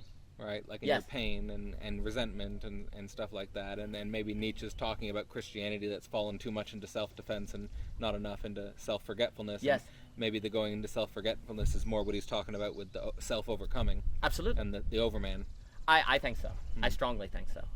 There's an interesting way in which the conversation between, and like, I've seen people who point towards this as well, but like, there is, and I would say, like, this is a good metagelical exvangelical conversation, is like, there is a way in which, like, Nietzsche and Christianity, and thinking Nietzsche and Christianity together is still a challenge we're yet to meet. But I think in our work, like, I think you do see the coordinates of something like that conversation is possible. Well, to me, for me, when I start thinking of Nietzsche as a critique of bistocentrism, and start talking about Christianity, like, Nietzsche's basically saying to Christianity, you can't be bestocentric. You cannot be based on the recreation of a new noumenon. And that's ultimately what it's going to mean. Christianity cannot be based on a reestablishment of givens, because God is dead. Givens are dead. They're gone. Now, that doesn't mean you can't have a new kind of given in self-reference, but they're not external givens. They're not noumenal. They have to be a given based on Hegel, per se, which turns them into a gift, right? There's a sublation there. There's something, just like automastery is like the banality of evil, in that there's a thoughtlessness of just what one does, but it is on the other side of the return, the leaving common life. It's on the other side of it, right? So there has to be, there's a likeness, but there's a difference, which of course is the whole Leibniz thing. And but the thinking of this, because you were saying on Lewis and Lacan, and this is extremely important, for me, a lot of the tension has relied on the word lack, the theopolitical, on the question of lack, because C.S. Lewis in The Weight of Glory makes a kind of argument for desire, and Peter Kreeft is really good on this, and he talks about the idea that, we have a desire for food, and food exists. We have a desire for sex, and sex exists. We have a desire for fulfillment, but it doesn't exist. That's weird. And the idea that Lewis is getting at is, like, all desires correspond with an object.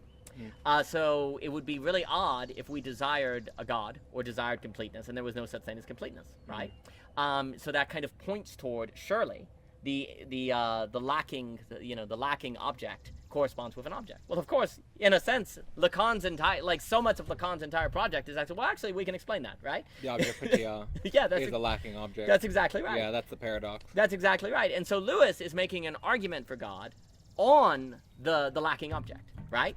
So in the book, this is where I think we need to think the relationship between Das Ding and object patia. Yes. Where Das Ding is on the level of the religion, and object patia, I think, is on the level of absolute knowing. So that's a distinction that I'm drawing from the work with Boothby. Yes. Where Richard Boothby is trying to develop a general theory of religion. Yes. And he centers that general theory of religion on the concept of Das Ding. Yes. And he problematizes Lacan on the level of jumping too quickly from Das Ding to object patia, just saying that what was possible in Lacan was a general theory of religion if he had stayed with the concept of Das Ding and its relationship to object patia.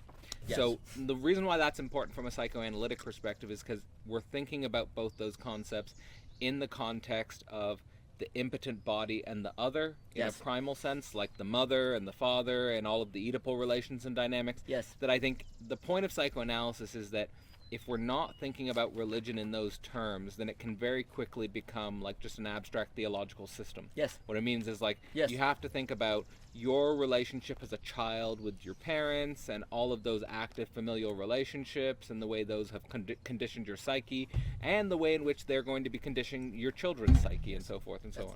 And that's the point of religion. Like if your religion and your theology get too disconnected from that whole process of self-individuation and also having a family and Yes. cultivating a familial life, then again it can become another enclosure trap. Absolutely. And the DOS, well, but this is where, excellent. So I associate the dosting with Lewis, the weight of glory, kind of pointing toward a dosting. But then Lacan, on that sense, is on the object. I can never say object. And that is where that is where the theopolitical is going to be found, and that's where also, like Austin Farrer is pointing at the question of what then is an analogy. Is an analogy located? Does the analogy point toward the object or the dosting? What is the function of it? And also, all intelligibility requires analogy. Okay, so then the question is: are we going to situate the intelligibility that makes the condition that makes analogy possible more on the side of dosting, or more on the side of object out? But here's the problem: it's everything we're saying. Even people that are getting to that question are actually still in a kind of either or. The lack is either, well, it's dosting, or the lack is object a. What would it mean to say they're actually kind of together? Yeah, we have to think them together. And it's again, like, for people who are following the whole conversation, like very much something that can be modeled with the religion absolute knowing layer. Yes. But the one thing I wanted to say is, like, just quickly, we'll keep the page, but I wanted to quote something quickly. Is it okay if I take that? Please. Because I know I'll keep the page that you're on, but no, take your time. In the preface, like, I kind of end the preface by saying, and this is like the connection between the second section and the third section. Yes. And the second section being more Nietzsche and the third section being more Lacan. Right. That this is the last sentence of the preface.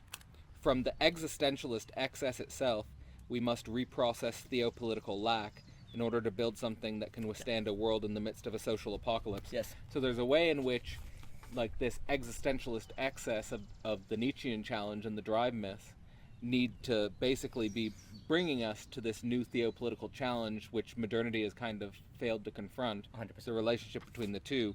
And again, emphasizing the theopolitical lack in regards to our existentialist excess is why the book ends with the Christian atheism angle. Yes, that's correct. And that would be appropriate, given that for me the tension lies between the Lewis-Lacan in this way. Mm-hmm. And you can say what Lewis does with the weight of glory is kind of just point toward the basis of the theo on the dosting. But that becomes a social noumenon. That's the thing. So the das ding for, like, the das ding is like the impossible thing that doesn't exist. But when you're, like, identifying with the necessary transcendental illusion, the das ding is the most real, the ultimate real. Yes, exactly. And then what that's doing is basically it's numeral. That a running joke is that I'm gonna choke and die because I talk as I eat. The positive contradiction of needing to eat and needing to explain philosophy at the same time will probably be your. So is this the symbol of Lacan and Lewis at the same time, like the different thing? Well, it is. We're biting the apple. We are, but it was already split, so we're cool. But we do get the fruit if we engage the conceptual mediation. That's exactly right. It just has to be on the other side. It did appear as a mystery. It did. As a meaningful mystery. We did not pick it, right? The mystery came to us. It came to us. That's exactly. So it's grace. It's Jesus. But it becomes a new social noumenon. So the issue becomes that. To me, it's all tied to the problem of how do you keep incompleteness from becoming another word for completeness. Yeah. And not two, he mentions. And that's a major problem, right? Mm-hmm. How do you keep the dosting from becoming a completeness in disguise, right? And that is the tension. So again, that debate between Lewis and Lacan in this sense, and I would also associate the dosting. This is where Jacquin's work on Aristotle and lack is so important, because that tension between lack and Aristotle, Plato, and Lacan are all coming together on that, right? Mm-hmm. And lack is key in the sense of lack is a present absence, a positive contradiction that has the potential of organizing desire, but it also has it resists kapathatic, it resists symbolization, but it is also what makes the symbolic possible at the same time. And that's the realm of the theopolitical. You could say it's the symbolic real. Yeah, the symbolic real. That's exactly right. And so... And this is related to, like, let's say we're talking about the Peterson-Pajot thing. Yes. That Pajot, of course, has the project of the symbolic world, and he's teaching about the symbolic. And I think that what really we're heading into now is, like, building up the symbolic world, but also now the challenge, and this is the challenge for the people who are downstream of the symbolic world and Pajot's project, is we're going to be confronting the real. Yes. And the real and the symbol, and can the symbolics that we're constructing withstand the real? That's going to be the ultimate test of Pajot and his immediacy. Yes. Which is a crucial moment to the Pajot in its mediation. Yes, absolutely. Well, but this is what's very interesting to me is that eventual process is where I always kind of think about Flannery O'Connor, because Flannery O'Connor is absolutely a kind of symbolic world thinker. As a writer, she is very interested in the idea that the writer shouldn't make symbols because everything is already a sacrament. It's already a kind of symbol, and I think Pajot is part of that. Like, she has an essay called The Catholic Writer in the South, and she goes through her theory of fiction. But what's so interesting in Flannery O'Connor is basically all of her stories encounter the real. A bull impales someone, a guy shoots someone. It always encounters the real, breaks through the symbolic. And there's this idea that for sinners, quote unquote, the only way that they actually ever come to the place of recognizing sin is subjective destitution. So the symbolic, the sacramental is in this movement toward the violent bear it away. It's moving toward a good man is hard to find. The lame shall enter for it. The movement of Flannery O'Connor stories is where the sacramental leads you to the destitution. And that seems cruel, but actually there's a grace in that because there's no other way to get through the cross per se. The thing that leads you to the cross is actually beautiful.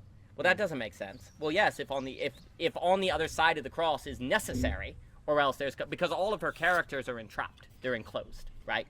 Like you have this college educated, and the lame that knows better. I'm a good person. I can take care of this kid off the street who's poor. I'm a good person. They're enclosed in their ethics, and then it leads to it's Flannery O'Connor, I think, is some of the greatest short stories ever written. But the ending unveils that you were in an enclosure and you couldn't see what was outside of it, and the end of the story unveils, you got to wake up. But then here's the key: in Flannery O'Connor, the point of the symbolic world is to lead you to subjective destitution. That's the point of it, not to replace symbolic destitution, but so that you get there. And then once it occurs, you can the ladder to your own doom. Exactly. But then retrospectively, like Zygzak says, you actually see that as all a grace because you needed to go through the subjective destitution. But of course, you cannot necessarily experience it that way, right? So the symbolic world is a movement toward the destitution, of which then actually when you look back you see the symbolic was always pointing to the destitution and the destitution to the symbolic. This is Flannery O'Connor's point. If you have a symbolic world without subjective destitution, that is idolatry. That is absolutely idolatry. And she is extremely that would be ironic potentially. Yes, it would be. And so that's the problem. Is that actually an overly, and this I think is the tension that arises with Austin Farrer, because you're trying to say, when we talk about analogy, like analogy is if I say, obviously if I say God is like a sheep, that's the example I made, right? So when you look at a sheep, you see God, but of course you don't see God, it's pointing away, right? So what Austin Farrer wants to stress is that everything is always already analogous. Thought is analogous. It is passing over, right? Just like Hegel, right? But the tension is that, okay, but if the thing by which I am knowing God makes God too present, then it's idolatry. But also if God is too distant and apathetic, I can't pass toward him, and then he becomes unknowable. And when he's unknowable, he's going to be a social noumenon. He's going to be a new basis of totalitarianism in enclosure, right? So you have to bring God just close enough to where he can't be an enclosure. He makes a girdle point, but not so far, not too close, where he's no longer a girdle point. He's part of your internal consistency. So you have to find the right fittedness. And this, of course, is Leibniz. Leibniz's whole thing is the problem of thought, having to find just enough similarity to be intelligible, but just enough difference that it's not the same, because it's not the same, it's not a thing. There's just one, not two, right? So if there's multiplicity, then there has to be a fittingness, an optimal grip between, quote-unquote, difference and similarity. And all thought is a negotiation between similarity and difference. And then, of course, Leibniz basically says, yeah, the fittedness of similarity difference is the form that Plato's talking about. Forms are the fittedness between similarity and difference, right? And so what Austin Farrer is pointing out is that all thought is the effort to find that form per se, but the form is analogous. You know, it's not a perfect form. The form is the formation of the thing that you're meeting at a certain scope that is optimal for its intelligibility to you, right? And you're having to perpetually negotiate that, right? And what he's saying is that if theology doesn't think that, it's going to end up in an enclosure of Karl Barth, which is saying we can't know God at all. Well, then that's an enclosure, right? Because there's no girdle point. But then you also have the we can know God entirely. Well, that's an enclosure because there's no girdle point. So you can have a capathetic that has no girdle point, and you can have an apathetic that has no girdle point. And actually, this is a major problem now. People are starting to kind of get on they're starting to understand that the apathetic is important, but they're actually falling into the mistake, in my opinion. They may be falling into the mistake that Austin Farrer pointed out, is where the apathetic actually doesn't have a girdle point, and in that sense, it's not apathetic anymore. You know you don't know. Oh, okay, but do you know how you know you don't know? Because then it's not apathetic, right? So there always has to be a passing over. And the reason I say all of this is the way that Austin Farrer dealt with the problem of finding the similarity difference is by saying that basically it's Flannery O'Connor. The fittedness between the capathetic and the apathetic is found basically in the encounter, the surprise. You can't think it. It's in the body. It's in the live. That's why he's like talking about kind of the country church, the good philosophy of the person. It has to be encountered in the encounter of the other person. I think with the bodily angle, we have to say the social body. Yeah, absolutely. You're gonna die again. I'm gonna die again. I'm gonna die. We're predicting that Daniel's gonna die at the unity of the necessity to eat and the necessity to explain philosophy. Yeah, that's how it's going to be. But wouldn't that be like consume, intercourse, or whatever? It's all perfect. I'll try to get him out alive here, Michelle. Yeah, we'll see. But, you know, the theopolitical, you right. know, so we'll see. Subjective destitution is not supposed to be death. You know, not breathing. But what were you saying? Well, just the body, the social body. So the discourse on embodiment. Uh-huh. So, again, it's like this relationship between the bodily unconscious and the social unconscious. Yeah. And we need to think both. Mm-hmm. And so I was saying that with the example of the model of the id and the superego. Yes. And so, like, usually we think about the superego as the social, we think about the id as the body, but the way they get entangled with each other, where the superego is in the id and the id is in the superego. Yes. And so, like, if you're too much focused on, let's say, a stereotype, like if you're more in the embodiment direction, what usually gets stressed are, let's say, spiritual techniques and practices like yoga, stretching, breathing exercises, meditation, these types of things. What those things necessarily leave out is like kind of what you always stress with the surprising encounter of the social body. So, but then the problem is if you go into the religious dimension, then what you're usually thinking about is, and lots of people have thought about this, is like that people's theology is their map or their representation of sociology. Yes. Right, so you're using the social noumena to cover up the surprising encounter. Yes. And the encounter with difference. Yes. So the crucial thing here with the spiritual and the religious, and thinking the both of them together, let's say the spiritual body and the religious social, the social superego and the bodily id, is the way in which these are interrelated and so if you're just over-stressing the embodiment and you're obfuscating the social, that's a problem. If you're overemphasizing the social and you're obfuscating the body, that can be a problem. So we have to think the social body. Absolutely. And then the sort of the and that none of this is an excuse or an invitation for you to exit thought or to exit concept. That's just laziness. Yes.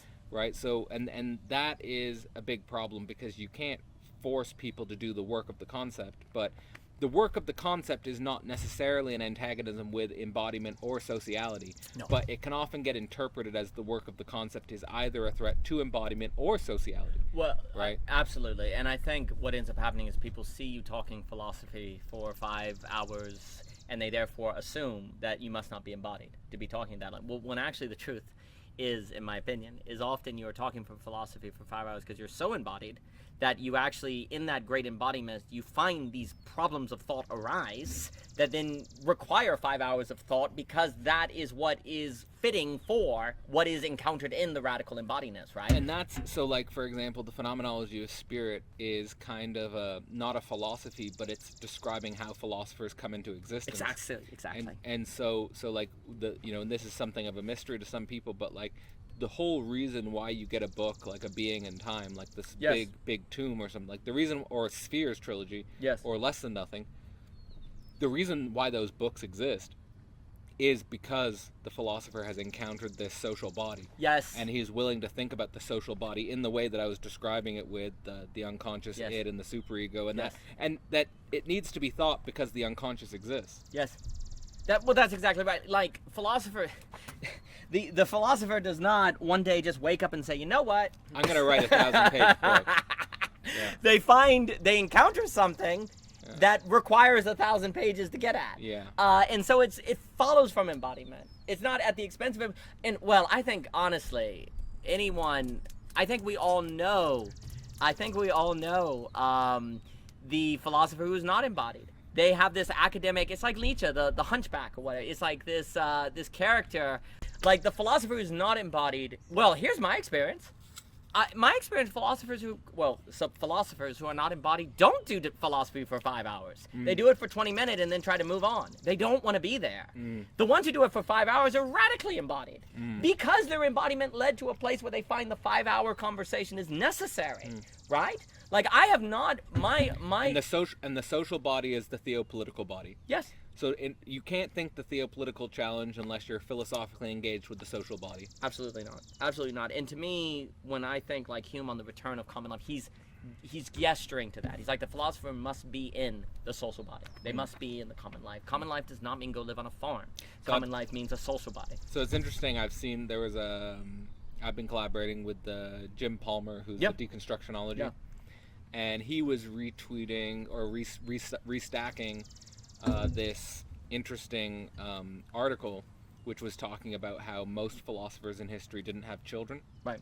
But the interesting thing is Hegel had kids. Yeah, he did. Yes, he did. Lacan had kids. Yeah. And to cap it off, Zizek had kids. Yes, so it's interesting, though, because like it's interesting to think about the philosopher's life and their relationship to children and their relationship to family. And I do think that one of the interesting challenges for philosophy in the future is, because there is a way in which being a philosopher and being a family man seem like a social contradiction. Right. So it's interesting to think about if we can unify those things and what would be possible if we unify those things. Because again, I came into existence in an intellectual world where philosophy was kind of seen as let's say philosophy was in a state of subjective destitution. Right? In a kind of, again, like this example of the Trinity being an interesting, flexible, speculative opening to cognition. Right. That could we enter a phase in which philosophy is seen as in a weird unity with family? Exactly. Where philosophy is seen as in a weird unity with community. Absolutely. Right? So those dimensions are important, and maybe that would give a deeper body or a deeper perspective to a whole Platonic project of the philosopher and the state, because it doesn't seem like that's really been, not to say resolved, but there seems to be a tension there between Plato and politics. I think so.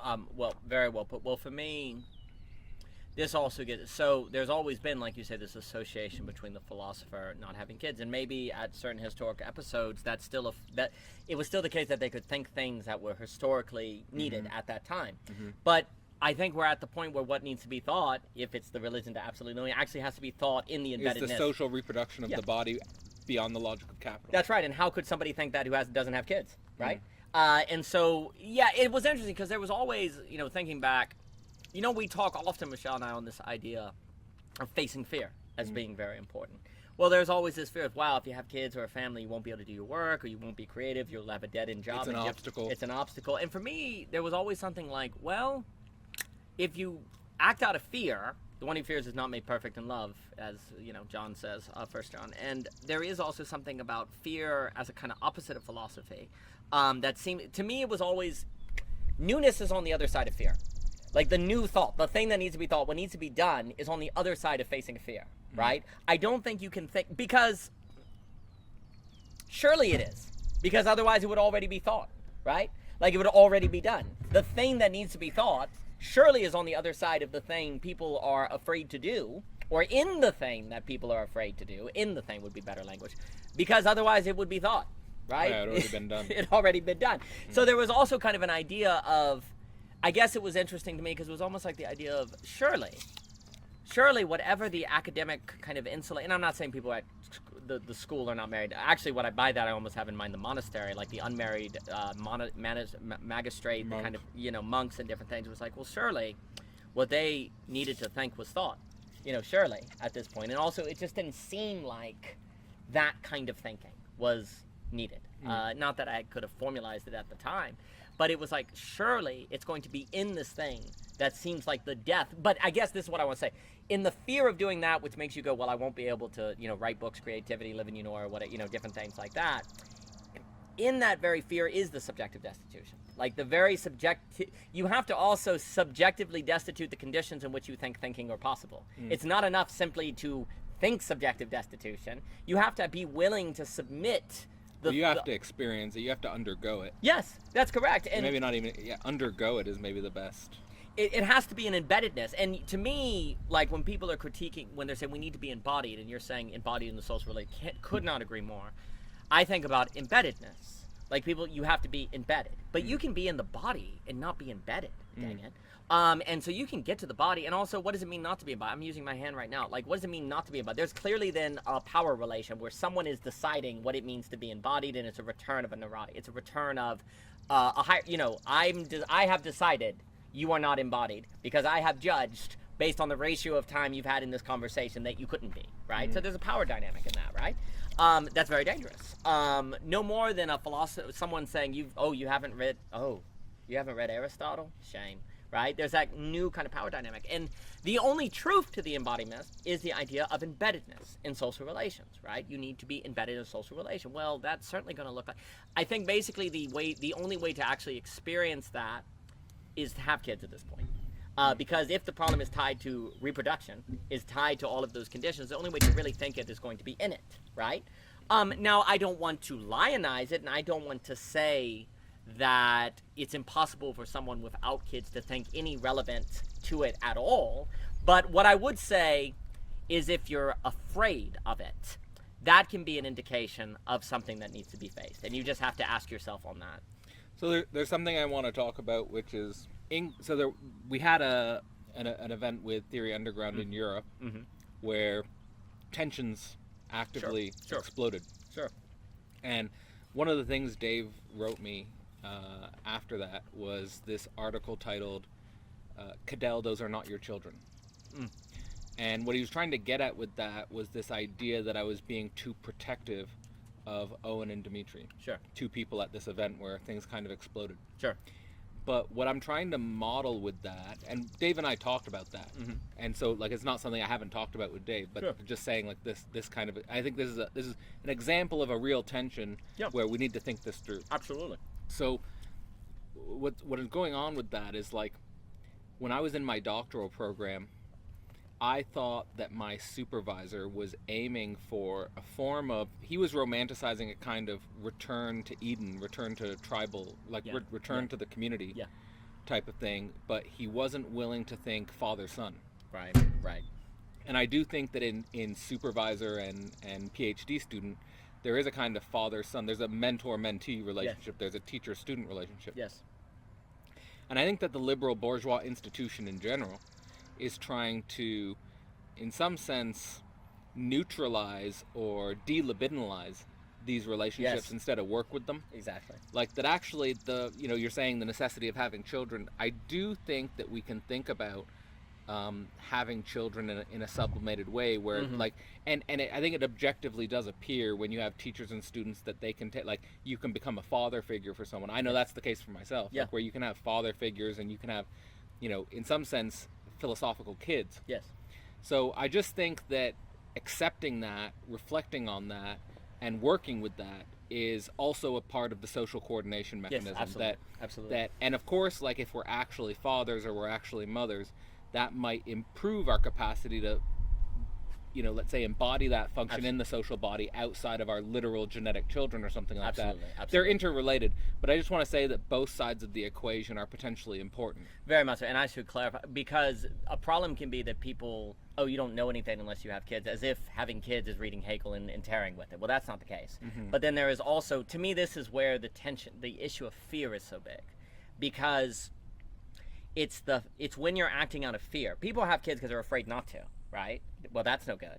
But people also don't have kids because they're afraid to, right? But then, of course, this is why it's so hard. Well, what do you tell the difference between when it's wise not to have kids because you can't afford it or something, and then also when you're actually acting out of fear and you're using practical considerations to hide from fear? This is why, for me, the distinction between fear and wisdom is so ground zero and like freaking crazy hard, because it is, you really have to know yourself, but you're knowing yourself in a certain lack, because how do I tell? Like, it feels like you can't tell, right? It really feels like you don't have the tools to it. You have to kind of sit with it and like tarry with it and almost let it come out of you and kind of emerge. There's something about, I just think about all the time, the incredible difficulty of telling the difference between fear and wisdom that has something in the subject that it can't be thought. It has to come out. It has to kind of come into it. Like it's like the fruit ripens almost in the garden. You're like, well, now I know. And I sometimes think if you can't tell the difference between fear and wisdom, then patience. That in of itself means don't do anything, right? So I think, that's this nuance. I think about this issue all the time. I think that's where I am with the political, or where I have been with the political. Yes. In this Like that, I'm not, like in the last 10 years, I was in a space where I'm not really sure if I should act in the political because I can't tell about this. So there's the emphasis on the patience. Yes, and that's where, for me, what I've come to on it is, if you're feeling ambiguous between you don't know if it's fear or wisdom, don't act. Sit on it. Like, let it, trust in it. Trust in the unfolding, right? But once you can tell the difference, then you need to act. But only you can know. And no one else, but this is the abyssalness, and no one else can tell you. And this is how I start to think of this topic is how I start to think of how you get a dialectic between the social and the individual, right? Because we have this tension where we can get rid of the individual, and that seems wrong. But then it seems bad to overly talk about the individual. I know people talk about individual and all of that. But then sometimes that doesn't seem right, because there's a certain locus of experience, memory, history. Like, you can't dividuate history, right? Well, you can also use dividual to say, well, I'm just a multiplicity of cells. That's right. And you cheap to lose. And you can use that to like kind of actually exploit and manipulate people. Exactly. Right? Because you're not actually thinking about them as whole people. You're just using part Yes. of them that will, serve potentially like some sort of perverted fetish. That's exactly right. And so that's where that's the problem with that idea. But there's something about individual social. The individual is alone with the tension between fear and wisdom. It's not the identity, it's not it's like the tension of fear and wisdom as the kind of the location of the individual. But that is for the sake of the social relation. That is for the determination of the social relation. The indeterminacy between fear and wisdom is tarried with for the sake of the social determination, to keep it indeterminate, to keep it open at the girdle point, right? Because the social can never do that for you. And so you're functioning as the girdle point with that, but you also make a decision in the girdle point between fear and wisdom. But it has a certain faithful presence to it, a certain patience of the concept in it. And then, of course, the question is, well, what are the conditions of the birthing, per se, of the blooming of the seeds? What is the water to it? What kind of moves one in the direction of being able to tell the difference between fear and wisdom, which the ambiguity seems to be the justification of the patience of the concept? Well, this is where I'm interested with the Boothby, and this is where you get the social coordination myths and the surprise, the encounter, and all these different things. It's very interesting. When Boothby talks about the dusting, he made that example where you're in the forest and you're going along and you come upon a person. Yeah. And this otherness, almost like the Levinas face, or like this boom, this strike, right? There's a few things about that. That's a very interesting example. A forest is not plannable. It's not social, it's not constructed, right? So it's like you're in this wildness, this unplannedness, and you come upon that which is a reminder of the social. you come upon the social and I wasn't expecting it.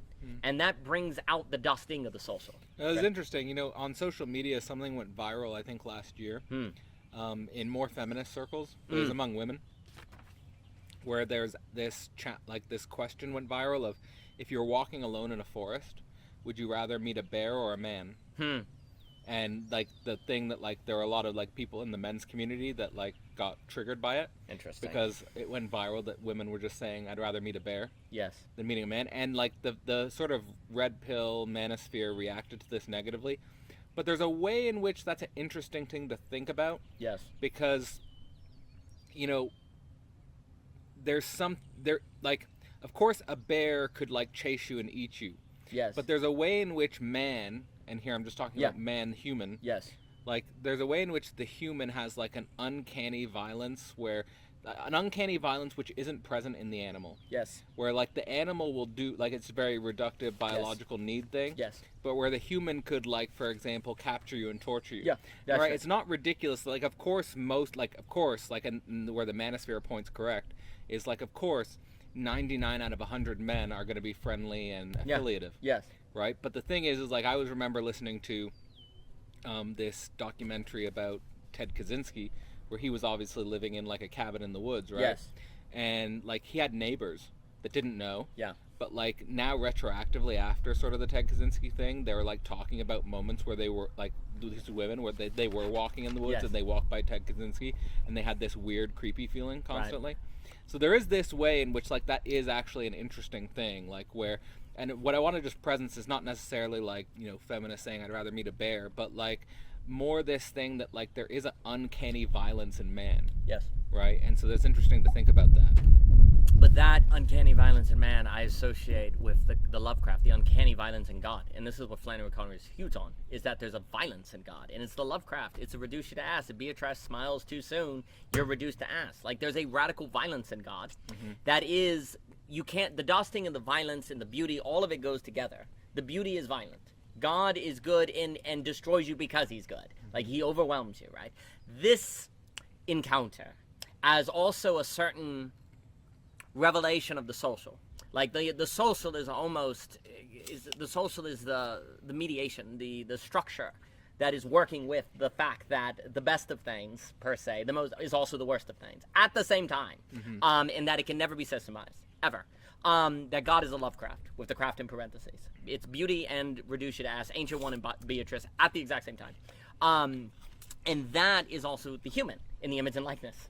Genesis 1:3. And so for me, what's interesting too with that example is an animal is more on the side of I can kind of plan for an animal. I have a general idea what it's going to do. Right. A human, I can only be prepared for. It's more unpredictable, yeah. Yes. And the issue with the basically complexity, global pluralism, ultimately technological singularity. The human social is fundamentally unpredictable, which is, I think, the limits of science. That's exactly right. And the unpredictability is also the self-defense we're talking about with philosophy, is the ability to defend yourself in light of that unpredictability. But how in the world do you train to handle that which cannot be predicted? Usually you train... I think it's the absolute knowing thing. So for me, this relationship between Newton and Hegel is really interesting, you have the Newton with the predictive deterministic framework, and then you have Hegel kind of inverting that into he's almost saying the type of human subject we need to inhabit the scientific universe is the absolute knowing becoming other. Yes.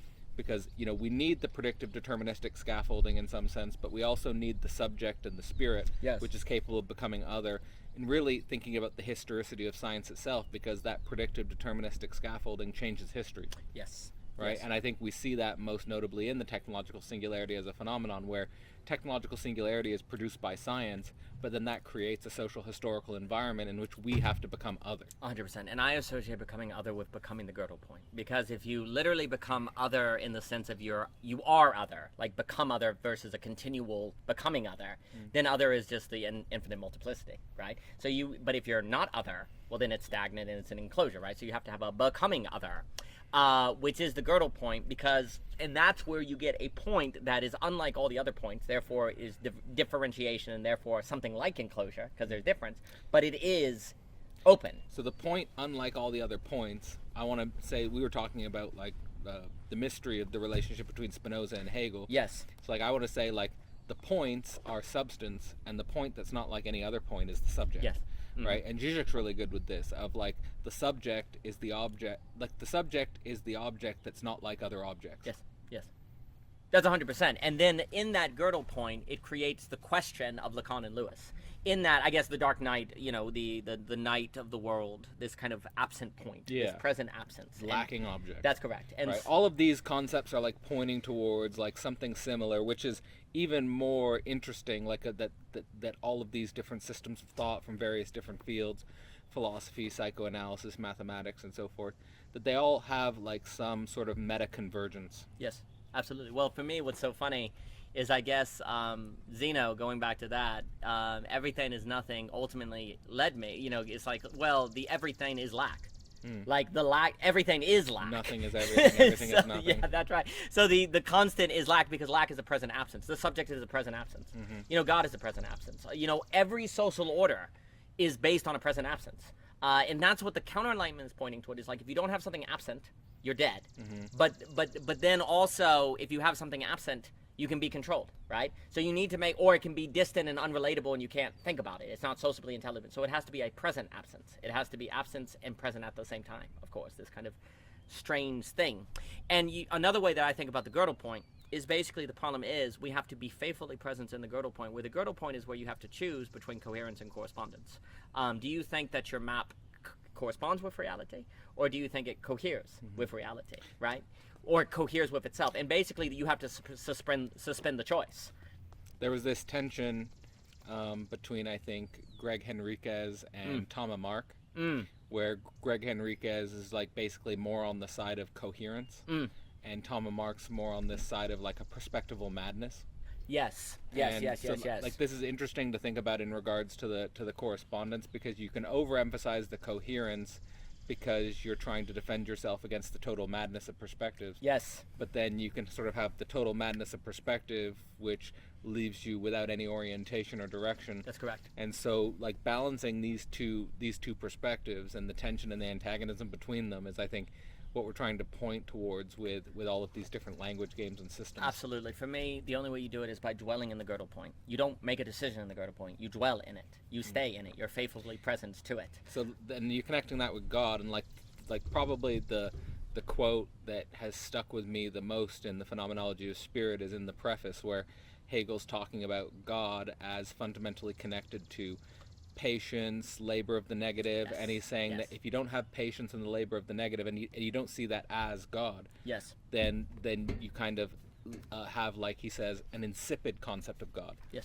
So this is really important. But it just requires, it's about the subjective disposition, and like as much so, like, and just say how difficult this is, because even though like I've studied this, I've dedicated my life to this in many ways, like that doesn't stop the fact that like last week I had a mental breakdown, right? And you know, I was dealing with the real of my madness with my partner, and you know, there's nothing you can do to like get out of that. Like you're in that, right? And now, but I do think that this work and this disposition and cultivating this sort of relationship to these ideas, I think it does give you an advantage. What it does is it gives you a confidence that you can move through it. So like, I'm not going to name names, but like there are, you know, relatives, people close to me who have like been going through madness and have basically fallen apart or broken up because of it, like had a breakup.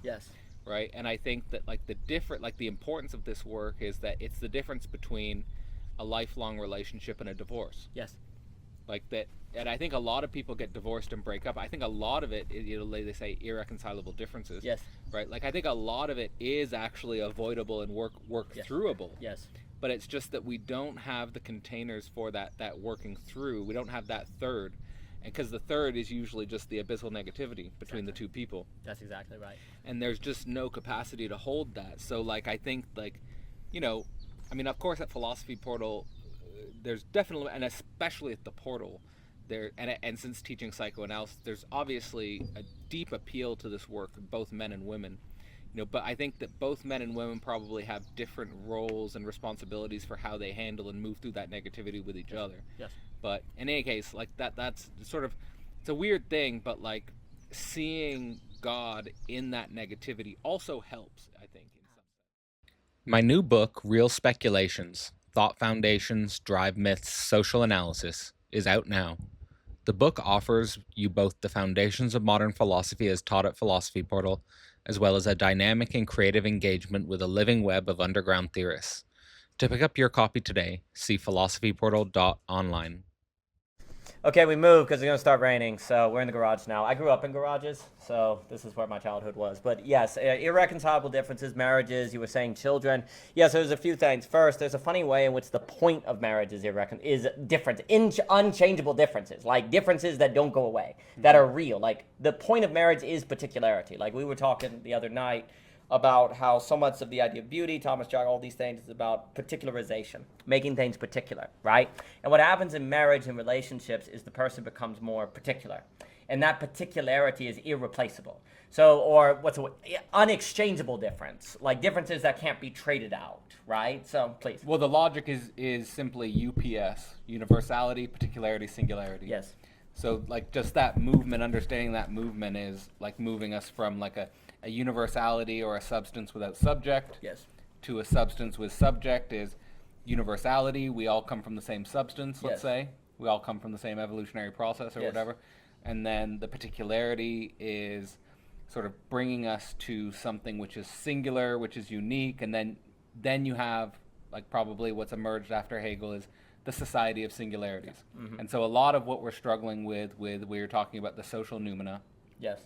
Is how do we deal with the society of singularities? Yes, that's it. And so, like, there is a way in which this logic does, whether or not people know it or whether or not people study it, this logic is, as it were, in the social unconscious, I think. Yes. And it's brought us to a certain problem. And that problem, it's not that because that logic has brought us to a certain problem that we want to discard that logic. That's one of the reasons behind the logic for the global brain. Right. Logic for the global brain is, okay, we're thinking about the science of logic, but we're thinking about the science of logic in the context of the new social condition. Yes, that's it. Well, the society of singularities, which you could overlap with particularity, like that a society of particulars, right? Well, particularity is interesting because it fundamentally requires thinking. Like generalities is a shortcut for thinking, right? That's a chair. Okay, done. But when I say it's that chair or it's a particular chair, well, now I have to really look at it, right? I have to think about it. So there's something about particularity that requires thinking. And if it requires thinking, there's something about particularity that requires thought. You have to think. Now, what's so interesting is when you bring this together with, and then of course, if actually marriage is tied to making someone particular. There's something about a society of singularities that's kind of tied to a social marriage relationship, like universalizing the marriage relationship, and that's odd. So I just want to say, I think something here, and like we'll stay with the UPS. Yeah. Universality, particularity, singularity. I want to articulate what I think some people have trouble with in, let's say, moving from, let's say, attraction to dating to marriage. Yeah. So, like, you want to be attracted to the person you're with, and then you want to be, you don't say, on the level of universality, like people always say, like, I have a certain type. Yeah. Right? But you have a certain type, there's a certain form that you're attracted to. Right. But, you want to take that, and you want to be true to that. Like, that's not a bad thing. You want to be honest with yourself. You want to be honest with your desire. You don't want to, because I don't know if women have the same problem, but I know a lot of guys can be embarrassed about their desire. There's sometimes too much about guys who are maybe like overly going into their desire. There's a lot of guys who are embarrassed about their desire. Oh, yeah. Like, and again, I'm not going to sort of name specific names, but I do have like people who are close to me who, for example, would see it as like inherently chauvinistic or inherently sort of a totalitarian masculine to like be honest about what you're attracted to. Yeah. But then you have the universality of what you're attracted to, but then you want to that's just a guiding principle to bring you to the particularity of a certain person. Right. And then when you have but what is it that can take you from what you're universally attracted to the particularity of a certain person? Because the problem we're having now, I think, in our society is that relationships, friendships, and sexual relationships are becoming very replaceable. Yes. Like, you think as soon as you encounter a negativity, and also, like, I want to say, to go from U to P to S involves a certain self-relating negativity. Mm-hmm. So when the problem people are having is, even if they've accepted what they're attracted to, then they encounter the problem of the negativity of the particular. Yes. Which is that not only is your initial attraction something that's going to maybe you have a perfect image which starts to get riddled with negativities and disturbances. So you think that's a sign that maybe there's something wrong with that particularity. So then you hop from universal image to universal image to universal image, and you never go deeper into the particularity. Yeah. But what it is that why you want to go deeper into the particularity and why you want to endure and work with those particularities and the negativities of the particular is because you cannot replace the history. Right. Right. So that's the importance of the historicity. Right. And it's the importance of that what you can't replace is those 3 years where you built up a certain shared language, you've built up a certain shared memories, you've built up, and then that feeds into a certain image of what you want your future to be. Yes. So if you just stay in the universal and you don't go from the universal to the particular, you end up becoming basically trapped in a very shallow, superficial image, Right. and you never end up getting the depth of history which makes people singular. Yes. I really like that, and by how I was using particular, I have in mind the singular, so that's very good. And because what you're doing is, as you move to a singular, there's something necessarily historical. And there's a process, and there's a tearing with, and there's a presence with that is going on. And what's very interesting about that, in the singularity, and I had a talk with Jochen about this, what ends up happening is there's this weird thing where the person in their singularity becomes a quote-unquote partial object. And I'm playing on Aristotle and Lacan together here. Nice. And the idea is that as you get to know them, the more you find there's more to know, and the less you know them. It's very odd. As you move from the universal to the particular, you say, oh, I'm getting knowledge. But actually, the weird thing is, using that language, which is very good, the problem with the particularity is that it's kind of whole, actually. It doesn't have mystery. But once you make it a singularity, and you have this history, well, that history that has happened also points to an excess that has to be dwelt with. So the person in their singularity becomes incomplete. But that incompleteness is, sometimes I'll put the I in parentheses, right? Where it's as much of the now as it can be now, but also you can't just in the immediacy get the history. The history is in there. It's appearing, but you have to relate to it. And you have to dwell with it, and then it's unfolding in the future that is so conditioned and determined by the past. But that determination shifts based on the relation and the ideas and the thoughts that are brought to it. You're literally changing the past every moment. And so the key is the partial object, of course, as we learn in Lacan, is something you desire, right? Mm-hmm. And so what ends up happening, the more you make a person a singularity, the more they become something you desire, actually. Well, I think people have trouble, everyone, so it's immediate that we are creatures of desire. Yes. So in many ways, you don't need to be taught what you desire. You can discover what you desire. Yes. But there is an aspect of desire that you do need to cultivate. Yes. There is a learning with desire, which is why Freud thought that the libido was Freud struggled immensely with how to, quote unquote, educate the libido. But the dimension of you can, the thing is that what is immediately desirable is an important initial guiding condition, but the more you go deeper into the particularity and the singularity of your relationship, you can start to find aspects of that person desirable that surprise you and that you can't simply replace, right? There are things that only can be won through the history with that person. So I think desire, but people have trouble understanding how they move from, let's say, the immediacy of desire to cultivating a desire with a specific person through that history. I think it just requires the tarrying with the negativity and the things you've won with each other. Yes. No, absolutely. And that's where, so as, because I always have to use Dante, is that as Dante moves from woman to Beatrice, that's a movement from the universal to a woman, right? But then actually Beatrice does not become a Beatrice as a singularity until the strike, until the moment where you are captured by a glimpse. But guess what happens as soon as that occurs? Dante in his personal life actually goes astray because he's not actually able to handle it. He gets in these weird, some even think falls in love with a child, almost predatorial. He goes through all these different things. And then after going through all that, at midlife's journey, he's at the door to hell. And the only way to get back to Beatrice is to go through hell, right? Mm. So the only way to train his desire to actually be worthy of Beatrice, to be able to encounter the beauty is hell, right? Yeah, and I think all again, I do have a suspicion that people's breakups and people's divorces are often things that, even if they're expressed as an irreconcilable difference, they are things that can be worked with. We can work with that impossibility. And there is another side to that. And I think that's, again, this aspect of, let's say, God, subjective destitution, Holy Spirit, Yes. that we in the immediacy of desire, you can treat the other like a God, Yes. like a perfect God. Yes. And you could even develop a self-enclosure with that person. Yes. But then every relationship will encounter that subjective destitution where you think, I could lose this person. Yes. Or this person could lose me. Yes.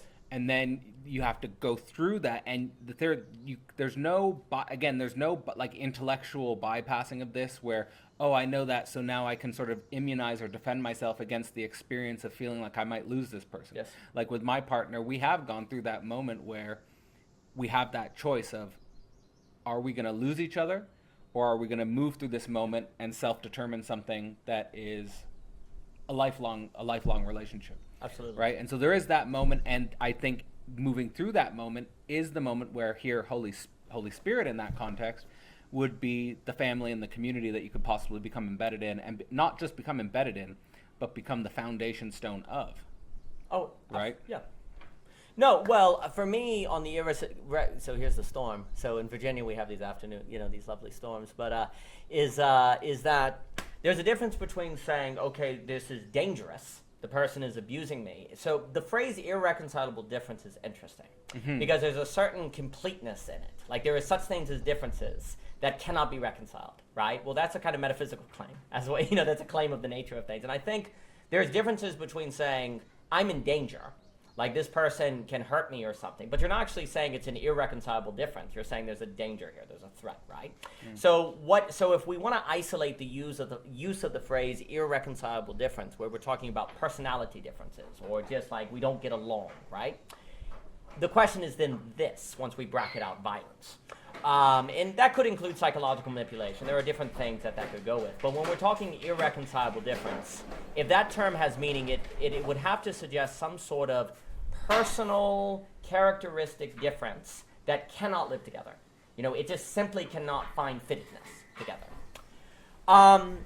It certainly is likely the case. I think sometimes people, like, you can get the appearance of an irreconcilable difference, which in its immediacy is a real irreconcilable difference, but it's hard to make the determination, is this only an irreconcilable difference in its immediacy? Yes. Or if we work with this Yes. impossibility, Yes. could it become something that then becomes a difference that we can learn to live with and even learn to love? Yes. Haven, sit here and talk about do you believe that there's such things as differences that cannot be reconciled between people? What does reconcile mean? That means get along.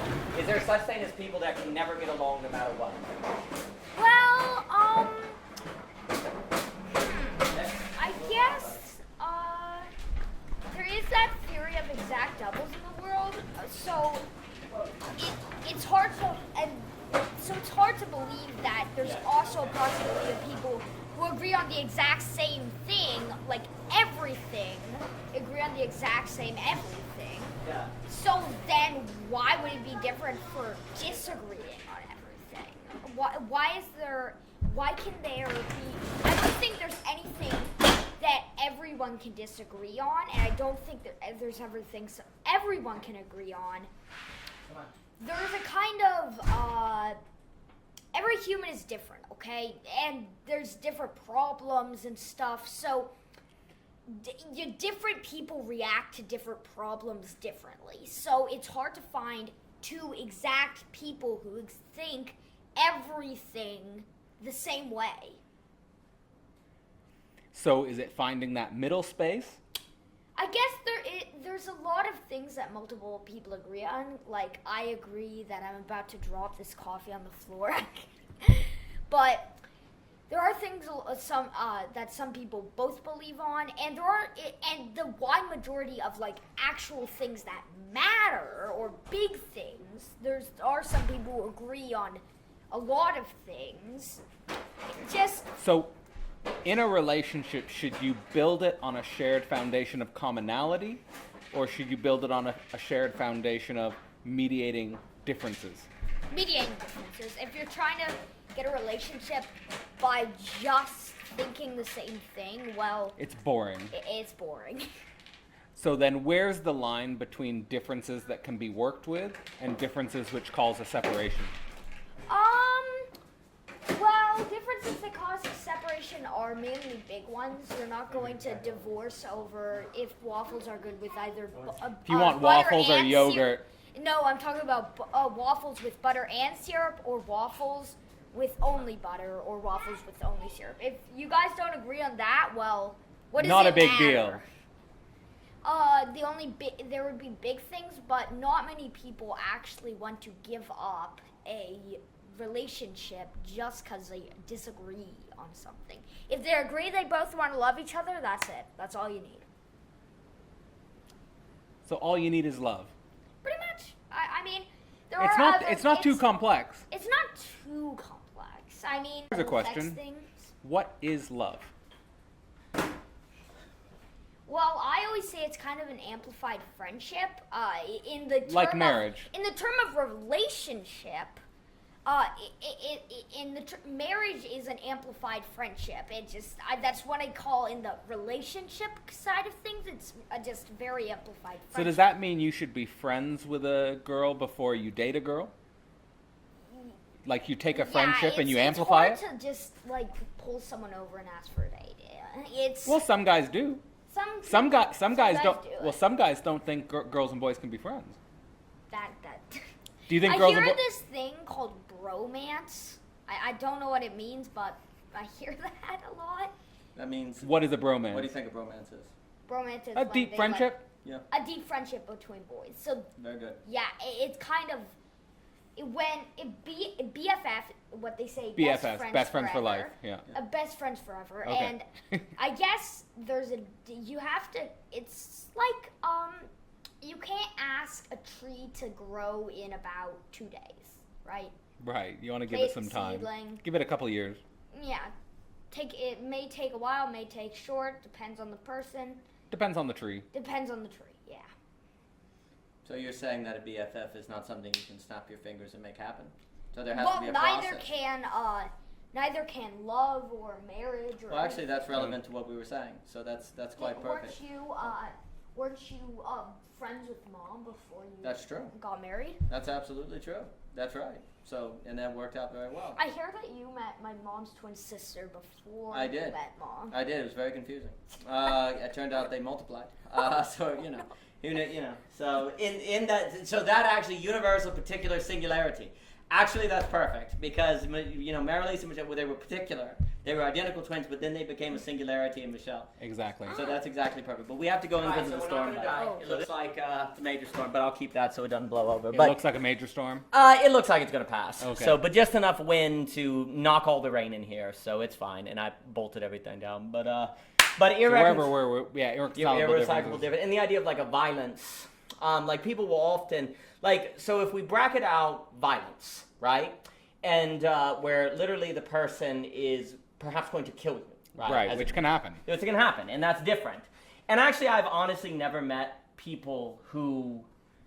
I've never met anyone who thinks there are absolutely zero grounds for divorce, right? Because there is such thing as danger and so Well, on. Christ didn't think that. No, he didn't think that. Absolutely not. So there's an issue where when we talk about irreconcilable difference, we're talking about, is it the case that there is such things as difference that cannot be mediated at all under any possible circumstance? And if I'm correct, I mean, Christ was kind of saying adultery, right? Like, Yes, like yes. cheating on each other. Yes. That was what's interesting because he's saying that would be grounds for a divorce, but interesting did not say it necessarily had to. Okay. So there's a kind of openness possibility too, right? But there is something there interesting about that suggests there's something about sex that is taking it to a different level. Well, my friend who just went through a breakup actually said to me, I wish she cheated on me. Because if she had cheated on me, it would make this easier. Yeah, right. And what's interesting is Jesus, in that sense, is kind of suggesting it's the harder thing is actually you have to stay with in some respects, right? And there's almost a way in which some have taught that the idea is that the if there's not sex, like holding the sex uniqueness is actually just the basis needed to do the hard things. And if the sex is broke, you're not going to be able to do the harder things, actually. So it's almost like, well, It's the ground. It's the ground, Yeah. right? So if the ground is not there, then you can't do the rest. And if we don't like thinking, we definitely don't like thinking the ground. No, we do not. Ground is horrible. The ground, because it doesn't move. Dang it, it's absolute, right? And so and then of course that's tied to the concept on what is sex, where in marriage you're locking the negativity of sex together, right? It's like you have to. Yeah, she thinks about it in the ontological incompleteness. Yes, that's exactly right. It is maybe in the Gödel point, like yeah, it is that absolutely. It is that incomplete point. Oh, I absolutely associate marriage. And in and it's interesting, like when you think about the fundamental when you think about your sexual fantasies, oftentimes it's interesting to think about like just the fantasy in itself. Yes. Like in the fantasy in and for itself. Like yes. what the fantasy, and it's interesting, the fantasy in it for itself is usually something, obviously there's a tremendous desire motivation, and it is something that is representing some kind of primal image of completion. Yes. Yes, that's exactly right. And so there's an idea where if you can't lock yourself with the negativity in sex, in marriage, that denies the completeness. If you're not able to handle that, then you're not going to be able to handle all of the tasks that come from that. You were asking earlier, how do we defend ourselves against the incomplete ontology becoming a completeness in disguise? Yes. And I think the answer to that is an embeddedness in family. 100%. Because the embeddedness in family is where the sexual image of completeness necessarily becomes the future child. Exactly. And it's in the encounter, the regular encounter with another that you cannot dismiss, right? Because we were saying that in the singularity... And you can't replace your child. No, you cannot. And they have a unique history, and there's a singularity. And yet in that singularity is unveiled that you don't know everything. That's from the universal to the particular to the singular. Yeah, that's the unconscious in its deepest form, perhaps. That's exactly right. Now, the secret is that the singularity in this horror of the unconscious is also can create desire, because it's the partial object. The singularity is a partial object. And so for me... So when people say, like Zizek's great on this, like, I love all of humanity. Like, Zizek says this is false. Oh, absolutely right? false. So, like, the I love all of humanity, I think, becomes, that so going from the universal to the particular in the child. Yes. And, like, I've already had that experience, I've already announced sort of publicly that I'm going to become a father, but, like, I should, like, my child should be born this September. Right. But interestingly, I haven't talked about this yet, but like we had the ultrasound where we had a 3D image of the child. Wow. And like seeing that, and I remember that like the first night I was looking at that, I was overcome with feelings that people had described to me before, but I had never actually experienced before, which was a radical decentering where I was just staring at the form of the child. Yes. And I could feel for the first time a form of love that was self-evident, more important than me. Yep. And I started to get that feeling of actually, and it's like, so probably everyone's experienced like the fear of having a kid. Right. But like it was in that moment of staring at that form of the child where I experienced a love that made any fear of the child coming into existence irrelevant. Yep. Like it could overcome any fear. Yes. So I think that, for me, I'm just stepping into this, right? But like in just stepping into this, I do think that I've already had the sort of the concrete experience that whatever I was scared of is in the end going to be something trivial. Right, right. Well, and that, to me, that gets associated with things like the strike of beauty, right? Like, once you have that certain strike, which comes with a strike of singularity, then that has a certain eclipsing of the fear, right? Like, once you have the strike of the love in Beatrice, then it eclipses the lovecraft, right? But the lovecraft is always there, in parentheses. The craft is always present, but you get this experience of it that then gives you a ground to trust of this possibility that eclipses the craft. The fear is eclipsed, right? But there is always the latent potential of the lovecraft breaking back through. And this is where it never is eradicated. And that's the skillfulness that's needed. So with that, and in like psychoanalytic terms, there is this way in which like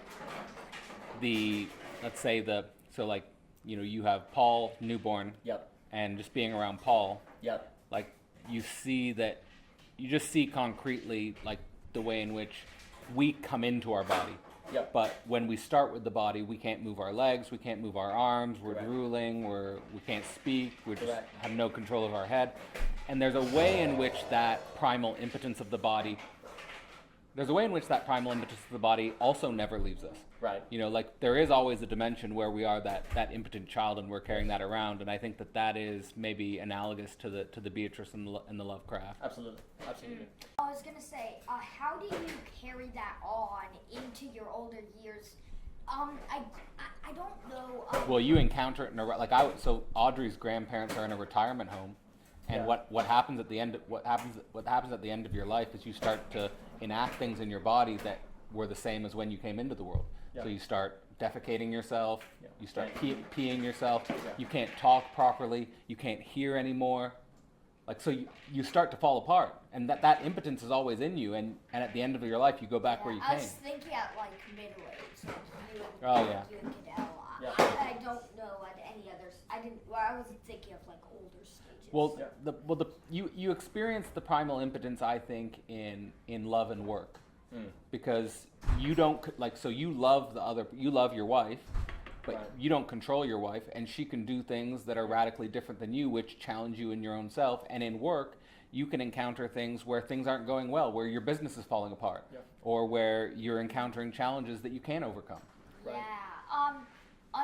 On the subject of like getting older, I'm thinking to this time in one of the books I read. It's called The King Chronicles. Essentially, they stop by this place called Sunny Acres Nursing Home, and it was one of the places in the house in the River of Night. It was originally the House of Rest, and essentially it had like gods in it that were not remembered anymore. Mm. Like they weren't being worshipped or anything, and then they like were kind of falling apart. I see. Like they were acting weird, and even Raw came in there. They had to find him. That was the whole reason they were even there. So it's interesting how like you're on Raw falling. It's like Raw became so strong. Like when you get older, you become stronger, but then more older, you fall apart. Yeah, you become a child to midlife, you're stronger, then you go down. That's exactly right. And then you could argue that as you ascend, because you have this feeling of getting stronger, you're more positioned to deny or to be in denial of the decline. Right. And you never prepare for the decline. Yeah. Because you were ascending, so you never thought to prepare the true for it. moment of shame is when you say weasel cookie. Weasel cookie? Tuaphosis. You Oh. know, the snake of chaos? That's when it's over? Yeah, you say weasel cookie. And then it's over. No, but the point is that there is a certain sort of negativity, a certain sort of decline that you have to think and prepare for, but everything in the brain wants to ignore that. You don't want to think that. You don't want to plan. A lot of the times, people's careers have an unconscious immortality project.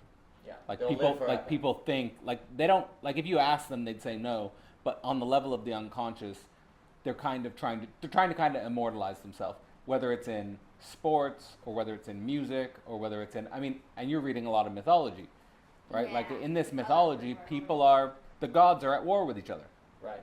Yes, in some of the books, like in the Heroes of Olympus, because the Greeks and Romans are fighting, and in that it causes the gods to like split apart into both the forms, and they kind of like fight each other in the same form. Yeah, that's right. And you see... That can be what adulthood is like. Yeah. It can be. So your It can kids be. start fighting, But then suddenly you just rip apart. But let's just think about sports. Like you have these big, powerful men, right? Like, and everyone's watching them because these men are more powerful than everyone else, and these men are just constantly at war with each other, Yeah. right? Ripping each other apart, and sometimes you're victorious, sometimes you fall apart. Yeah, But like- it's like the gods at war. Yeah, it's like the reason neither of them like could win, the Greeks and the Romans, is because Nike, the god of victory, Nike. he was split, and thus she was fighting one side for the Greeks, one side for the Romans. Interesting. And so that was the part of the prophecy that said victory runs rampant on Olympia. So it was hard for either of the sides to make peace with each other because victory was trying to like make them angry at each other. So that's very interesting because imagine, we'll talk about the split subject and this idea. Imagine that life is actually that Nike is always split, right? And so there's no way to get a final victory. right? You can Nike never, and Victoria. right. So the human subject is constituted in a sense by a split subject. No, I got it. A split subject, a split Nike. And you see, as you have a split Nike, you can then go through your life thinking, well, the name of the game is to make a whole Nike. And that would be the kind of immortality project. Yeah. But actually, you're fighting a war for immortality that you can never win. And the name of the game is to reconcile you with the fact that you can't have immortality, that you can't have, and here's the key. If you knew that under no circumstance Nike could come together, maybe you'd stop fighting. Because Yeah. what's the point? There's a universal, there's a particular and a singular. Okay, the universal, we could say, is chair. Okay? The particular is a chair. Okay? The singular is that chair. Okay? Let's put it that way. So, you have, and as you move to that chair, it's more like Nike splits, actually. Wow. And so you get to the point where to relate to that chair or a singularity, then you have to come to terms with the fact that Nike will never come together. You will always have a certain split, a certain incompleteness. The only way that they were even able to make peace was because they had to trap Nike in a celestial bronze net. Uh-huh. And then one of the Roman praetors had to deliver the Athena Parthenios to the Greeks to make peace, all while there was a war going on, and then a bigger war going on. Interesting. Well, imagine that the human condition is one where it's actually reconciling yourself in singularity to the fact that Nike doesn't come together. But here's the issue. If the nature, just take it this way, if the nature of reality is such where Nike can never come together, okay? Where you can never make correspondence equal coherence, overcome the Gödel point. You can never make, you can never make the map, you can never make a certain completeness that removes excess or unknowability, okay? Right. Then the name of the game, if the nature of reality was incomplete as such, Nike could never come together, then it should be theoretically possible to actually relate to the split Nike as if it's together, because it is as together as it possibly can be, given the nature of reality. Yeah. Right? But the thing was, Nike's split forms are Greek and Roman, of course. Yes. So the Roman side was trying to fight for the Romans to win, and the Greek side was trying to make Yes. the Greeks win. Yes. Yes. And so Nike can pretty much make them really angry at each other. Well, okay. So here, let's take it this way. What if? So we're talking about the theopolitical and the fact that there are different nations, global nations doing different things. And imagine that all of those nations and political projects are kind of fighting because they have a part of Nike, right? They experience Nike as split. And that very splitness of Nike actually compels them to fight, right? What if Nike could never come together? How would those how would the Greeks and the Romans live with one another? And the name of the game is it's a political project. Like imagine the generals are coming together of the two armies. It's a project where they come together and say, hey, we actually can't put Nike together. Hey, the war is it's not the universal total state. It's the warring state that we have to tarry with. Yeah. How do we not kill each other? Right. And Yeah. so that the point is that in marriage there's something isomorphic to that. Right. That comes out in the singularity where there's difference that you actually have to learn to tarry with and accept and not generate violence. Yeah. Right? And so what we're getting at is as you move to singularity, then what you actually do is you reconcile yourself with the split Nike. But since the nature of reality is such where in singularity there is always a partial object, an incompleteness, then the fact that it is partial does not necessarily mean something was done wrong in its partiality, because that's just what things are, okay? They are incomplete. They are split. But if you could relate with that splitness, with a skillfulness, with a certain automastery, then although it would technically be incomplete, it would practically be harmony. Like I make a distinction between harmony and completeness. So when Octavian died, you see Nike was split pretty much the entire time. She never came back together in the story until they made peace. And the only way to do that was to kind of wipe out the Octavian. I don't know what to refer to him in like a philosophical or real sense, but you have to get rid of... You can speak in mythological terms. Well, you have to get rid of the one who's like so stubborn and tunnel visioned that they One-eyed Cyclops. One-eyed Cyclops, Yeah. essentially. Yeah. That they can't, That's what Nietzsche called them. or maybe even just evil, and won't let the two groups come together. The only way that you can make peace and form Nike together is to kind of get rid of that burning anger. Well, that's good, because where you have a split subject that can make you angry and mad, but actually the key is to not let the splitness, the partiality of the object make you mad, but to actually... That's the training ground. That's the training ground. And that's where marriage has a certain training ground. That's where philosophical consciousness is. Yes? Yeah, it's funny that you mentioned training ground, because the two armies that were trying to fight each other was Camp Jupiter, a training camp for Roman demigods, and Camp Half-Blood, a training camp for Greek demigods. Yep. They were both training camps. Yeah. Right. Well, training becomes like a necessary dimension of it all. And, well, there is this movement. So as you move from the universal to the partial to the singularity, and people are talking about irreconcilable differences. So Cadell and I will resume talking about irreconcilable differences. Is that the idea is that there's such thing as differences that cannot be reconciled under any possible circumstance, right? I would question that. Because if everything is incomplete, if everything is kind of isomorphic in this sort of lack of incompleteness, Continue talking. well, this is, then it should not be the case that you could make something so definitive, so definitive that it is incomplete, right? That it cannot be reconciled, right? And the question, I think, also is often when people talk about irreconcilable difference, they're almost saying everything I tried doesn't work, right?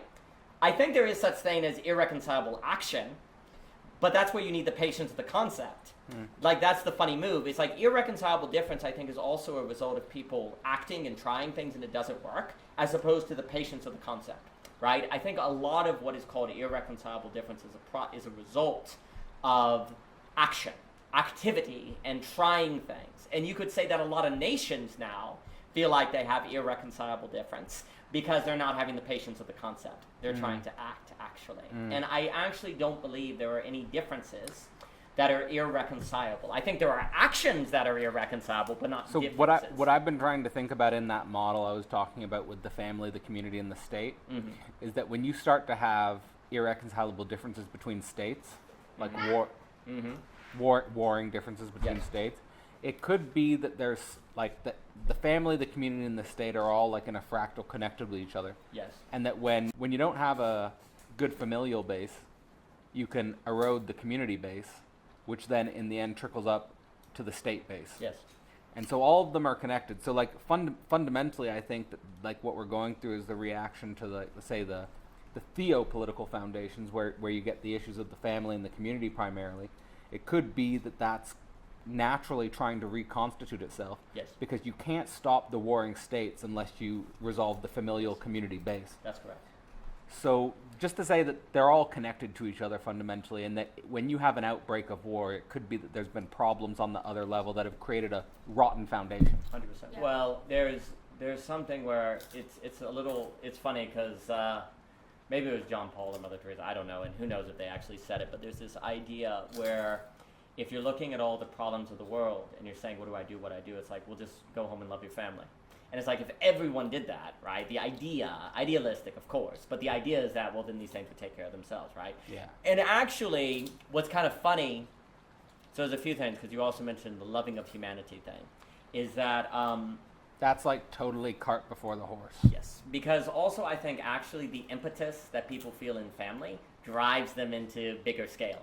It's actually impetus. It's not that I'm so capable at the family, now I'm going to deal with government. Now I'll deal with what? It's I'm impotent in the family, so now I'll do a big system, new metaphysical theory, then I'll do a political. Impetus drives it. I've seen concrete examples where the guy that's building the big totalizing system, that if you just pay attention to his personal life, that there's something fundamentally rotten. Yes. And you're not willing to look at that.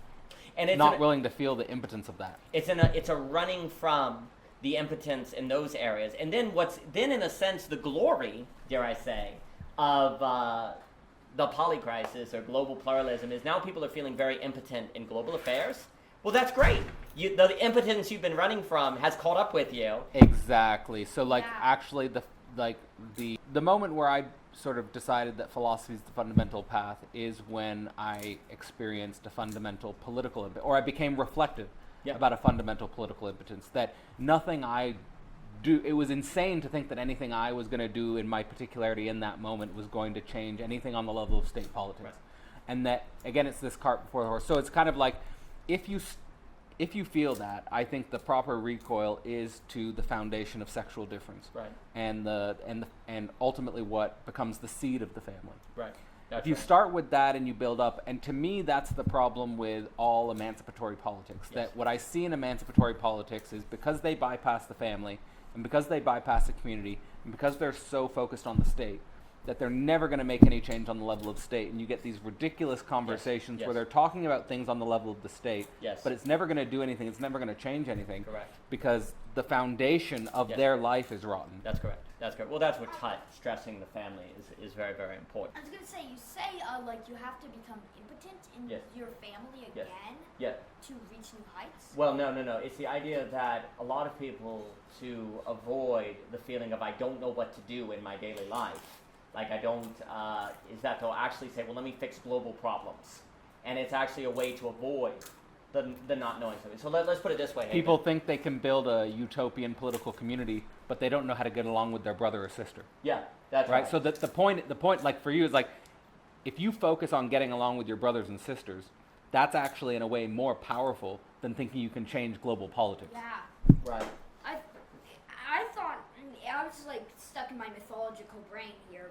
I was thinking about the impotence thing. It's like Raw, every time they had this thing how Raw would start very young at the beginning of the day. And when he rose, he got older and older, and at the end he died. Yeah. And every morning he'd be reborn. Yeah. And I'm thinking of that, how like, there are days when the sun's dim and he's relearning, and there's days when the sun's bright as heck and it's 100. I am not falling for that trick again. Yeah. And it's 110 degrees outside. Yeah. Well, there's a way in which that would be an immortality drive, actually. But imagine the human condition is where you get one and you die. And what can happen is that people, as they're feeling impotent and as they're feeling their death, which can actually be brought out in the familiar relationship, you then say, well, I'm gonna end all war, or I'm going to end some sort of social culture issue. And what you're doing is running from your impotence. And so what ends up happening is that can be isomorphic, I think, to when we're talking about the love of humanity and love of individuals, because like one of the best parts of Dostoevsky is in The Brothers Karamazov, there's this idea where the character comes to Father Zosima and he says, Father Zosima, forgive me, I have sinned. I came to love humanity and lost the ability to love an individual. Yeah. And all of Dostoevsky, honestly, can kind of be seen as a crescendo of that. There is a way, and that's a weird thing, if you can love an individual, it increases your capacity to love other people. Yes, it does. It's just that the individual, and that's why also it's because you learn so much in the cracks of the individual Yes. that you in some sense can see a fractal radiating out of kind of the human condition as such. Well, but you don't learn about the human condition as such unless you're paying attention to the cracks in the individual. Yes. Well, because it's all about learning singularity. It's like learning to tarry with singularity. And that's where, in the same way that the now entails the past and the future and all time, there's a way in which the singularity, the individual, entails humanity, right? But not the other way around. Yeah. That's the key, is that you don't get to humanity, you don't go humanity to individual. So the problem is like usually when people are thinking about the past and the future, they're thinking about it as just a universality. Yes. But when we think about the singularity, it's the same thing as, it's basically, the singularity is, it's, let's say, similar to the way we were talking about the now. Yes. Where the now contains the past and the future, the Yeah. singularity contains the particular and the universal. Yes, that's correct. And so what ends up happening is the here and now, in the same way that the here, we can treat, like a linear of heres, right? It's like, no, the here is here in the singularity. The only way you ever get at any place is a singular place. And but it has to be, the singularity of the person is interesting because they're a unique kind of quote unquote place. It's funny because I think like we've talked about, like the logic of capital is trying to undermine our capacity to go deep with singularity. Yes. And it's trying to create some abstract universality. And that's basically the problem with the neoliberal project since the end of the Cold War. Yes. So like we had the end of the Cold War, then we had this abstract neoliberal universality where we're trying to create a global village in a way. Yes. But we're not getting the global village because the logic of capital is preventing us from going particular and singular with each other and creating us as replaceable universality. That's correct. The global village must be global singularities, right? Like, you can't have a village without singularities, and it's very, very interesting because I always find the term global village interesting because I very rarely hear anyone call anything a village anymore. It's a town. It's a city. It's a place. There's a certain longing in the term village and a kind of denial, right? Where you say, no, it's a global village, right? It's still maintaining the commons. It's still the unique place where Joe and Uncle Fred is living close to Mom. It's a global village. No one calls anything a village anymore. And the fact that we talk about the global village, which is never something that is found in daily speech, is a suggestion of a certain wish fulfillment. We wish... We want it's to again believe. this return on a higher level. Yes, that's correct. So there's a certain sort of idea with a global village. No one uses the term village. Yeah. And so what are we talking about? The reason they're using that term, in my opinion, is that it's in the back of their mind. They say it takes a village to raise a child. So what they're saying is the globe is raising the child, right? And it's like but it's not. Birth rates are collapsing. There is no global village. The village is not raising the child. There are no villages raising the child. People feel alone with their children. They don't have social cap. They don't have network. They don't have any support. So this idea of the global village is a certain sort of kind of longing of the possibility, like it's this longing for this state in which the singularity is taken care of and addressed by the globe. But it's not there. We've never seen a global village. Not even close. Not even close. Yes, Hayden. I was gonna say, you were saying about relations, like how the past is, and the now and the future is everything. Like Yes. the here is The past and the future is in the now. It's all a connected thing. In the now. I do want to know. Have you read this novel Snow Crash? Yeah. Neil Well, Stevenson. Thing, because Snow Crash is a virus that kind of, it's a virtual thing that messes with your physical and actual mental thing. Yes. And that's kind of happening now with Meta because, well, they literally named Meta after the Meta. Are you saying that in Meta, there's a certain way in which everything is brought into the You were same? saying how it's kind of like trying to contain, like you're longing for kind of a village kind of thing. Global village. Okay. Global village? Okay. Wow. So are you saying in the meta, you're trying to recreate a kind of, like in virtual reality, you're trying to recreate a global village? Yeah, there's a lot of games that are mainly for socializing. Okay. And okay. so Mark Zuckerberg's kind of trying to control that. Okay. All gaming's going in that direction. Not gaming, a But- social platform. But that's a form not of game. for But they don't call it. There's a certain disavow with the gaming dimension of it. But Thing it is It's not gaming. for like searching or anything. It's literally just for like talking, socializing, and Yes, stuff. yes. So to that point, there is an idea that what is happening is people are trying to deal with the problem of a lack of a global village by creating virtual reality. But the problem is you control how virtual reality makes the other appear, so you're not really dealing with people with singularity. What you're trying to do is create, in a way, you're keeping it in the particular, perhaps, but you're not moving to the singularity. That's what virtual reality in a lot of these digital spaces can do. But that would mean it's a certain sort of distraction from the question of dealing with people in their singularity, in their uniqueness, Yeah, in their that's why I rabble. prefer open source software. Please. Well, there you please go. stop buying these expensive stuff. I just like those little free little online Yep. courses that people do that are free. Yep. Open source. Well, there you go. No open source. But there's a way in which, in the disowning of the individual for humanity, you're running from, because it's easy to love humanity because it's it's a vacuous concept, right? Where an individual can break your idea, right? But this is the key: is that the way you keep It keeps real individuals at a distance. Yes, it does, and the way you avoid enclosure is with a singularity, because it always is a partial object. The partial object is simultaneously the thing that can create desire and keep an enclosure open, right? because I can never incorporate you. You're the dusting, per se, right? You're always sort of resisting it. And yet, the relation is constant. This is what the commitment does. When I commit to an individual, and this would make me think the absolute choice and points you were making about the philosophical child, et cetera, is that in the absolute choice, I am committing myself to a point that I can never enclose, right? If I'm treating you as a singularity. But the problem is the brain wants to do everything in its possibility to get away from you. It wants to get back to particular, back to universal, right? But I'm trying to develop the skills and the ability to keep you singular.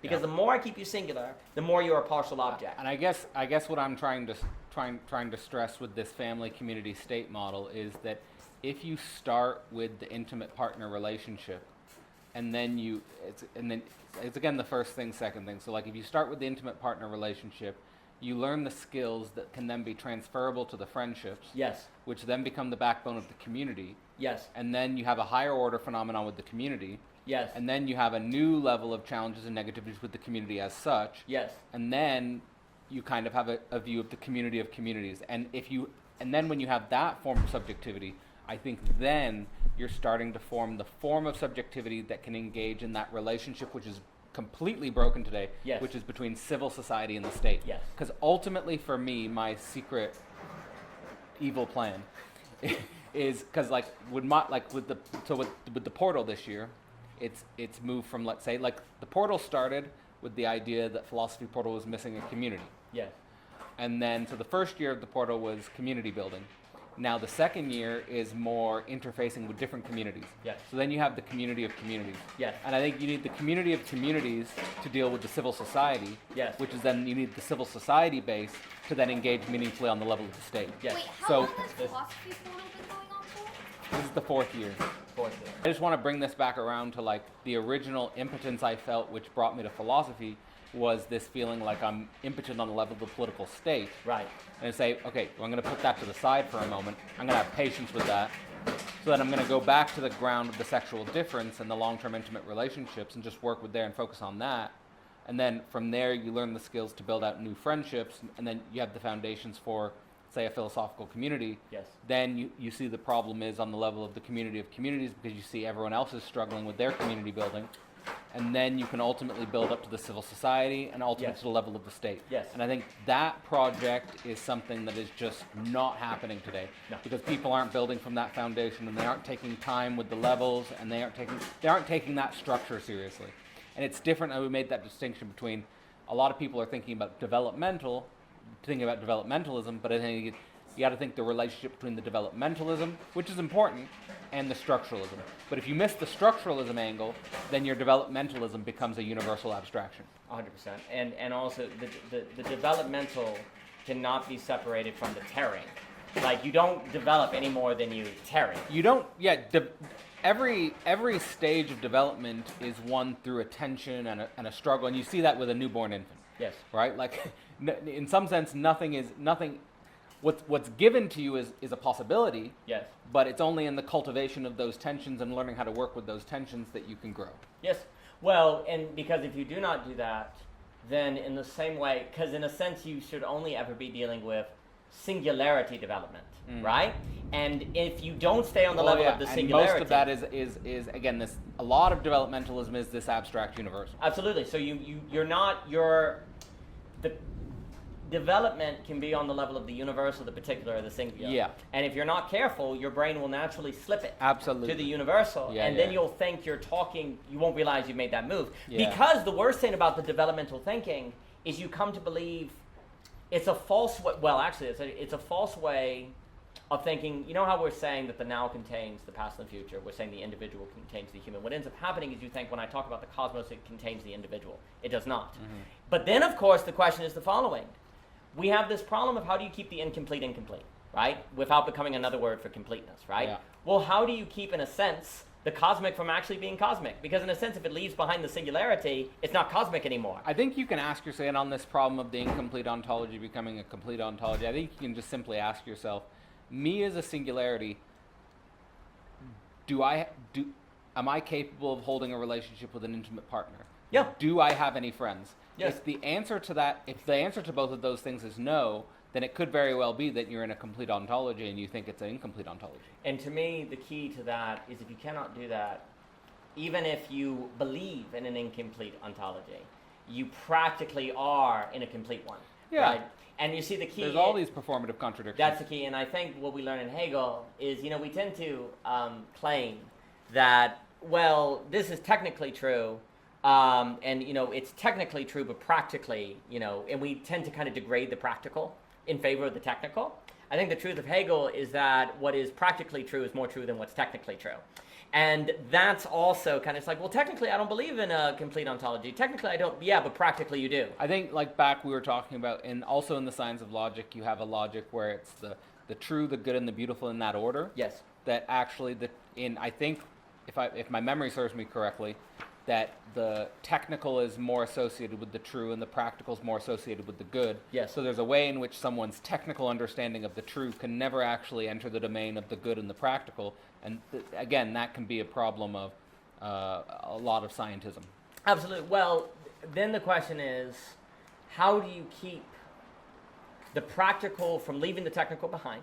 You could say, because you need the technical, the structural. You need so it's not that you go from the technical to the practical and you leave the technical behind. It's just that you can get, and actually it's really good. Like I think my life is a good example where I started with the science, I started with the technical, and that actually gives you a strong foundation. Yes. But then if you don't make that transition to the practical and the good, that you end up just, the thing is that a lot of scientists who get really good with the true and the technical end up feeling very lonely and isolated. Yes.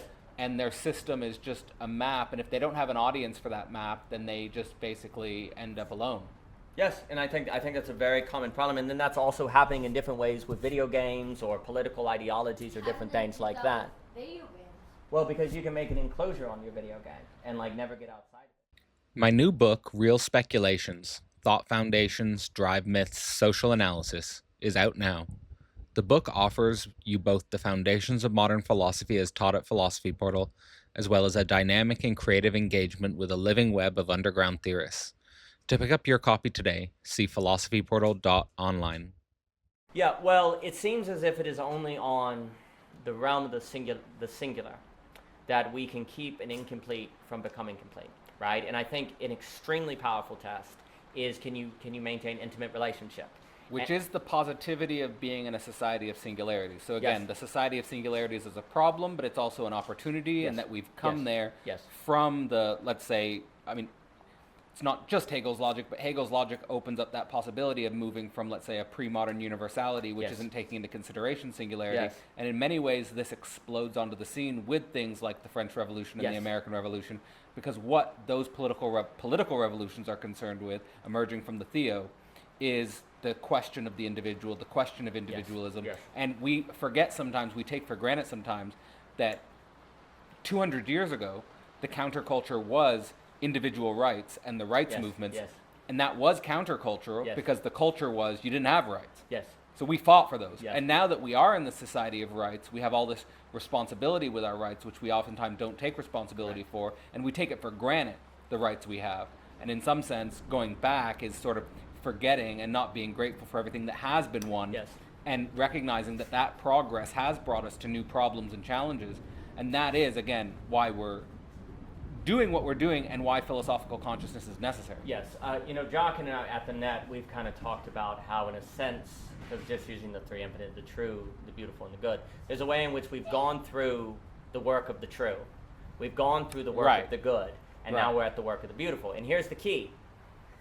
You can only do the work of the beautiful if you keep the other two, right? Because if yeah. you get a beautiful that doesn't have the other, it actually just becomes symmetry. There is a basically. way in which some of the quote-unquote regression or the attempt to, like, say, overfit the pre-modern Yes. is a desire for the beautiful, which eradicates the work that has been made on the true and the good. This is actually back to the Louis Lacan thing, because the issue is a lot of people are recovering the beautiful from a certain sort of return to the pre-modern. Yeah. This is a mistake, Yeah. because the beautiful is not the pre-modern. And those people need to ask themselves, do I have an intimate partner relationship? Exactly. The beautiful is only in the singularity. There is no beautiful. There is no beauty in the past. There is no beauty in the pre-modern. There was when it was the now, and now it is not. And the way they're thinking about the past is in this model of the universality. Yes. It's not thinking about the beautiful in the model of the singularity. And the key is that, following Edmund Burke, who makes a distinction between the beautiful and the sublime. Now, there's arguments to be made that this actually could be a mistake, even if it's useful in Edmund Burke. But and that's what Joachim will say with Kant. But if we grant it as Burke means it, there's an idea that when the beautiful is in the universal versus the singular, it becomes a sublime. And what Edmund Burke means by sublime is actually it becomes death drive. It becomes Dionysus unbound. It becomes a force of destruction. And that's actually what ends up occurring, because the universal cannot bear the beautiful, in the sense. It's not able to hold it, because the beautiful is a demand for singularity. So when you demand, here's the key what ends up happening. When you demand the universal to be a singularity, which it cannot, you end up, getting rid of minorities and others to make humanity one race, one group, ultimately. And it's not by chance. It is not by chance.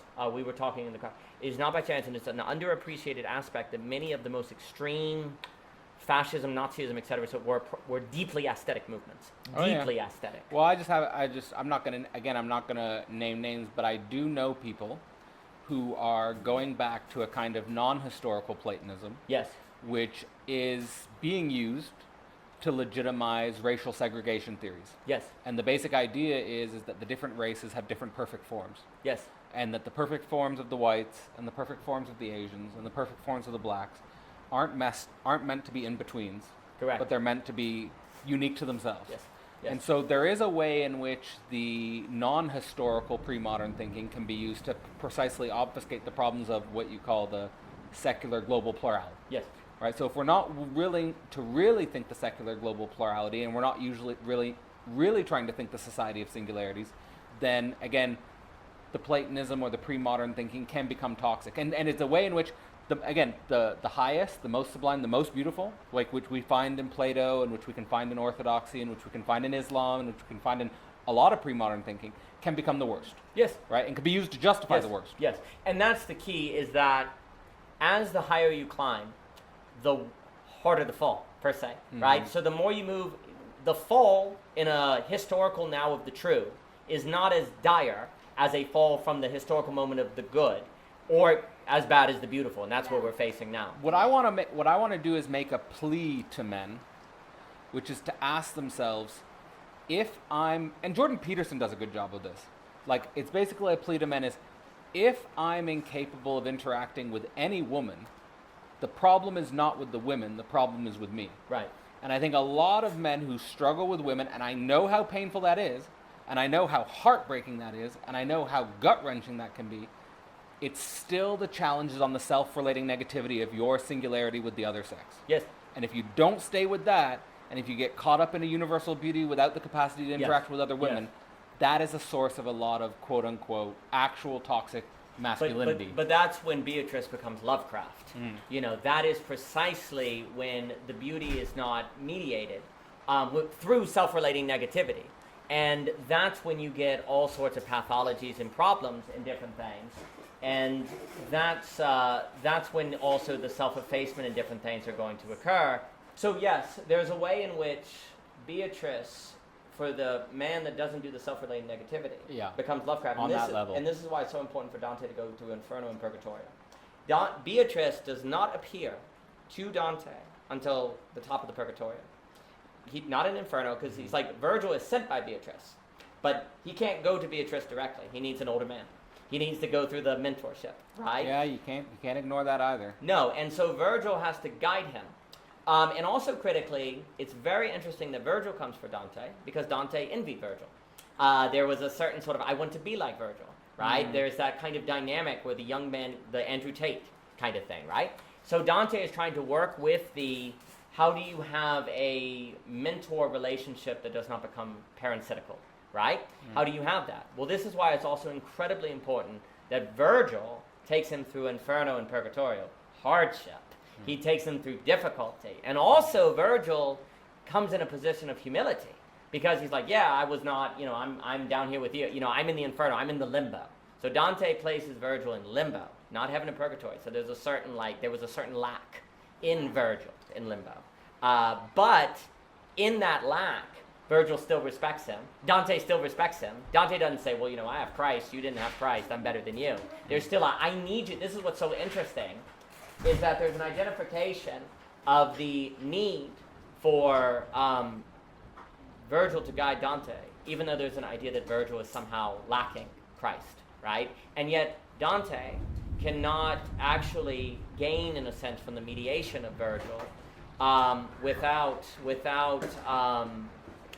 Dante cannot gain from the Christ of Virgil. Dante cannot gain from Christ without actually Virgil. So Virgil has something that Dante can't give himself. Sounds like a Christian atheism. It is a Christian atheism. Absolutely it is. And you see, critically, Christian atheism... And sometimes when Christians, again, do this fetishization of Christ thing, they think that they have nothing to learn from the other who doesn't have Christ, so to speak. And what's so fascinating about Dante is he's actually defending this idea, because there were many people in his time who were like, Athens has nothing to do with Jerusalem, and we need to actually kind of get rid of Athens. We need to get rid of the Greeks. We not need to read Virgil. Actually, it's a temptation away from Christendom. And like Dante's defending, he's like, no, actually, we need this thought. And he's trying to... In the same way that the scientists need the Christian, the Christians need the Greek. Right. But you have to understand, it's all about understanding what, not just what you've achieved, but what was the condition of possibility for that achievement. Yes, absolutely it is. And you see, that is a suggestion that Dante is doing something incredibly radical when he has Virgil be the guide. Is it because for many of the people at the time, it would be like, you're having a pagan guide you. A pagan can't guide you. He doesn't know the Holy Spirit. He doesn't know Christ. And Dante's like, no, they can, actually. And that is also in the same way that the atheist can guide the Christian and the Christian can guide the atheist. I love right? that, yeah. And so this is important. But the father, in a sense, of Dante, Virgil, has a lack. Right? There is a lack in the father. Yeah. Right? And yet, even identifying that lack, Dante follows him. And actually, it is only the lacking father that can get you through Inferno, that can get you to Beatrice. Absolutely. What is Inferno? That's how. Like, basically, the temptation. Why are they trying to get to Beatrice? Because the only way to get to Beatrice is through Inferno. You have to say you have the father, the lacking father. Well, I appreciated what you were articulating, and I saw like the Christian atheism dimension in that just was making the point about that some Christians can make the mistake of thinking, because I quote unquote have Christ, that I have nothing to learn from people who don't. Yes, and Dante is radically fighting that. Because there are so many people that were like, we don't need classic education. We don't need the Greeks. We don't need the philosophers. We don't need these different people. And you had this, Dante is responding to a certain fundamentalism, you could say, because what can be learned from these people that didn't know Christ? And the critical thing is it's the lacking father that gets you through. That's super important. So I did want to say something about that, because, it's again, I made that point where I had the sort of the personal struggle with my doctoral supervisor, and I think there was an unconscious there where it was like, he's the perfect non-lacking father, or it was a bit both ways. It was I had a certain unconscious of he's the non-lacking father, but there was also a certain thing on his side where he was performing as the non-lacking father. Right. So I think it's the father and the son. It goes both ways, and it's about the distribution of jouissance, because you can either have a projection on, or the father can also perform as the non-lacking father, and the non-lacking father is the father of the infinite jouissance. Yes. And I have the infinite jouissance. This is in the Primal Father, the Oedipal story, and all that stuff. But again, with cultivating the relationship with the living, real thinker as the father, the lacking father, it's not because Zizek or Peter Rollins or any other older guys that I respect. It's not because I don't respect them because they're perfect. Right. I respect them because they have a certain relationship to their own lack, which actually does command respect. Yes. Because it's only when you... and that's the thing, is like actually the older men now, the older men who perform as non-lacking, to me, immediately evoke disrespect in me. Not that I express that, but that I don't feel like they deserve my respect. Where paradoxically, the father who's performing as lacking, and like, for example, just to give an example, was at Wake Festival just a few weeks ago, and Peter Rollins, Peter Rollins is the religious leader of the group, right? And he is the father of the group. But on stage, the way he performs, so he talks about Church of Contradiction, he talks about pyrotheology, but he's also, it's not a performative contradiction because he's actually on stage working through things that he's a mystery to himself. Yes. And it's really genuine. He is a mystery to himself, and he knows what he knows, and he in a way knows what he doesn't know. And so you understand that lack and you work with that lack, which does involve weird reversals. Yes. Where there are sometimes situations where people can put him in a situation where it seems like he doesn't know what he's doing. Right. Or can put him in a situation where it seems like, oh, you made a mistake there. Mm-hmm. But the weird thing is that that makes him paradoxically more powerful. Yes. Because if he doesn't run away from that, if he goes into that, Right. then he's capable of doing something that actually the people who are following him can learn from. Yes. In a deep way. Yes. They learn how to be a leader through that. Yes, and it is very interesting to that point where Dante's guide, his teacher, his master, is limbo, a certain betweenness, right? This sort of space where it's not damnation, but it's a kind of betweenness that Virgil is familiar with. And because he's in this between space, he knows the way through hell. He knows the way to purgatory. He knows what Dante needs. Like, Dante can't get himself home. He's like, how do I get back? There's the she-wolf and it's blocking the way. He's like, well, Dante's like, well, Virgil's like, well, I know. I can take you through hell. I can take you through these things. And what's very interesting is Dante ultimately suggests that the church at that time was functioning as a complete father. And that actually the corruption of the church, because he's been exiled. You know, he's been kicked out by the government. Nobody wants anything to do with him. And there's a sense in which it's like, oh, the complete father, and he's trying to kind of send a message. It's like the reason this corruption has occurred in Florence and Italy is kind of falling apart and all of this different things is because we don't have a lacking father.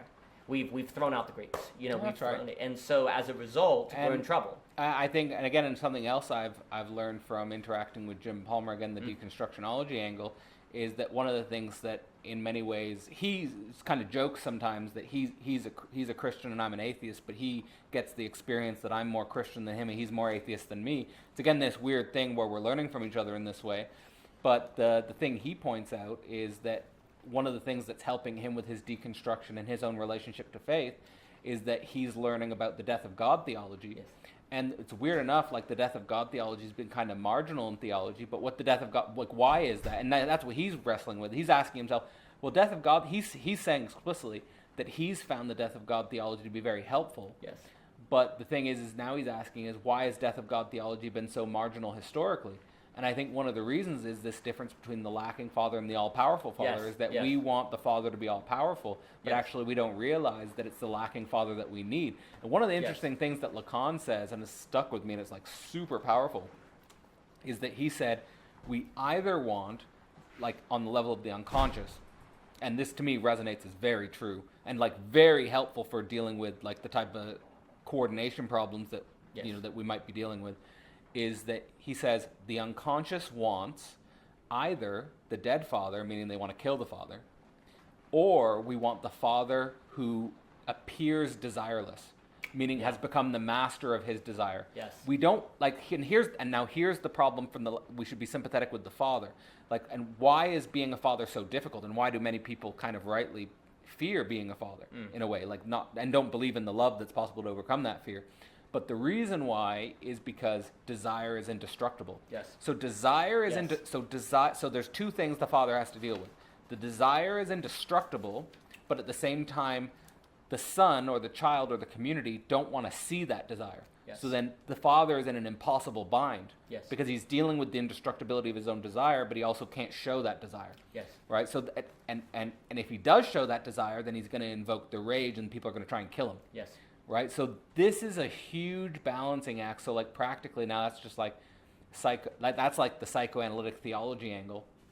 So, but practically speaking, what does that mean in terms of like the types of communities that we're building? Is that whoever's leading a community, or whoever, like Peter Rollins is leading Wake, for example, or Dave is leading Theory Underground, for example, or I'm leading Philosophy Portal, or you're the head of O.G. Rose, in a way, like. What that means is that the people who resonate with these projects will see us as, quote unquote, the father, metaphorically speaking.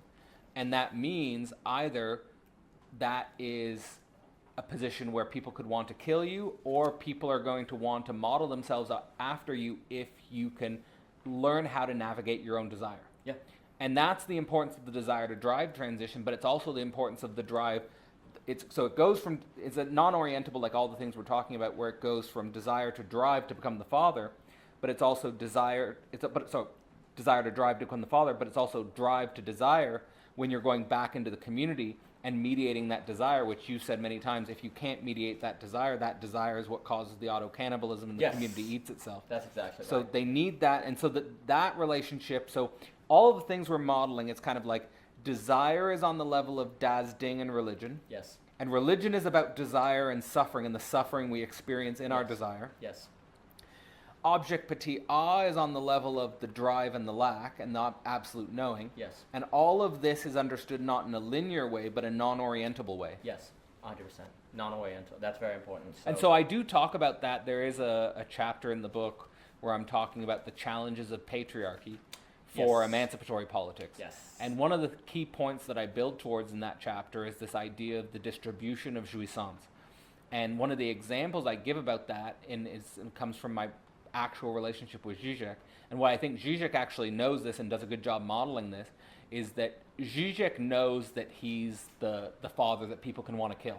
Yeah. Right? He knows that. Yeah. Right? So but what he did practically in the interview I had with him was that he already gets enough, let's say, jouissance from all the attention that he gets because people engage with his work. Right. Right? So he already has that abundance of jouissance, so to speak.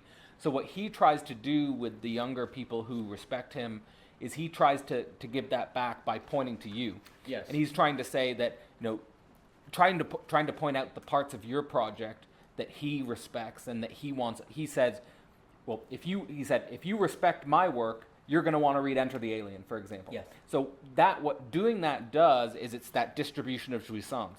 So it's like basically and what that does is that protects him and that in some sense defends himself by that drive of killing the father. Yes. Because if he's saying, if you like my work, you're going to want to read Enter the Alien, then I would be in a pure just self-destructive spiral if I was to say F. Zizek. Yeah. Right? But I mean, that's practical because there are people who, quote unquote, befriend Zizek to build their name up, but then they backstab him. Yeah. Right? Because they want to build their name off his name. Yes. Right? So it goes both ways because the father can't do that unless the son comes to him in respect. Yes. Right?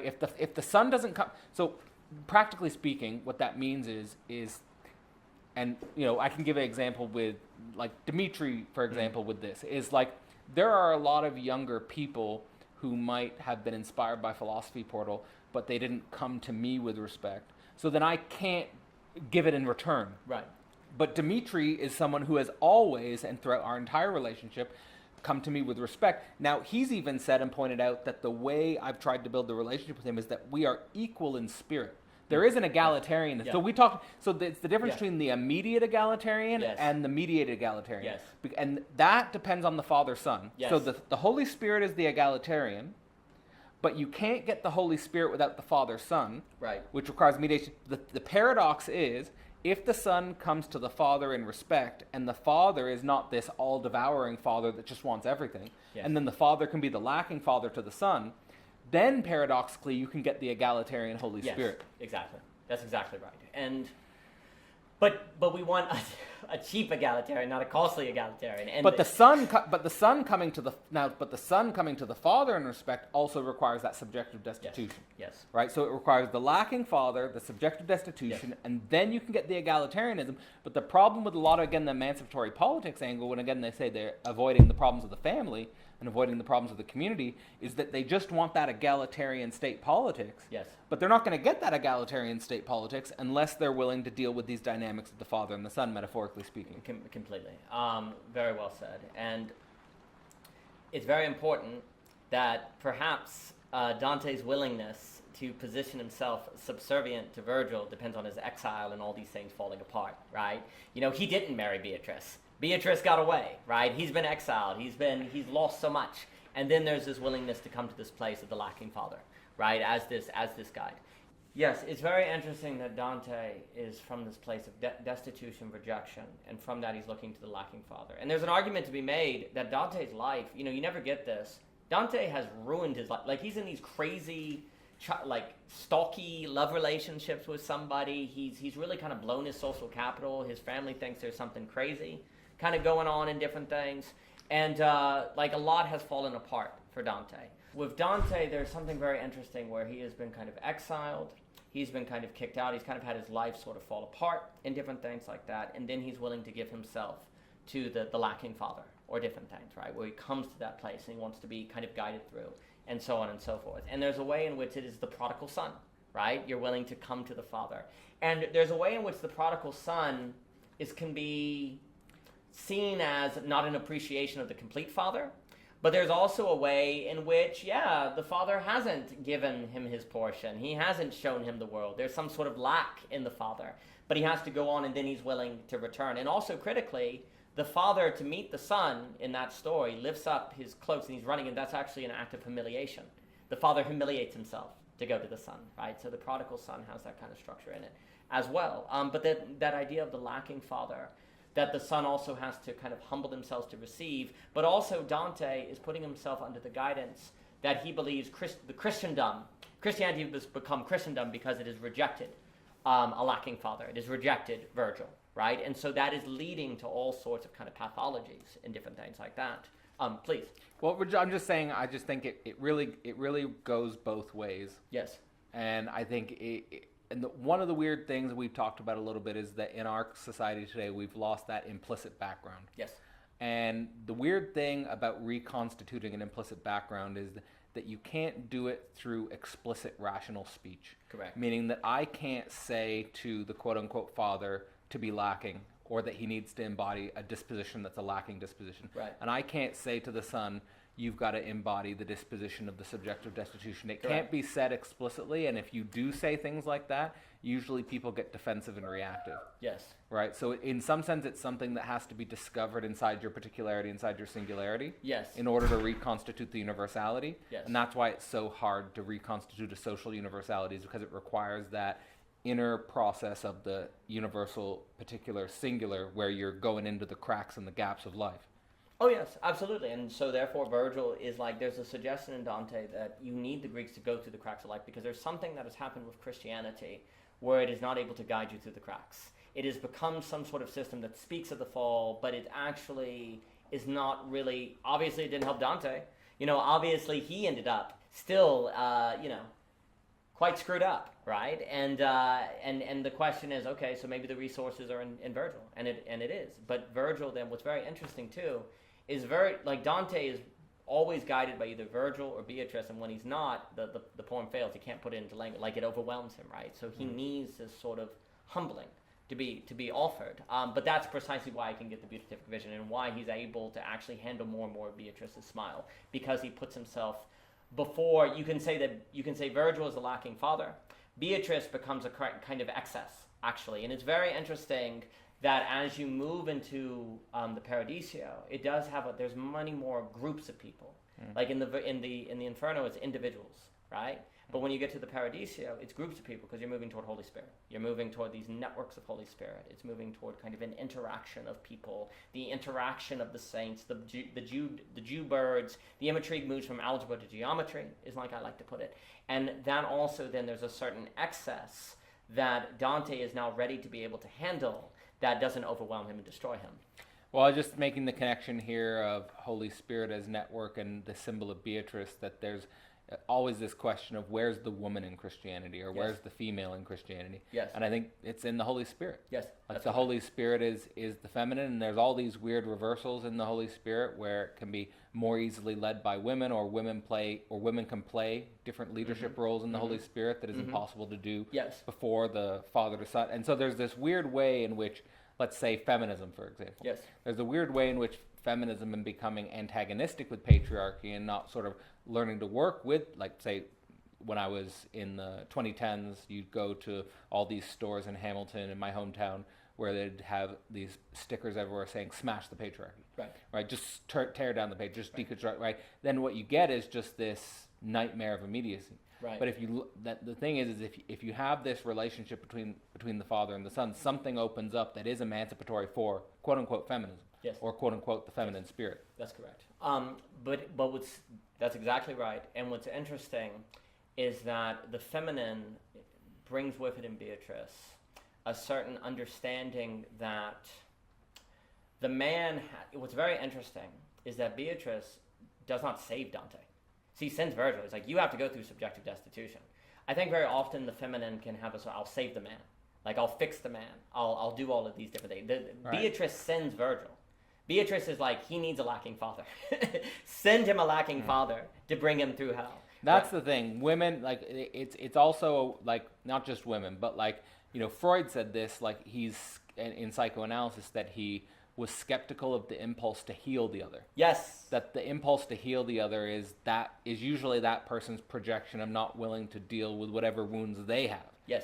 Right? So that you got to be careful. So in terms of the psychoanalyst, you got to be careful of the psychoanalyst that wants to heal, and that can be very difficult, right? Because it's hard to be with the wounds of the other, and you might, in some abstract sense, know what the other person's struggling with, but you can't say it. That's or you right. can't say it directly. You can't say it rationally. Yes. You have to say it in a roundabout way where they have to come to that logic inside them, their own process. Yeah, and so there's a funny way, it's with, if we can associate Beatrice with the Holy Spirit, the network of the Holy Spirit, which I think is very valid given the imagery of the Paradisia. There's a way in which the Holy Spirit sends Christian atheism. And there's a way in which it's sending the process of Christian atheism precisely so you can move into Holy Spirit. And there's a sense in which then global pluralism, as this thing that is in the now, that we're not ready to, is sending Christian atheism so that we can realize the thing that is there that is otherwise going to destroy us, like Beatrice's smile. And that's that interesting retrospectivity that is in operation that is actually addressing the issue of the theopolitical. And, a few things that come to mind. It's, before I forget, I wanted to say this earlier on this idea of the philosophical child or different things. It's like, for me, the key is you don't want to say having children is the answer. The name of I just call it the absolute choice. You make a commitment. Like, I am making an absolute choice to you as like the teacher, like the lacking father is making an absolute choice. The lack is the lack is where the teacher, where the father does not make an absolute choice. So what you're pointing at to me is we're dealing this year in Philosophy Portal with the Deleuze Analysis course with Terence Blake. And one of the things that I've learned from him is like, okay, you got anti-Oedipus, right? And what's going on with anti-Oedipus is that according to Terence Blake, you've got this Deleuze perspective in psychoanalysis is that the Oedipus complex can become the one-all, right? Which is leading us to a one-all situation where basically, like, if we're going to Iron Man Deleuze, like Deleuze is saying that the only path to Holy Spirit is not through like the biological family, like where you have to have children, or your destiny is to become a mother, or your destiny is to become a biological, in a reductive sense, right? Correct. So one of the reasons why I was bringing up that example of basically the father, the child, like, but also like if on the other side of things, that you can have the, like, say Deleuze and the complete anti-Oedipus route, where you're just reactive against Oedipus, is that you can have the unconscious dimension where you're not taking responsibility for those father-child dynamics or those intimate. What I say is, like, it's not like, so for example, if we're going to say sublate woke in the best way possible, is it's not that you have to become the nuclear family or anything, or it's not that you have to have a biological child, or if you're a woman you have to become a mother or anything. But if you really want to get to those rhizomatic dynamics and those Holy Spirit dynamics, let's say, is that you can't bypass the form of the teacher-student or the father-son or you can't bypass those dynamics, even if they take the shape of something that's not a genetic reductionist mode. Correct. Right? So, like, for example, the example of Philosophy Portal is that I do kind of take on explicitly that I can get father projections, right? Or when I was collaborating with Bard and different things, like, Bard was saying to me, like, you give off father vibes. Right? And so the thing is that you can give off quote-unquote father vibes even if you're not literally a father. If you just take on responsibility for different things, then that can be sort of something that gets projected onto you. And also, like, again, I'll make that point again about the liberal institution, which, again, we don't want to be against, we want to work with, is that they need, and it has been hollowed out, it has been emptied out in certain different dimensions, but that back at the height of the liberal institutions, let's say in the 60s and the 70s and things like that, that there was more time for a paternal relationship with the supervisor. There was, and there's a crisis in grad school with mental health crisis, just like there's a mental health crisis everywhere, but there's a mental health crisis in grad school with PhD students' mental health and stuff, which is that your supervisor relationship can make or break your experience, and the university doesn't think about that at all, right? Because it's not under a model of efficiency, it's not under a model of anything that they think is relevant to the production of academic papers. but it becomes an inhuman environment. Yes. So again, the problem here is whether or not we're able to work with the Oedipus complex as not a one-all, but as a lacking one, right? And then there is this dimension in Zizek, which I'm trying to think through, which is that Oedipus is a necessary precursor to Christ, which is a necessary precursor to the Holy Spirit. Yes. So there's a way in which the Oedipus, because Christ doesn't have a wife and kids, right? And there is this way in which Zizek makes the point that Oedipus is the only one who doesn't have an Oedipus complex, right? Which is a funny little paradox. But the point is that, so we're not, like, or we even made the joke earlier that, like, you could even make a case that the genetic engineering and the genetic modification and things like create the possibility for you to have a child without a father, a biological sense. Right. So just trying to say here that there's a way, and this appears in your work, and actually, like, the way in which I try to engage your work in this book, it fits interestingly, because in your book, in your Belonging Again series, there is this working with the Plato and the Christianity on one hand, and then the Deleuze and the singularity on the other hand, and then the way you approach that in the book is through the Hegel-Nietzsche spirit child. Yes.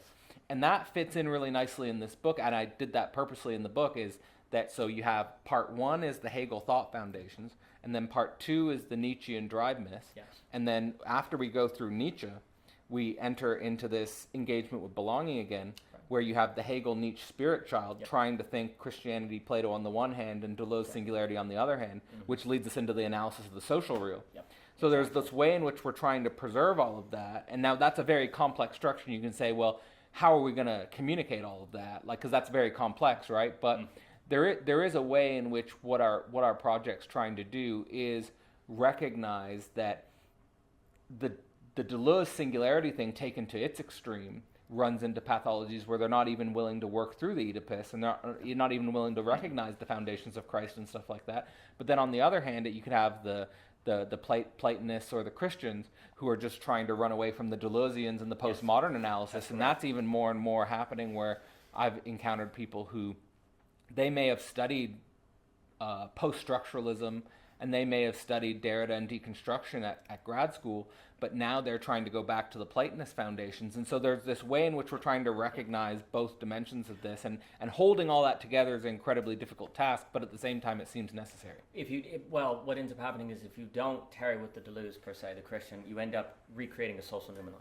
You're going to do it. Like, you're going to go back to the past and just recreate a social noumenon. And we're not trying to do, like, and I think here, like, I really mean this, and this is one of the reasons why we're doing the Deleuze analysis course, and one of the reasons I'm not leading it is because I'm not equipped to lead it. Sure. And also recognizing that, but, like, having Terence Blake, who's really tarried with this since the 1970s, that's, to me, that's really serious, because he was really been dedicating his whole life to this. Yes.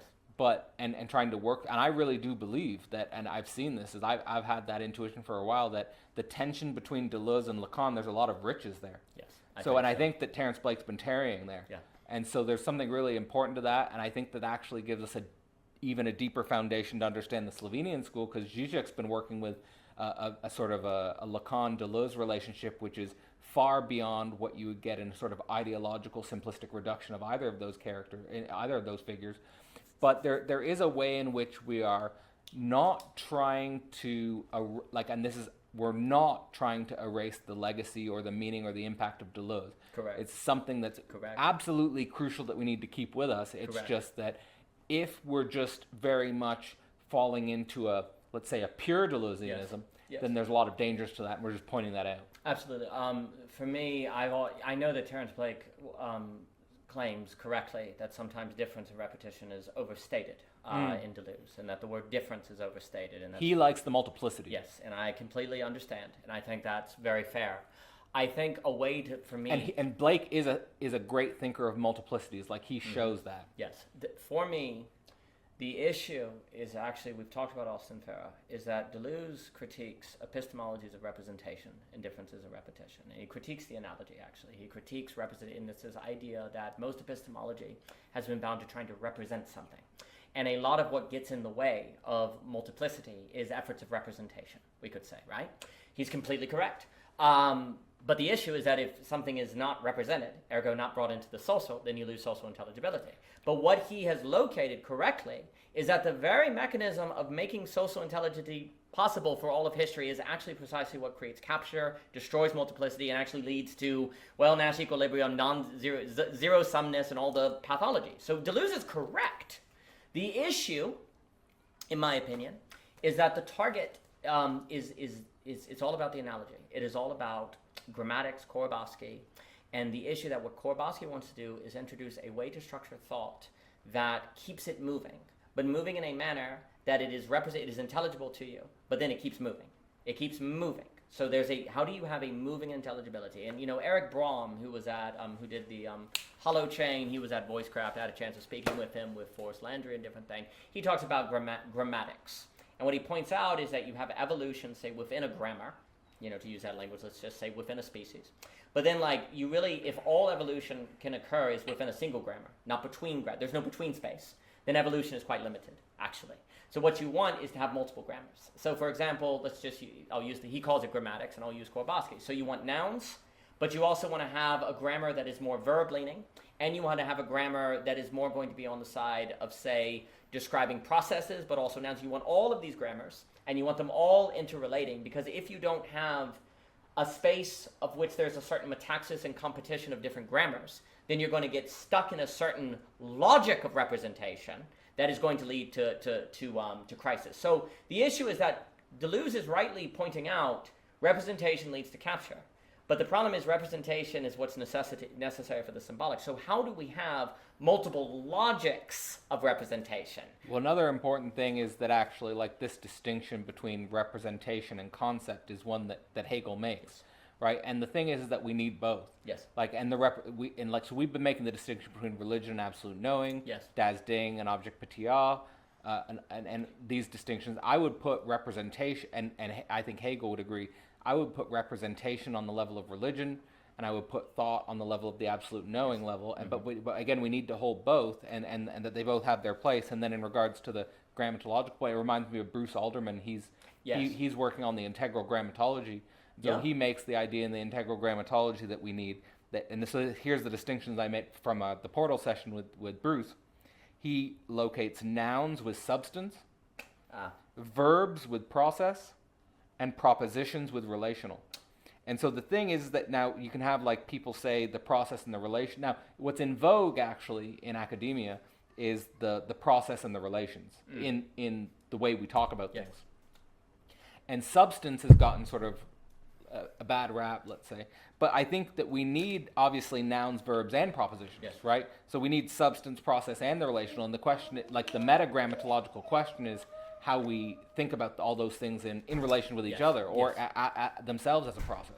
Well, the problem is if I consciously choose a grammar, then it is moving into the problem. The problem is I have to have a mechanism where the grammar almost manifests to me, as opposed to me choose it. Because if I choose it, I'm using rationality, and it's going to fall into the consistency of my system, right? So this is where a social coordination mechanism of surprises, encounters, and then an openness to the grammar that is fit in the skillfulness to identify the grammar that is needed for this surprising encounter with the other, and the ability to move between them fluidly, but not in a manner that leads to concept. This is where, in order to deal with the problem for me that Deleuze is pointing at, there's a dance between a certain architecture, a certain medium condition, like the social coordination mechanism, and a certain work of the subject, where they have developed a sort of flexibility in the grammar to identify what is needed in the experience of the Das Ding, so that it doesn't overwhelm them like a Lovecraftian actually maintains as a love, right? But you can't, this is the weird thing, you have to put yourself in a place where the thing presents itself to you and you respond to it with the grammar, as opposed to come into situations where you decide the grammar. Because if you decide the grammar, then it's not a lacking father, then it's not a lacking, it's a decision. It's in the rational, right? So you have to have it has to be an architecture. It has to be a certain medium condition that is affording the possibility of this sort of movement. And I think to give a kind of a certain positive take on Heidegger is, I think, toward the end of his life, when he moves toward poetry, there's a certain idea that we can't get to being, we have to let being disclose itself to us, and we can destabilize language in poetry. We can destabilize, we need to work with the way language, he becomes obsessed with the problem of language. And I think it's because he's looking at the problem of grammatics, basically, and he wants to create clearings. He wants to move toward annihilating and letting because he wants the thing to come forward, but actually to do what he needed to do. Here's the problem. Heidegger's right, but he needed technology to create a social coordination mechanism where he could do that and not just be letting fascism. Because the problem is, if you're letting what is given to you in your immediacy, that's always going to reify your zeitgeist. I could be wrong, but is it because Heidegger is viewing the essence of technology as fundamentally problematic? There's something internal to technology itself. I think Heidegger, so it's very interesting. I'm always curious about the distinction between the river Rhine with the standing reserve, the famous example, and then later when he talks about the wine, grapes, right? So it's weird because there's a way in which there's a difference between where things are turned into standing reserve, but then there's a kind of technique, kind of technology where you can train the grapes and bring it into wine, and the fullness of the grape is actually in the wine, right? Now, the issue is you could say, well, Heidegger's making a distinction between technology and technique, right? Heidegger is like, no, there's more than that. But it doesn't seem to me as if Heidegger has enough of an analysis of technology to actually make the claim that there's a difference. It's kind of like, I think Ivan Illich actually ultimately does the project a bit better because he wants to locate it in the dynamics that the technology or the technique affords that changes it from conviviality to manipulation. I don't think Heidegger has enough of an analysis of technology to maintain the distinction between the wine and the river, standing reserve. But he knows, I will give him credit in this, he intuits there is a difference, but he doesn't, perhaps, he's not able to maintain it, I suppose. He's not able to explain it. He's not able to, there's a certain sense, there's an intuition of a difference that's not conceptually mediated, right? Mm-hmm. And he doesn't, I don't know, it doesn't seem to me that he goes through the conceptual mediation for that. And probably what Heidegger may even say is he's like, well, I can't choose that conceptual mediation. I need to create a state of a clearing where it can present itself to me, right? And there's some truth to that, of course. But then, how would one do that? Here would be the main problem. I would argue that in order to do what he perhaps intuited he needed to do, he needed the very technology that he couldn't enter into before he got that result, right? So you have to dive in and then figure it out. It's like, it's the logic of brain, like Hegel's in the river, right? He's like, we'll figure it out in the river. Mm-hmm. Heidegger is on the riverbank with Kant. And that's why Jason depicted the logic for the global brain cover with Kant, kind of looking at his reflection in the river. Correct. Heidegger is in my opinion, with technology. Heidegger is on the riverbank looking at the river. And he intuits something, but he's not in it. So he can't deal with the problem he's intuiting needs to be addressed, in my opinion. Well, the interesting connection there is like something that Layman Pascal has said, inspired by in the Abyssal Arrows anthology, about the type of work that Nietzsche is in Thus Spoke Zarathustra, like calling forth his children, and then also sort of pointing towards his children are not yet here. Layman Pascal tries to invoke this idea that we are Nietzsche's children, we are the children that he would have wanted, and this type of liminal web community that Layman's committed to fostering is kind of his Nietzschean children project. Yes. It's like you could say it's the coordination mechanism that Nietzsche didn't have, but if he did have, he would love it. Yes. Well, that's to me where the stakes of the social coordination versus the dead internet is a very big deal, is because what I think all of these people are pointing to, well, all of these people, but a lot of these problems are pointing to a medium condition, which is technologically afforded.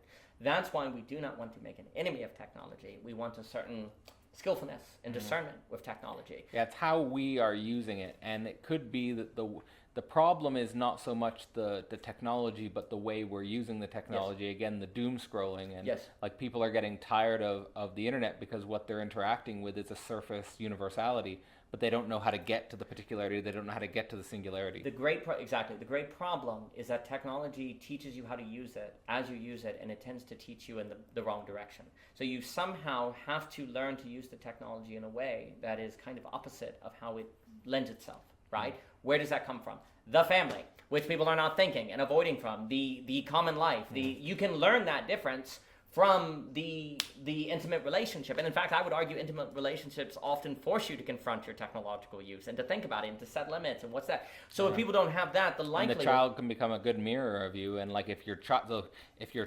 partner or your child is using the technology in a way that irritates you, well then that's actually could be a reflection of the way you're using the technology. Exactly. And setting a different example of that in which the whole family can be raised up in that situation. That's exactly right. But then there also has to be a certain humility, a certain sort of lacking, like I myself cannot actually learn the way to use the technology without that sort of commitment to a singularity, like a commitment to a permanent relationship. Because the permanent relationship, the absolute choice, will eventually force you, in kind of the Martha Nussbaum way of making a choice between competing goods, it will force you to choose to regulate your technology for that thing, right? And then, funny enough, that's actually what opens up using it in a more sublative way. I think one of the things also that I appreciate in Zizek's philosophy is that I do think we do need people today to develop a defense of fixity. Yes. And staticness. Yes. Like and stableness. Yes. Right. Like because we can have ideology can itself become or becoming or flow Yes. or change. Yes. Can themselves become kind of like unconscious fixities. Absolutely. Absolutely. And there is something to fixity. Mm-hmm. Then there is something to that, and maybe like I've sort of speculated that we see a tension between Deleuze and Heidegger on Yes. roots and rhizome. Yes. Yes. That yes. needs to be yes. thought. Yes. So there is a way in which you can become like maybe paradoxically, but you can become like a Deleuzean nomad. Yes. I know like Bard's talked about that with Yep. nomadology. Yes. That like Deleuze leads in that direction. Yes. But then you can have like the embodied life of Heidegger, which is usually seen as a rootedness and Yes. which is seen as a more like return to like a rural setting and Correct. and a kind of defense against the liberal university. Yes. And sort of not taking up that job and not leaving the ground, but being with the ground. So, but just thinking that like usually we think the two biggest philosophers in the 20th century are Heidegger and Deleuze, and that they represent that kind of opposition which we're still unreconciled. I think that's beautifully put. And what I would say is that in a very odd way, although Heidegger tends to be remembered for his political affiliation with Nazism, there's actually a very odd way in which Heidegger, the problem is precisely that Heidegger, didn't think the political. That actually his thinking, in the same way that what we're saying is that you're always dealing with, you can't separate religion and politics, right? That you're always dealing with the theopolitical. Heidegger did not think the theopolitical, but you fall back on a politics though. That's what ends up happening, like we're saying, so please. Well, just back to like the theopolitical and the reductionist and the emergence and the foundations and what comes out of it is like I think objectively the politics is emergent from the theo, because like if you think about modern politics and specifically liberalism is something that it grows. I mean, it grows out of something that is much deeper and more rooted. Yes. So, but then if you have the liberalism, let's say, which is the child or the atheist dimension, and it loses its roots, let's Yes. say in the Deleuzean rhizome, Yes. then it cannot understand its own foundations. But I think that again, like in Heidegger's project, you do have this, and I don't know I'm making maybe I'm making a straw man out of Heidegger, so I would defend myself against that, but just this idea of this return to the being with the big B, and also like you go back to the Greeks or you go back to the the foundations. Yes. Right, but and then there's something important about that, but then you're going to miss the political. Yes. Because the political is emergent, and specifically modern politics is the emergent, where the modern politics, and you have liberalism, and I like that Catrone talks about like the real father of modern politics is Rousseau, and a lot of things come out of Rousseau. Yes. But then all these Enlightenment thinkers are in many ways tarrying, and Rousseau is the father in many ways of modern politics. So, but then you get this liberalism and you get these forms of fascism and communism, which Catrone does a good job of articulating the discontinuity with the pre-modern in that the fascism and the communism are, in some sense, two responses to the problem of modern politics, which we haven't yet thought through. And the real scary thing is that we aren't going to find the resources to solve those things in the original being. Correct. They're things that we need to be thinking in the emergent being. Exactly, and also, for me, there's an odd way. So there's a way in which Heidegger, Boothby suggested that a reason why Lacan moved away from Dosting is because of a possible association with Heidegger. Right? Oh, yeah. And so there's a certain movement away. I think the connection between Dosting and Heidegger is actually very interesting. Because the reason I say that is because there is certainly something about Heidegger suggesting that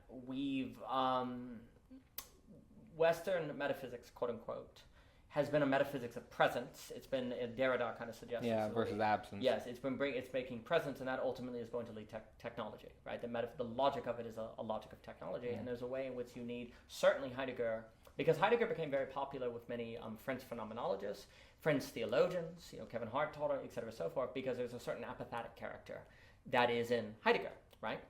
And certainly Heidegger, especially once we get to the later Heidegger, Country Pathways, he is certainly pointing toward the emphasis on letting and annihilating is a certain sort of, instead of us doing metaphysics, we need to instead set the conditions in which being can reveal itself, right? And he's quite taken by the Japanese in language and all these different things. And so what there's kind of this sense of this sort of realization of something needs to come forth, right? And we need to instead create a zone. What does Boothby say? A zone of sacredness or something. There's a certain zone that needs to be created, that a zone of ritual, something, by which... zone of the unknown. Yes. Heidegger is in that, I think. He is certainly suggesting a certain zone of the unknown. But the problem always comes to this, is if you decide the zone of the unknown, then even if you're deciding the zone of the unknown so that the unknown appears to you, you still created the zone of the unknown for the apathetic. So the apathetic is not ultimately apathetic. It's a kind of illusion of the apathetic in a way. But guess what? This is where the surprising encounter in the technology can help you, because it can create a certain environment where you don't know what you will come upon. This is why Ivan Illich is a very interesting mixture of a kind of Marx Heidegger sort of thinking, because he's aware of Heidegger, but he sees the limits of Heidegger, and he really emphasizes coming upon the man on the side of the road. This sort of surprise that occurs, where you find the letting in the putting yourself in a place where you can come upon someone that disgusts you, and being comes forth from that. And of course, people associate Levinas and Heidegger. There's a certain way, and Levinas has some very good points of where he's trying to locate this letting in the face of the other. But here's the problem even with Levinas. Until we have the social coordination mechanism, you are probably going to encounter the face of someone like you, someone in your Virginia, someone in America. The face of the other is likely to be, just someone more like you than not, right? So that is better training than not. And that's kind of the grounds. But then what do you do if they are just conservative, if they have the same political view and they have the same job? You're not going to get that even encounter of the face is not going to be, if it's too localized, it's not going to be enough to address the theopolitical on the level of the global pluralism, right? But what Hegel then suggests is the more you move toward that, the more you get diversity, the more the necessity of the very philosophy that you said has given us the technological essence in thinking through that becomes necessary. Right? So that's kind of the move, is actually to deal with global pluralism. You actually need the resources that has been put in the past in order to have the sort of consciousness that can actually handle the unveiling of the face in the other, that is going to be of a greater diversity than the face of the man on the side of the road who's probably more like you than not, right? The man on the side of the road in your common life is not the same as the man on the side of the road in India, or Africa, or the black, or the minority, or all of these different people, right? So even if you're Heideggerian and you have this kind of idea of a certain beingness, the problem is practically it ends up, it's going to end up localized. It's going to end up, fascist. It's going to end up split, right? And that's what happened with Hume for me. As much as this is true, as much as there's legitimacy to what Heidegger is saying, without going into the technology that you're setting your project up in antagonistic with, your project is ultimately going to have to lead to a certain political outcome. And it will not be one that does the theopolitical. It's going to fall into a bifurcation, a splitting, a multipolar world is what it's going to lead to. And of course, why did we move out of the multipolar world? Why did we move from the wars of religion? Where did the Enlightenment come from? People are killing each other. It's not going to work. We're going to nuke each other. You can't go back to a multipolar world unless you want to get rid of the internet. Unless you want to get rid of technology. That's an unconscious Amish. Again, there's a certain unconscious Amish where if that road just only is going to work if you literally become the Amish, right? And that's not the new address. That's already there, right?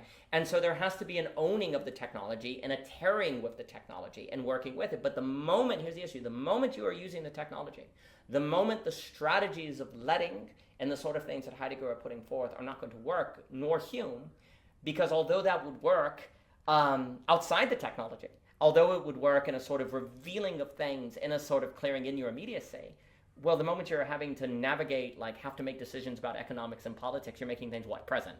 You're having to deal with complexity. You're having to deal with the anxiety. You're having to deal with these different things. You can't simply think in terms of clearing, right? You have to take initiation and action, but then of course you can go too far on the side of action, right? So how do you have, and there is irreconcilable action, so you need an active patience of the concept.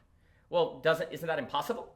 How can you have an active patience of the concept? Because you can have a patience of the concept on a social coordination network, a rhizomatic internet. The patience of the concept is taking place in the internet, in a place of activity without being action itself. So now we're looking at it as a rhizome with roots, right? You're doing a rooted activity in a rhizomatic environment. And if we don't have that, then we're just going to get lost in the accelerationism. 100%. That's exactly. My new book, Real Speculations, Thought Foundations, Drive Myths, Social Analysis, is out now. The book offers you both the foundations of modern philosophy as taught at Philosophy Portal, as well as a dynamic and creative engagement with a living web of underground theorists. To pick up your copy today, see philosophyportal.online. So no, like if we don't have the roots, it's what Simone Weil. No, so for me, Simone Weil becomes this critical between of the Plato and the thousand Veils, the Plato and the Deleuze and different things. And Weil is basically fascinating to me because she is kind of, she has her own line of flight, but she's constantly in relationship with institutions, right? So she is this uncapturable I associated with the neurodiversity, Lorenzo's work, escaping game theory dynamics, all that stuff, and belonging again to one. And she is absolutely a sort of subjectivity that is able to avoid this logic of capital, this linear logic that leads to all of these problematic dynamics, right? But she has this relationship with the church.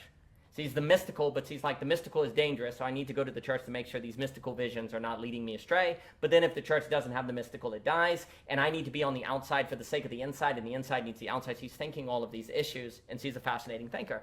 Because she loves Plato, but she has a Deleuzian bit about her. So she's Platonic Deleuzian. And that's where what you see in Simone Weil is the kind of subjectivity that has this rooted rhizome. And she basically says this. She's like, if we don't have, and this is where she came to believe as a Marxist, the Marxist project was in trouble because it was destroying the way Marxism was looking then. It was destroying roots for the sake of a liberation. It's like, well, that liberation is going to carry you away, right? Yeah, I think that is a problem of Marxism. Yeah, and so she's identifying that because you're going to be, because what ends up happening is we've talked about the subconscious, that if you remove givens, if you remove, the barbaricism of refinement, if you remove all that, you release the subconscious, the madness, and you're destroyed. That's basically what she's saying. I suspect also that one of the problems with Marxism is that, like, Marx was so heavily conceptually indebted to his mediation with Hegel that a lot of Marxists have not read Hegel. Correct. And then they read Marx, and then they think they don't need to read Hegel, but Correct. then that's probably what's at stake and so important in Zizek's move from Marx to Hegel. It's not so much even, again, this problem with Marx, but it's a problem with the Marxist tradition not tarrying enough with Hegel.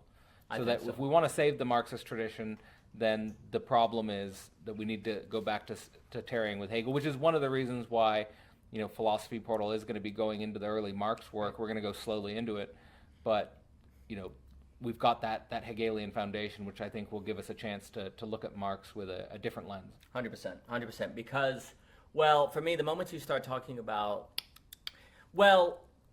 the problem is the logic of Marx, in my opinion, the quote-unquote material dialectic, some of the way that he frames it with the bourgeoisie, the proletariat, etc. There's a certain alienation that drives. The interesting thing is that the way Marx talks about alienation does not strike me all the time as the same as contradiction.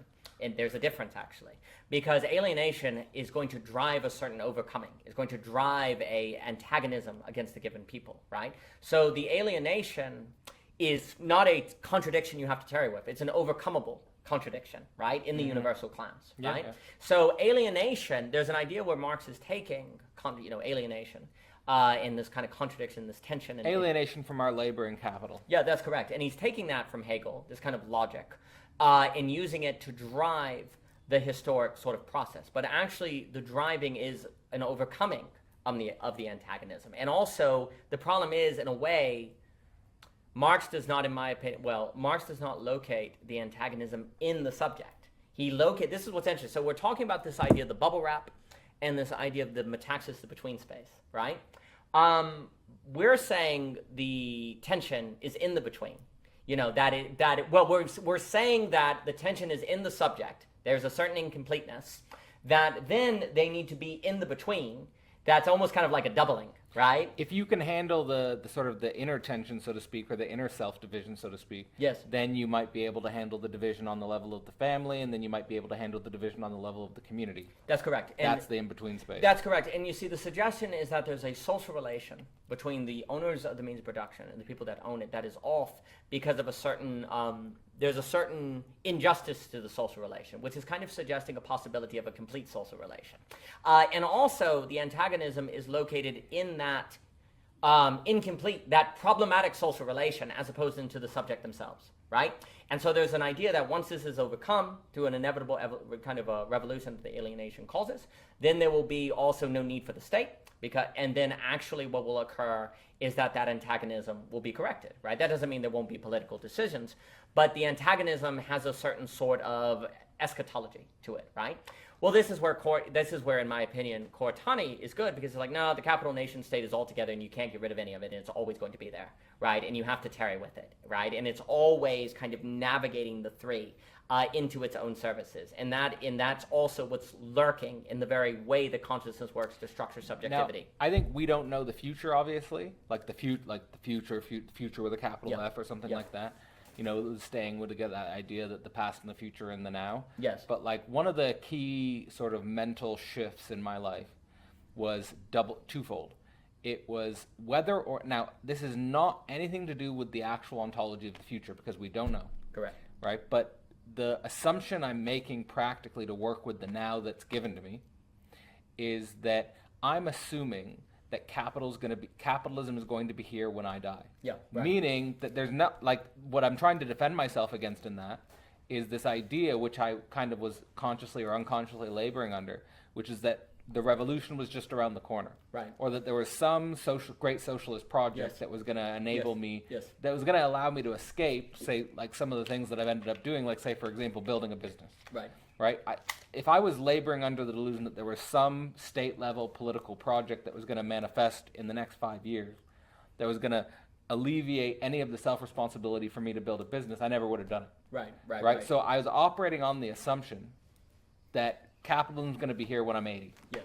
Just have that assumption. Right. And then, no, right. So, yeah, just back to that, like this sort of, let's say, pragmatic metaphysics that I'm just taking on is like, when I'm 80, capitalism is going to be here. Yeah. Now, whether that's true or not is kind of irrelevant. Right. But I'm going to work with that assumption that it's here, because that's the reality that's given to me now. And then, not saying that it's not possible to overcome it, but that I'm shooting myself in the foot if I assume otherwise.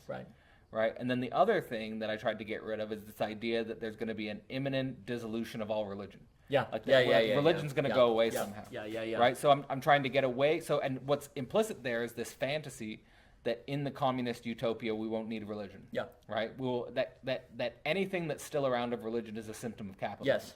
Right. So I'm going to assume capitalism is going to be here when I'm 80. Religion's going to be here when I'm 80. Yes. So then, given that assumption, how should I act? How should I work with the social reality that's here? Right. Right. So I'm again thinking this very, very practically to get out of any idea that basically I'm trying to identify the source of the fantasies where I feel like emancipatory politics can become self-destructive, and it can undermine itself, and it can alienate itself from actually working with the real of historical subjectivity, right? Because one of the biggest contradictions of Marxist subjectivity in terms of the academic performance is that the working class doesn't like you, and the working class is more inclined to be religious. Right?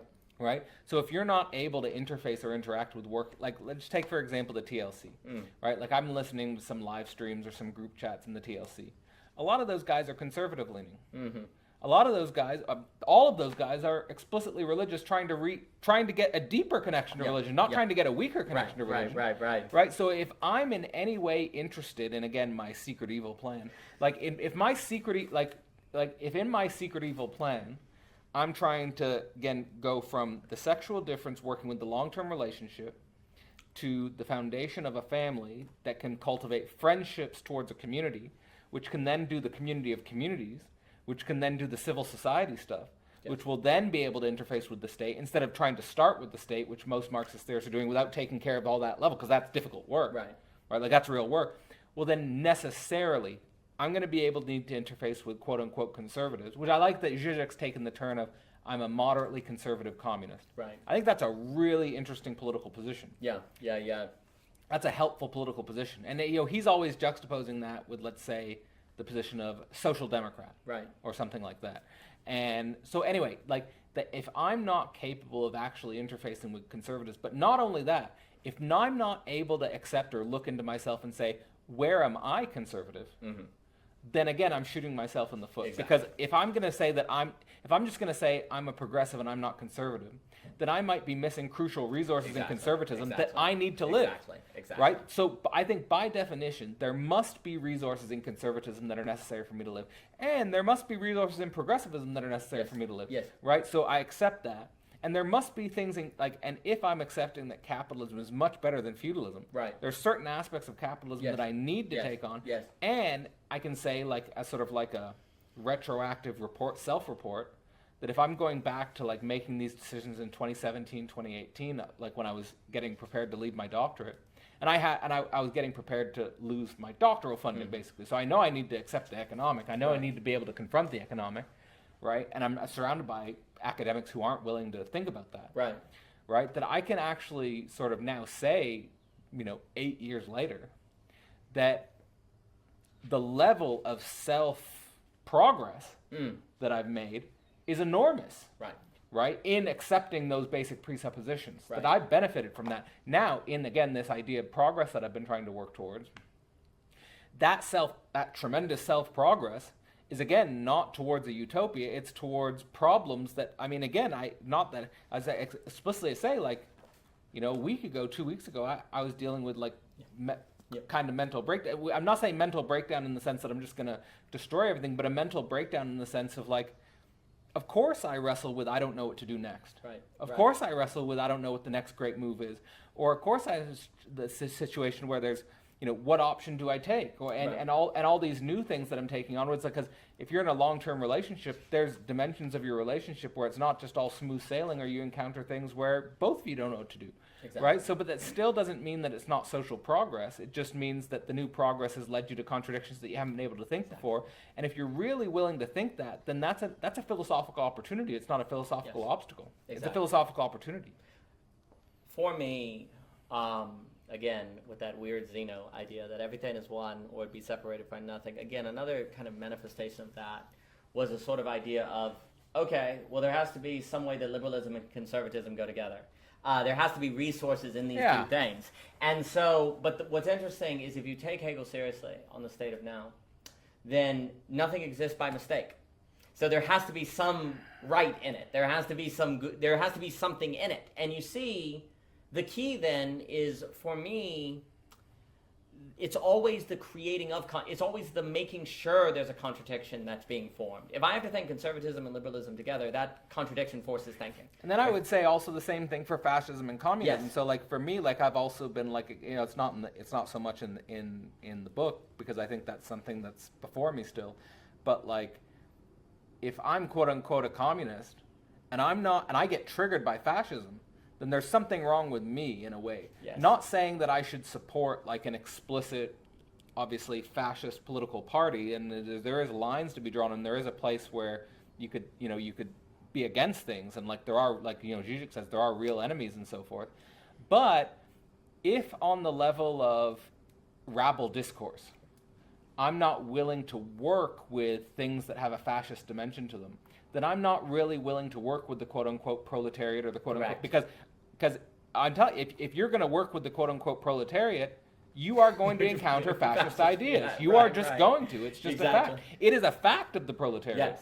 right? And then the history of communism, that's like well known that like a lot of communists will say explicitly that fascism has failed Marxism or fascism has failed communism. Right. That when communism fails, you're going to have a fascist response that's trying to basically deal with communism on a lower level. Yes. And a lot of what fascism is communism on a lower level because it's on the level of race. Yes. Or it's on the level of ethnic identity. Or it's on the level of some sort of patriarchal fantasy. Yes. Or, all of those things. But it's not, it's a form of communism that's not able to think the true secular global plurality. Correct. But it's still something that's a facticity of the proletariat. 100%.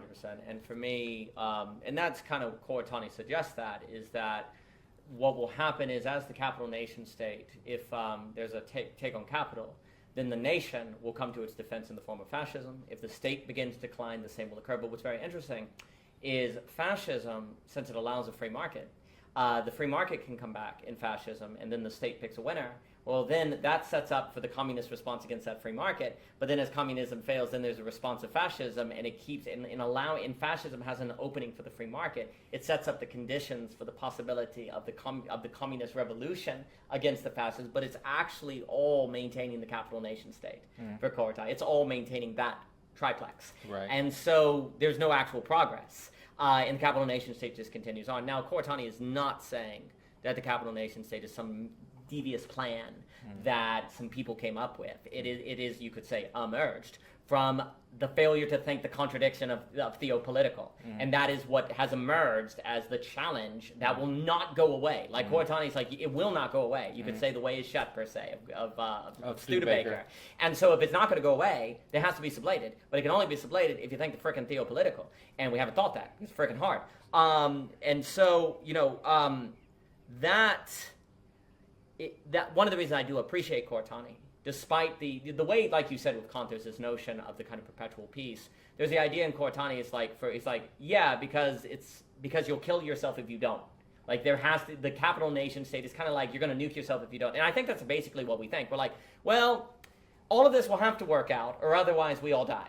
Right? But that's lazy thinking. I think so. Yes. Yeah, I've always, even with the nuke thing, and the nukes are going to wipe us all out. I mean, I've never been too convinced by it, because if you think about, even if you dropped a nuke, for me, I think if you dropped a nuke on every major city in the world, I still think humans would survive. Sure. We would be seriously depleted. We would be seriously, we would be in serious trouble. We would be under a civilizational collapse. Yes.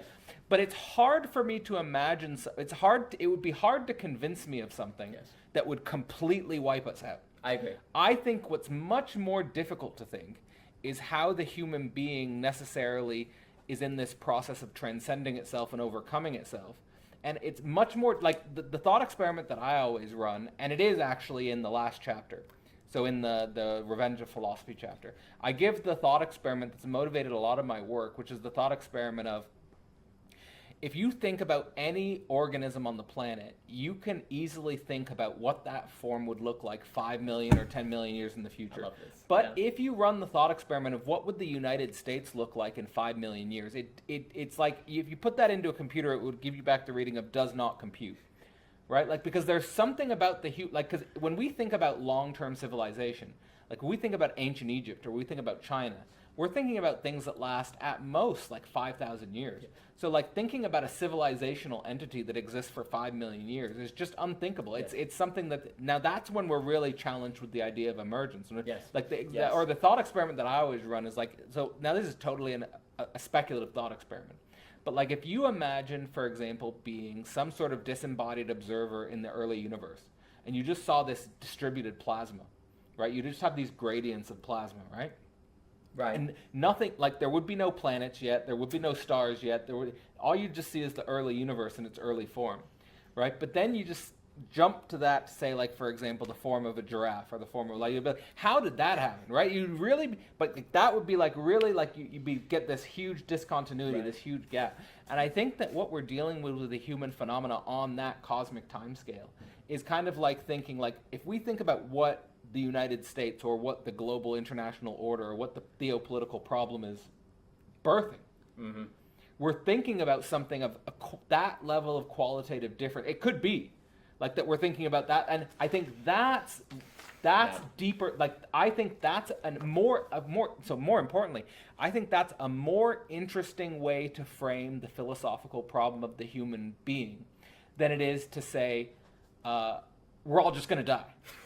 Right? Like, or we're all just going to be in an apocalypse. Yeah. Right? I think that's it doesn't make sense to me because, again, like, I could think of things that are genuine existential threats. Like, Yes. for example, if there was a black hole, Yeah. that was wandering through our neighbor of the solar system, Yes. well, then we're done. Like, we're literally done. It's over, Like, man. that would take us out, right? An asteroid impact of the size that happened 65 million years ago, it's hard to see how we come out of that. Right. Sure. It's hard. Maybe there would be Sure. some small pockets that would come out Sure. of it because it would take a few years for the dust to settle and for Right. things to be reconstituted. Right. We would be, at best, in completely fragmented hunter-gatherer tribes again. Yeah. That's right. But so there are things that are genuine existential threats. But, you know, again, I think it's much more difficult to think the problem of the evolutionary imminence of what the human being is. Completely. I think that's and somehow, I guess that would be a presupposition or an axiom, is that somehow that's related to the theopolitical. I think so. I think The theopolitical is gestating something, and how it's appeared in the future now of previous nows. yes. So, like, how it's appeared in the future now of previous nows is the kingdom of God, or world communism. That's the same eschatological structure. Or, let's say the post-human in its positive form, right? Like Kurzweil will think the post-human in its positive form, meaning that he thinks that the post-human and the human is on some sort of positive continuity. Yes. Meaning that we'll merge with the technology, but we'll see it as such a great opportunity for spirit that there'll be spiritual machines. Yeah. Like, and these spiritual machines will be able to do things and experience things that will be so great that it'll be way better than the human experience. That it's overall, in some sense, a self-annihilation, but it's an ecstatic self-annihilation into something fantastical. Right. Right? And somehow, and in Systems and Subjects, there's a part of Systems and Subjects where I try to think the legitimacy of all those future nows. Yes. Like, somehow the kingdom of God and world communism and post-humanism and all those things, somehow they're all intimating something true, even if they're all partial Right. in their intimations. And ultimately, we don't know.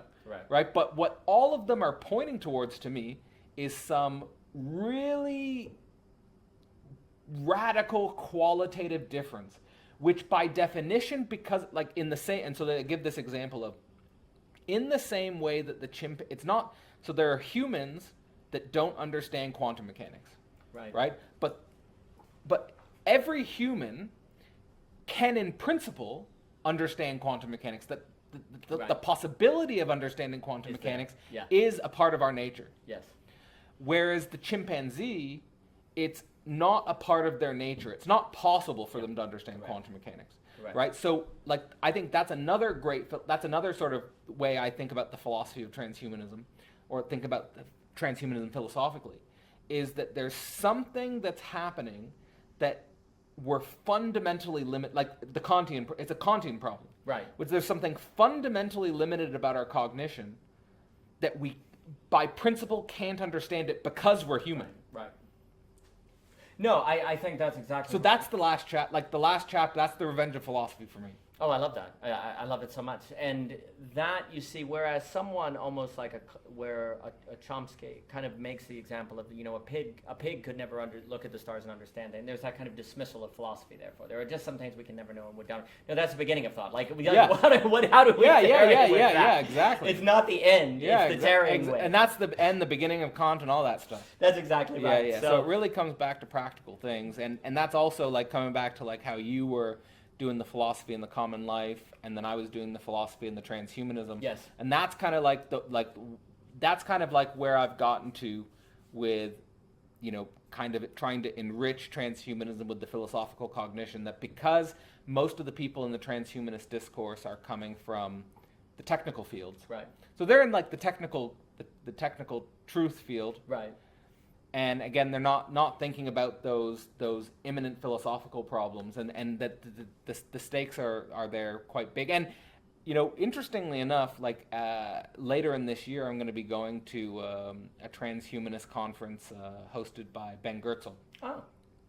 And so, like, I'm interested in what's going to happen at that event, and like, I piece together what I'm going to try and talk to there. But Ben Goertzel thinks that the frontier of what artificial general intelligence experts need to think about is complexity science Right. and cognitive science. And I guess what I'm going to try and do is introduce the phenomenology and the psychoanalysis angle of things, that's going to become really important for the artificial general intelligence to Right. think through as well. Right. But I'm really interested in how that works, Mm-hmm. because ultimately, like, it's kind of going to represent like some kind of full circle sublative moment with my origin in the Global Brain Singularity Right. Institute, Right. towards basically taking on the challenge and like taking the risk that this field needs philosophy. Yes. Yes. Well, so there's a few things. Philosophy is birthed in relation to a certain question of limitation. And do we think the limit, or do we stop at the limit? If there is nothing that is... There's a weird way in which philosophy has been kind of kicked out because there's a claim of unknowability. These things are unknowable. Therefore, we're done, right? They're just speculation. They're just speculations. But really the key is that they're unknown, right? And that means it's like the mountains. The mountains are unknown. Oh, well, that means there's an exploration to be had. But there's always something unknown. So in a sense, a world where there isn't an unknown is unknowable, right? And that's true.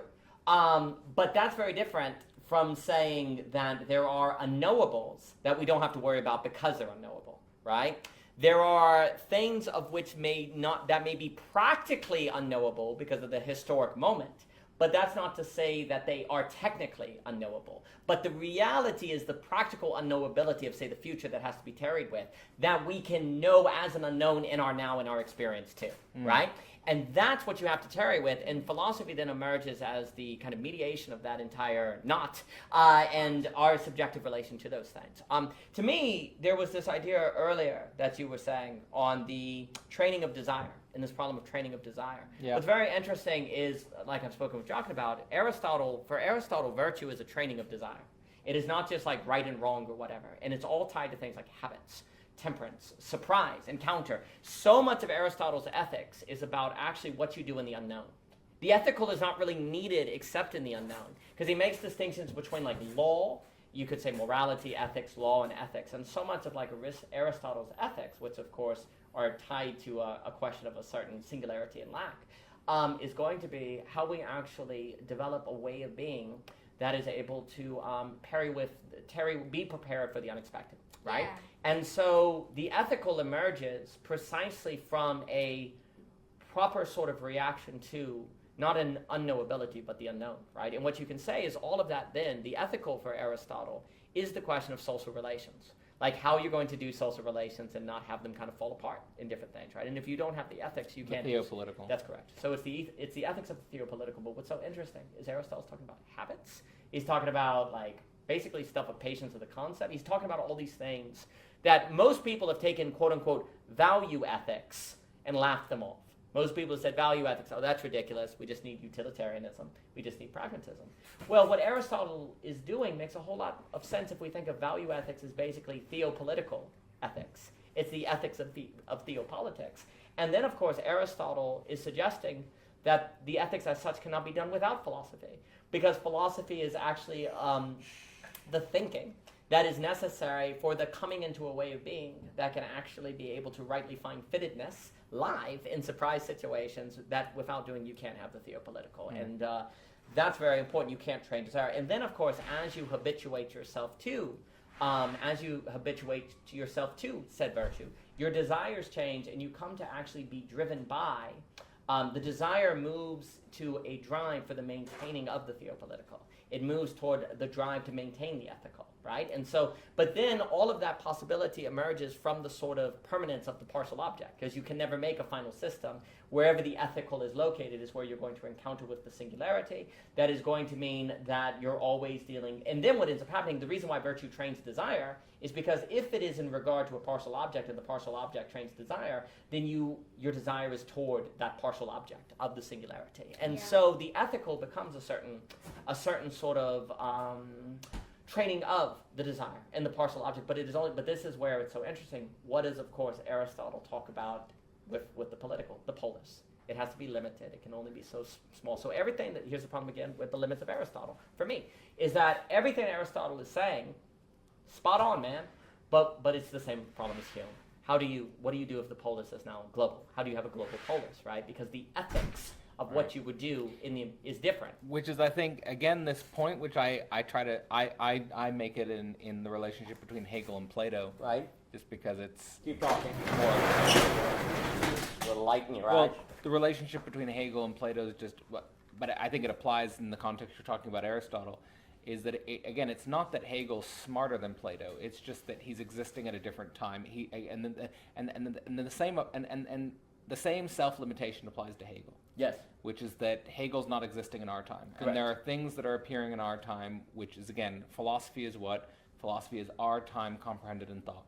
And so what that means is, of course, if you're coming into philosophy and you're interested in all these great thinkers, Yes. read the greats, read Plato, read Aristotle, read Descartes, read Hume, read Hegel, and all these thinkers.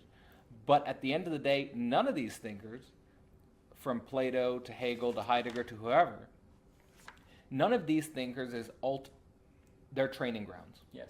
They're training grounds for us to think our moment, and that's ultimately our challenge. My new book, Real Speculations, Thought Foundations, Drive Myths, Social Analysis, is out now. The book offers you both the foundations of modern philosophy as taught at Philosophy Portal, as well as a dynamic and creative engagement with a living web of underground theorists. To pick up your copy today, see philosophyportal.online.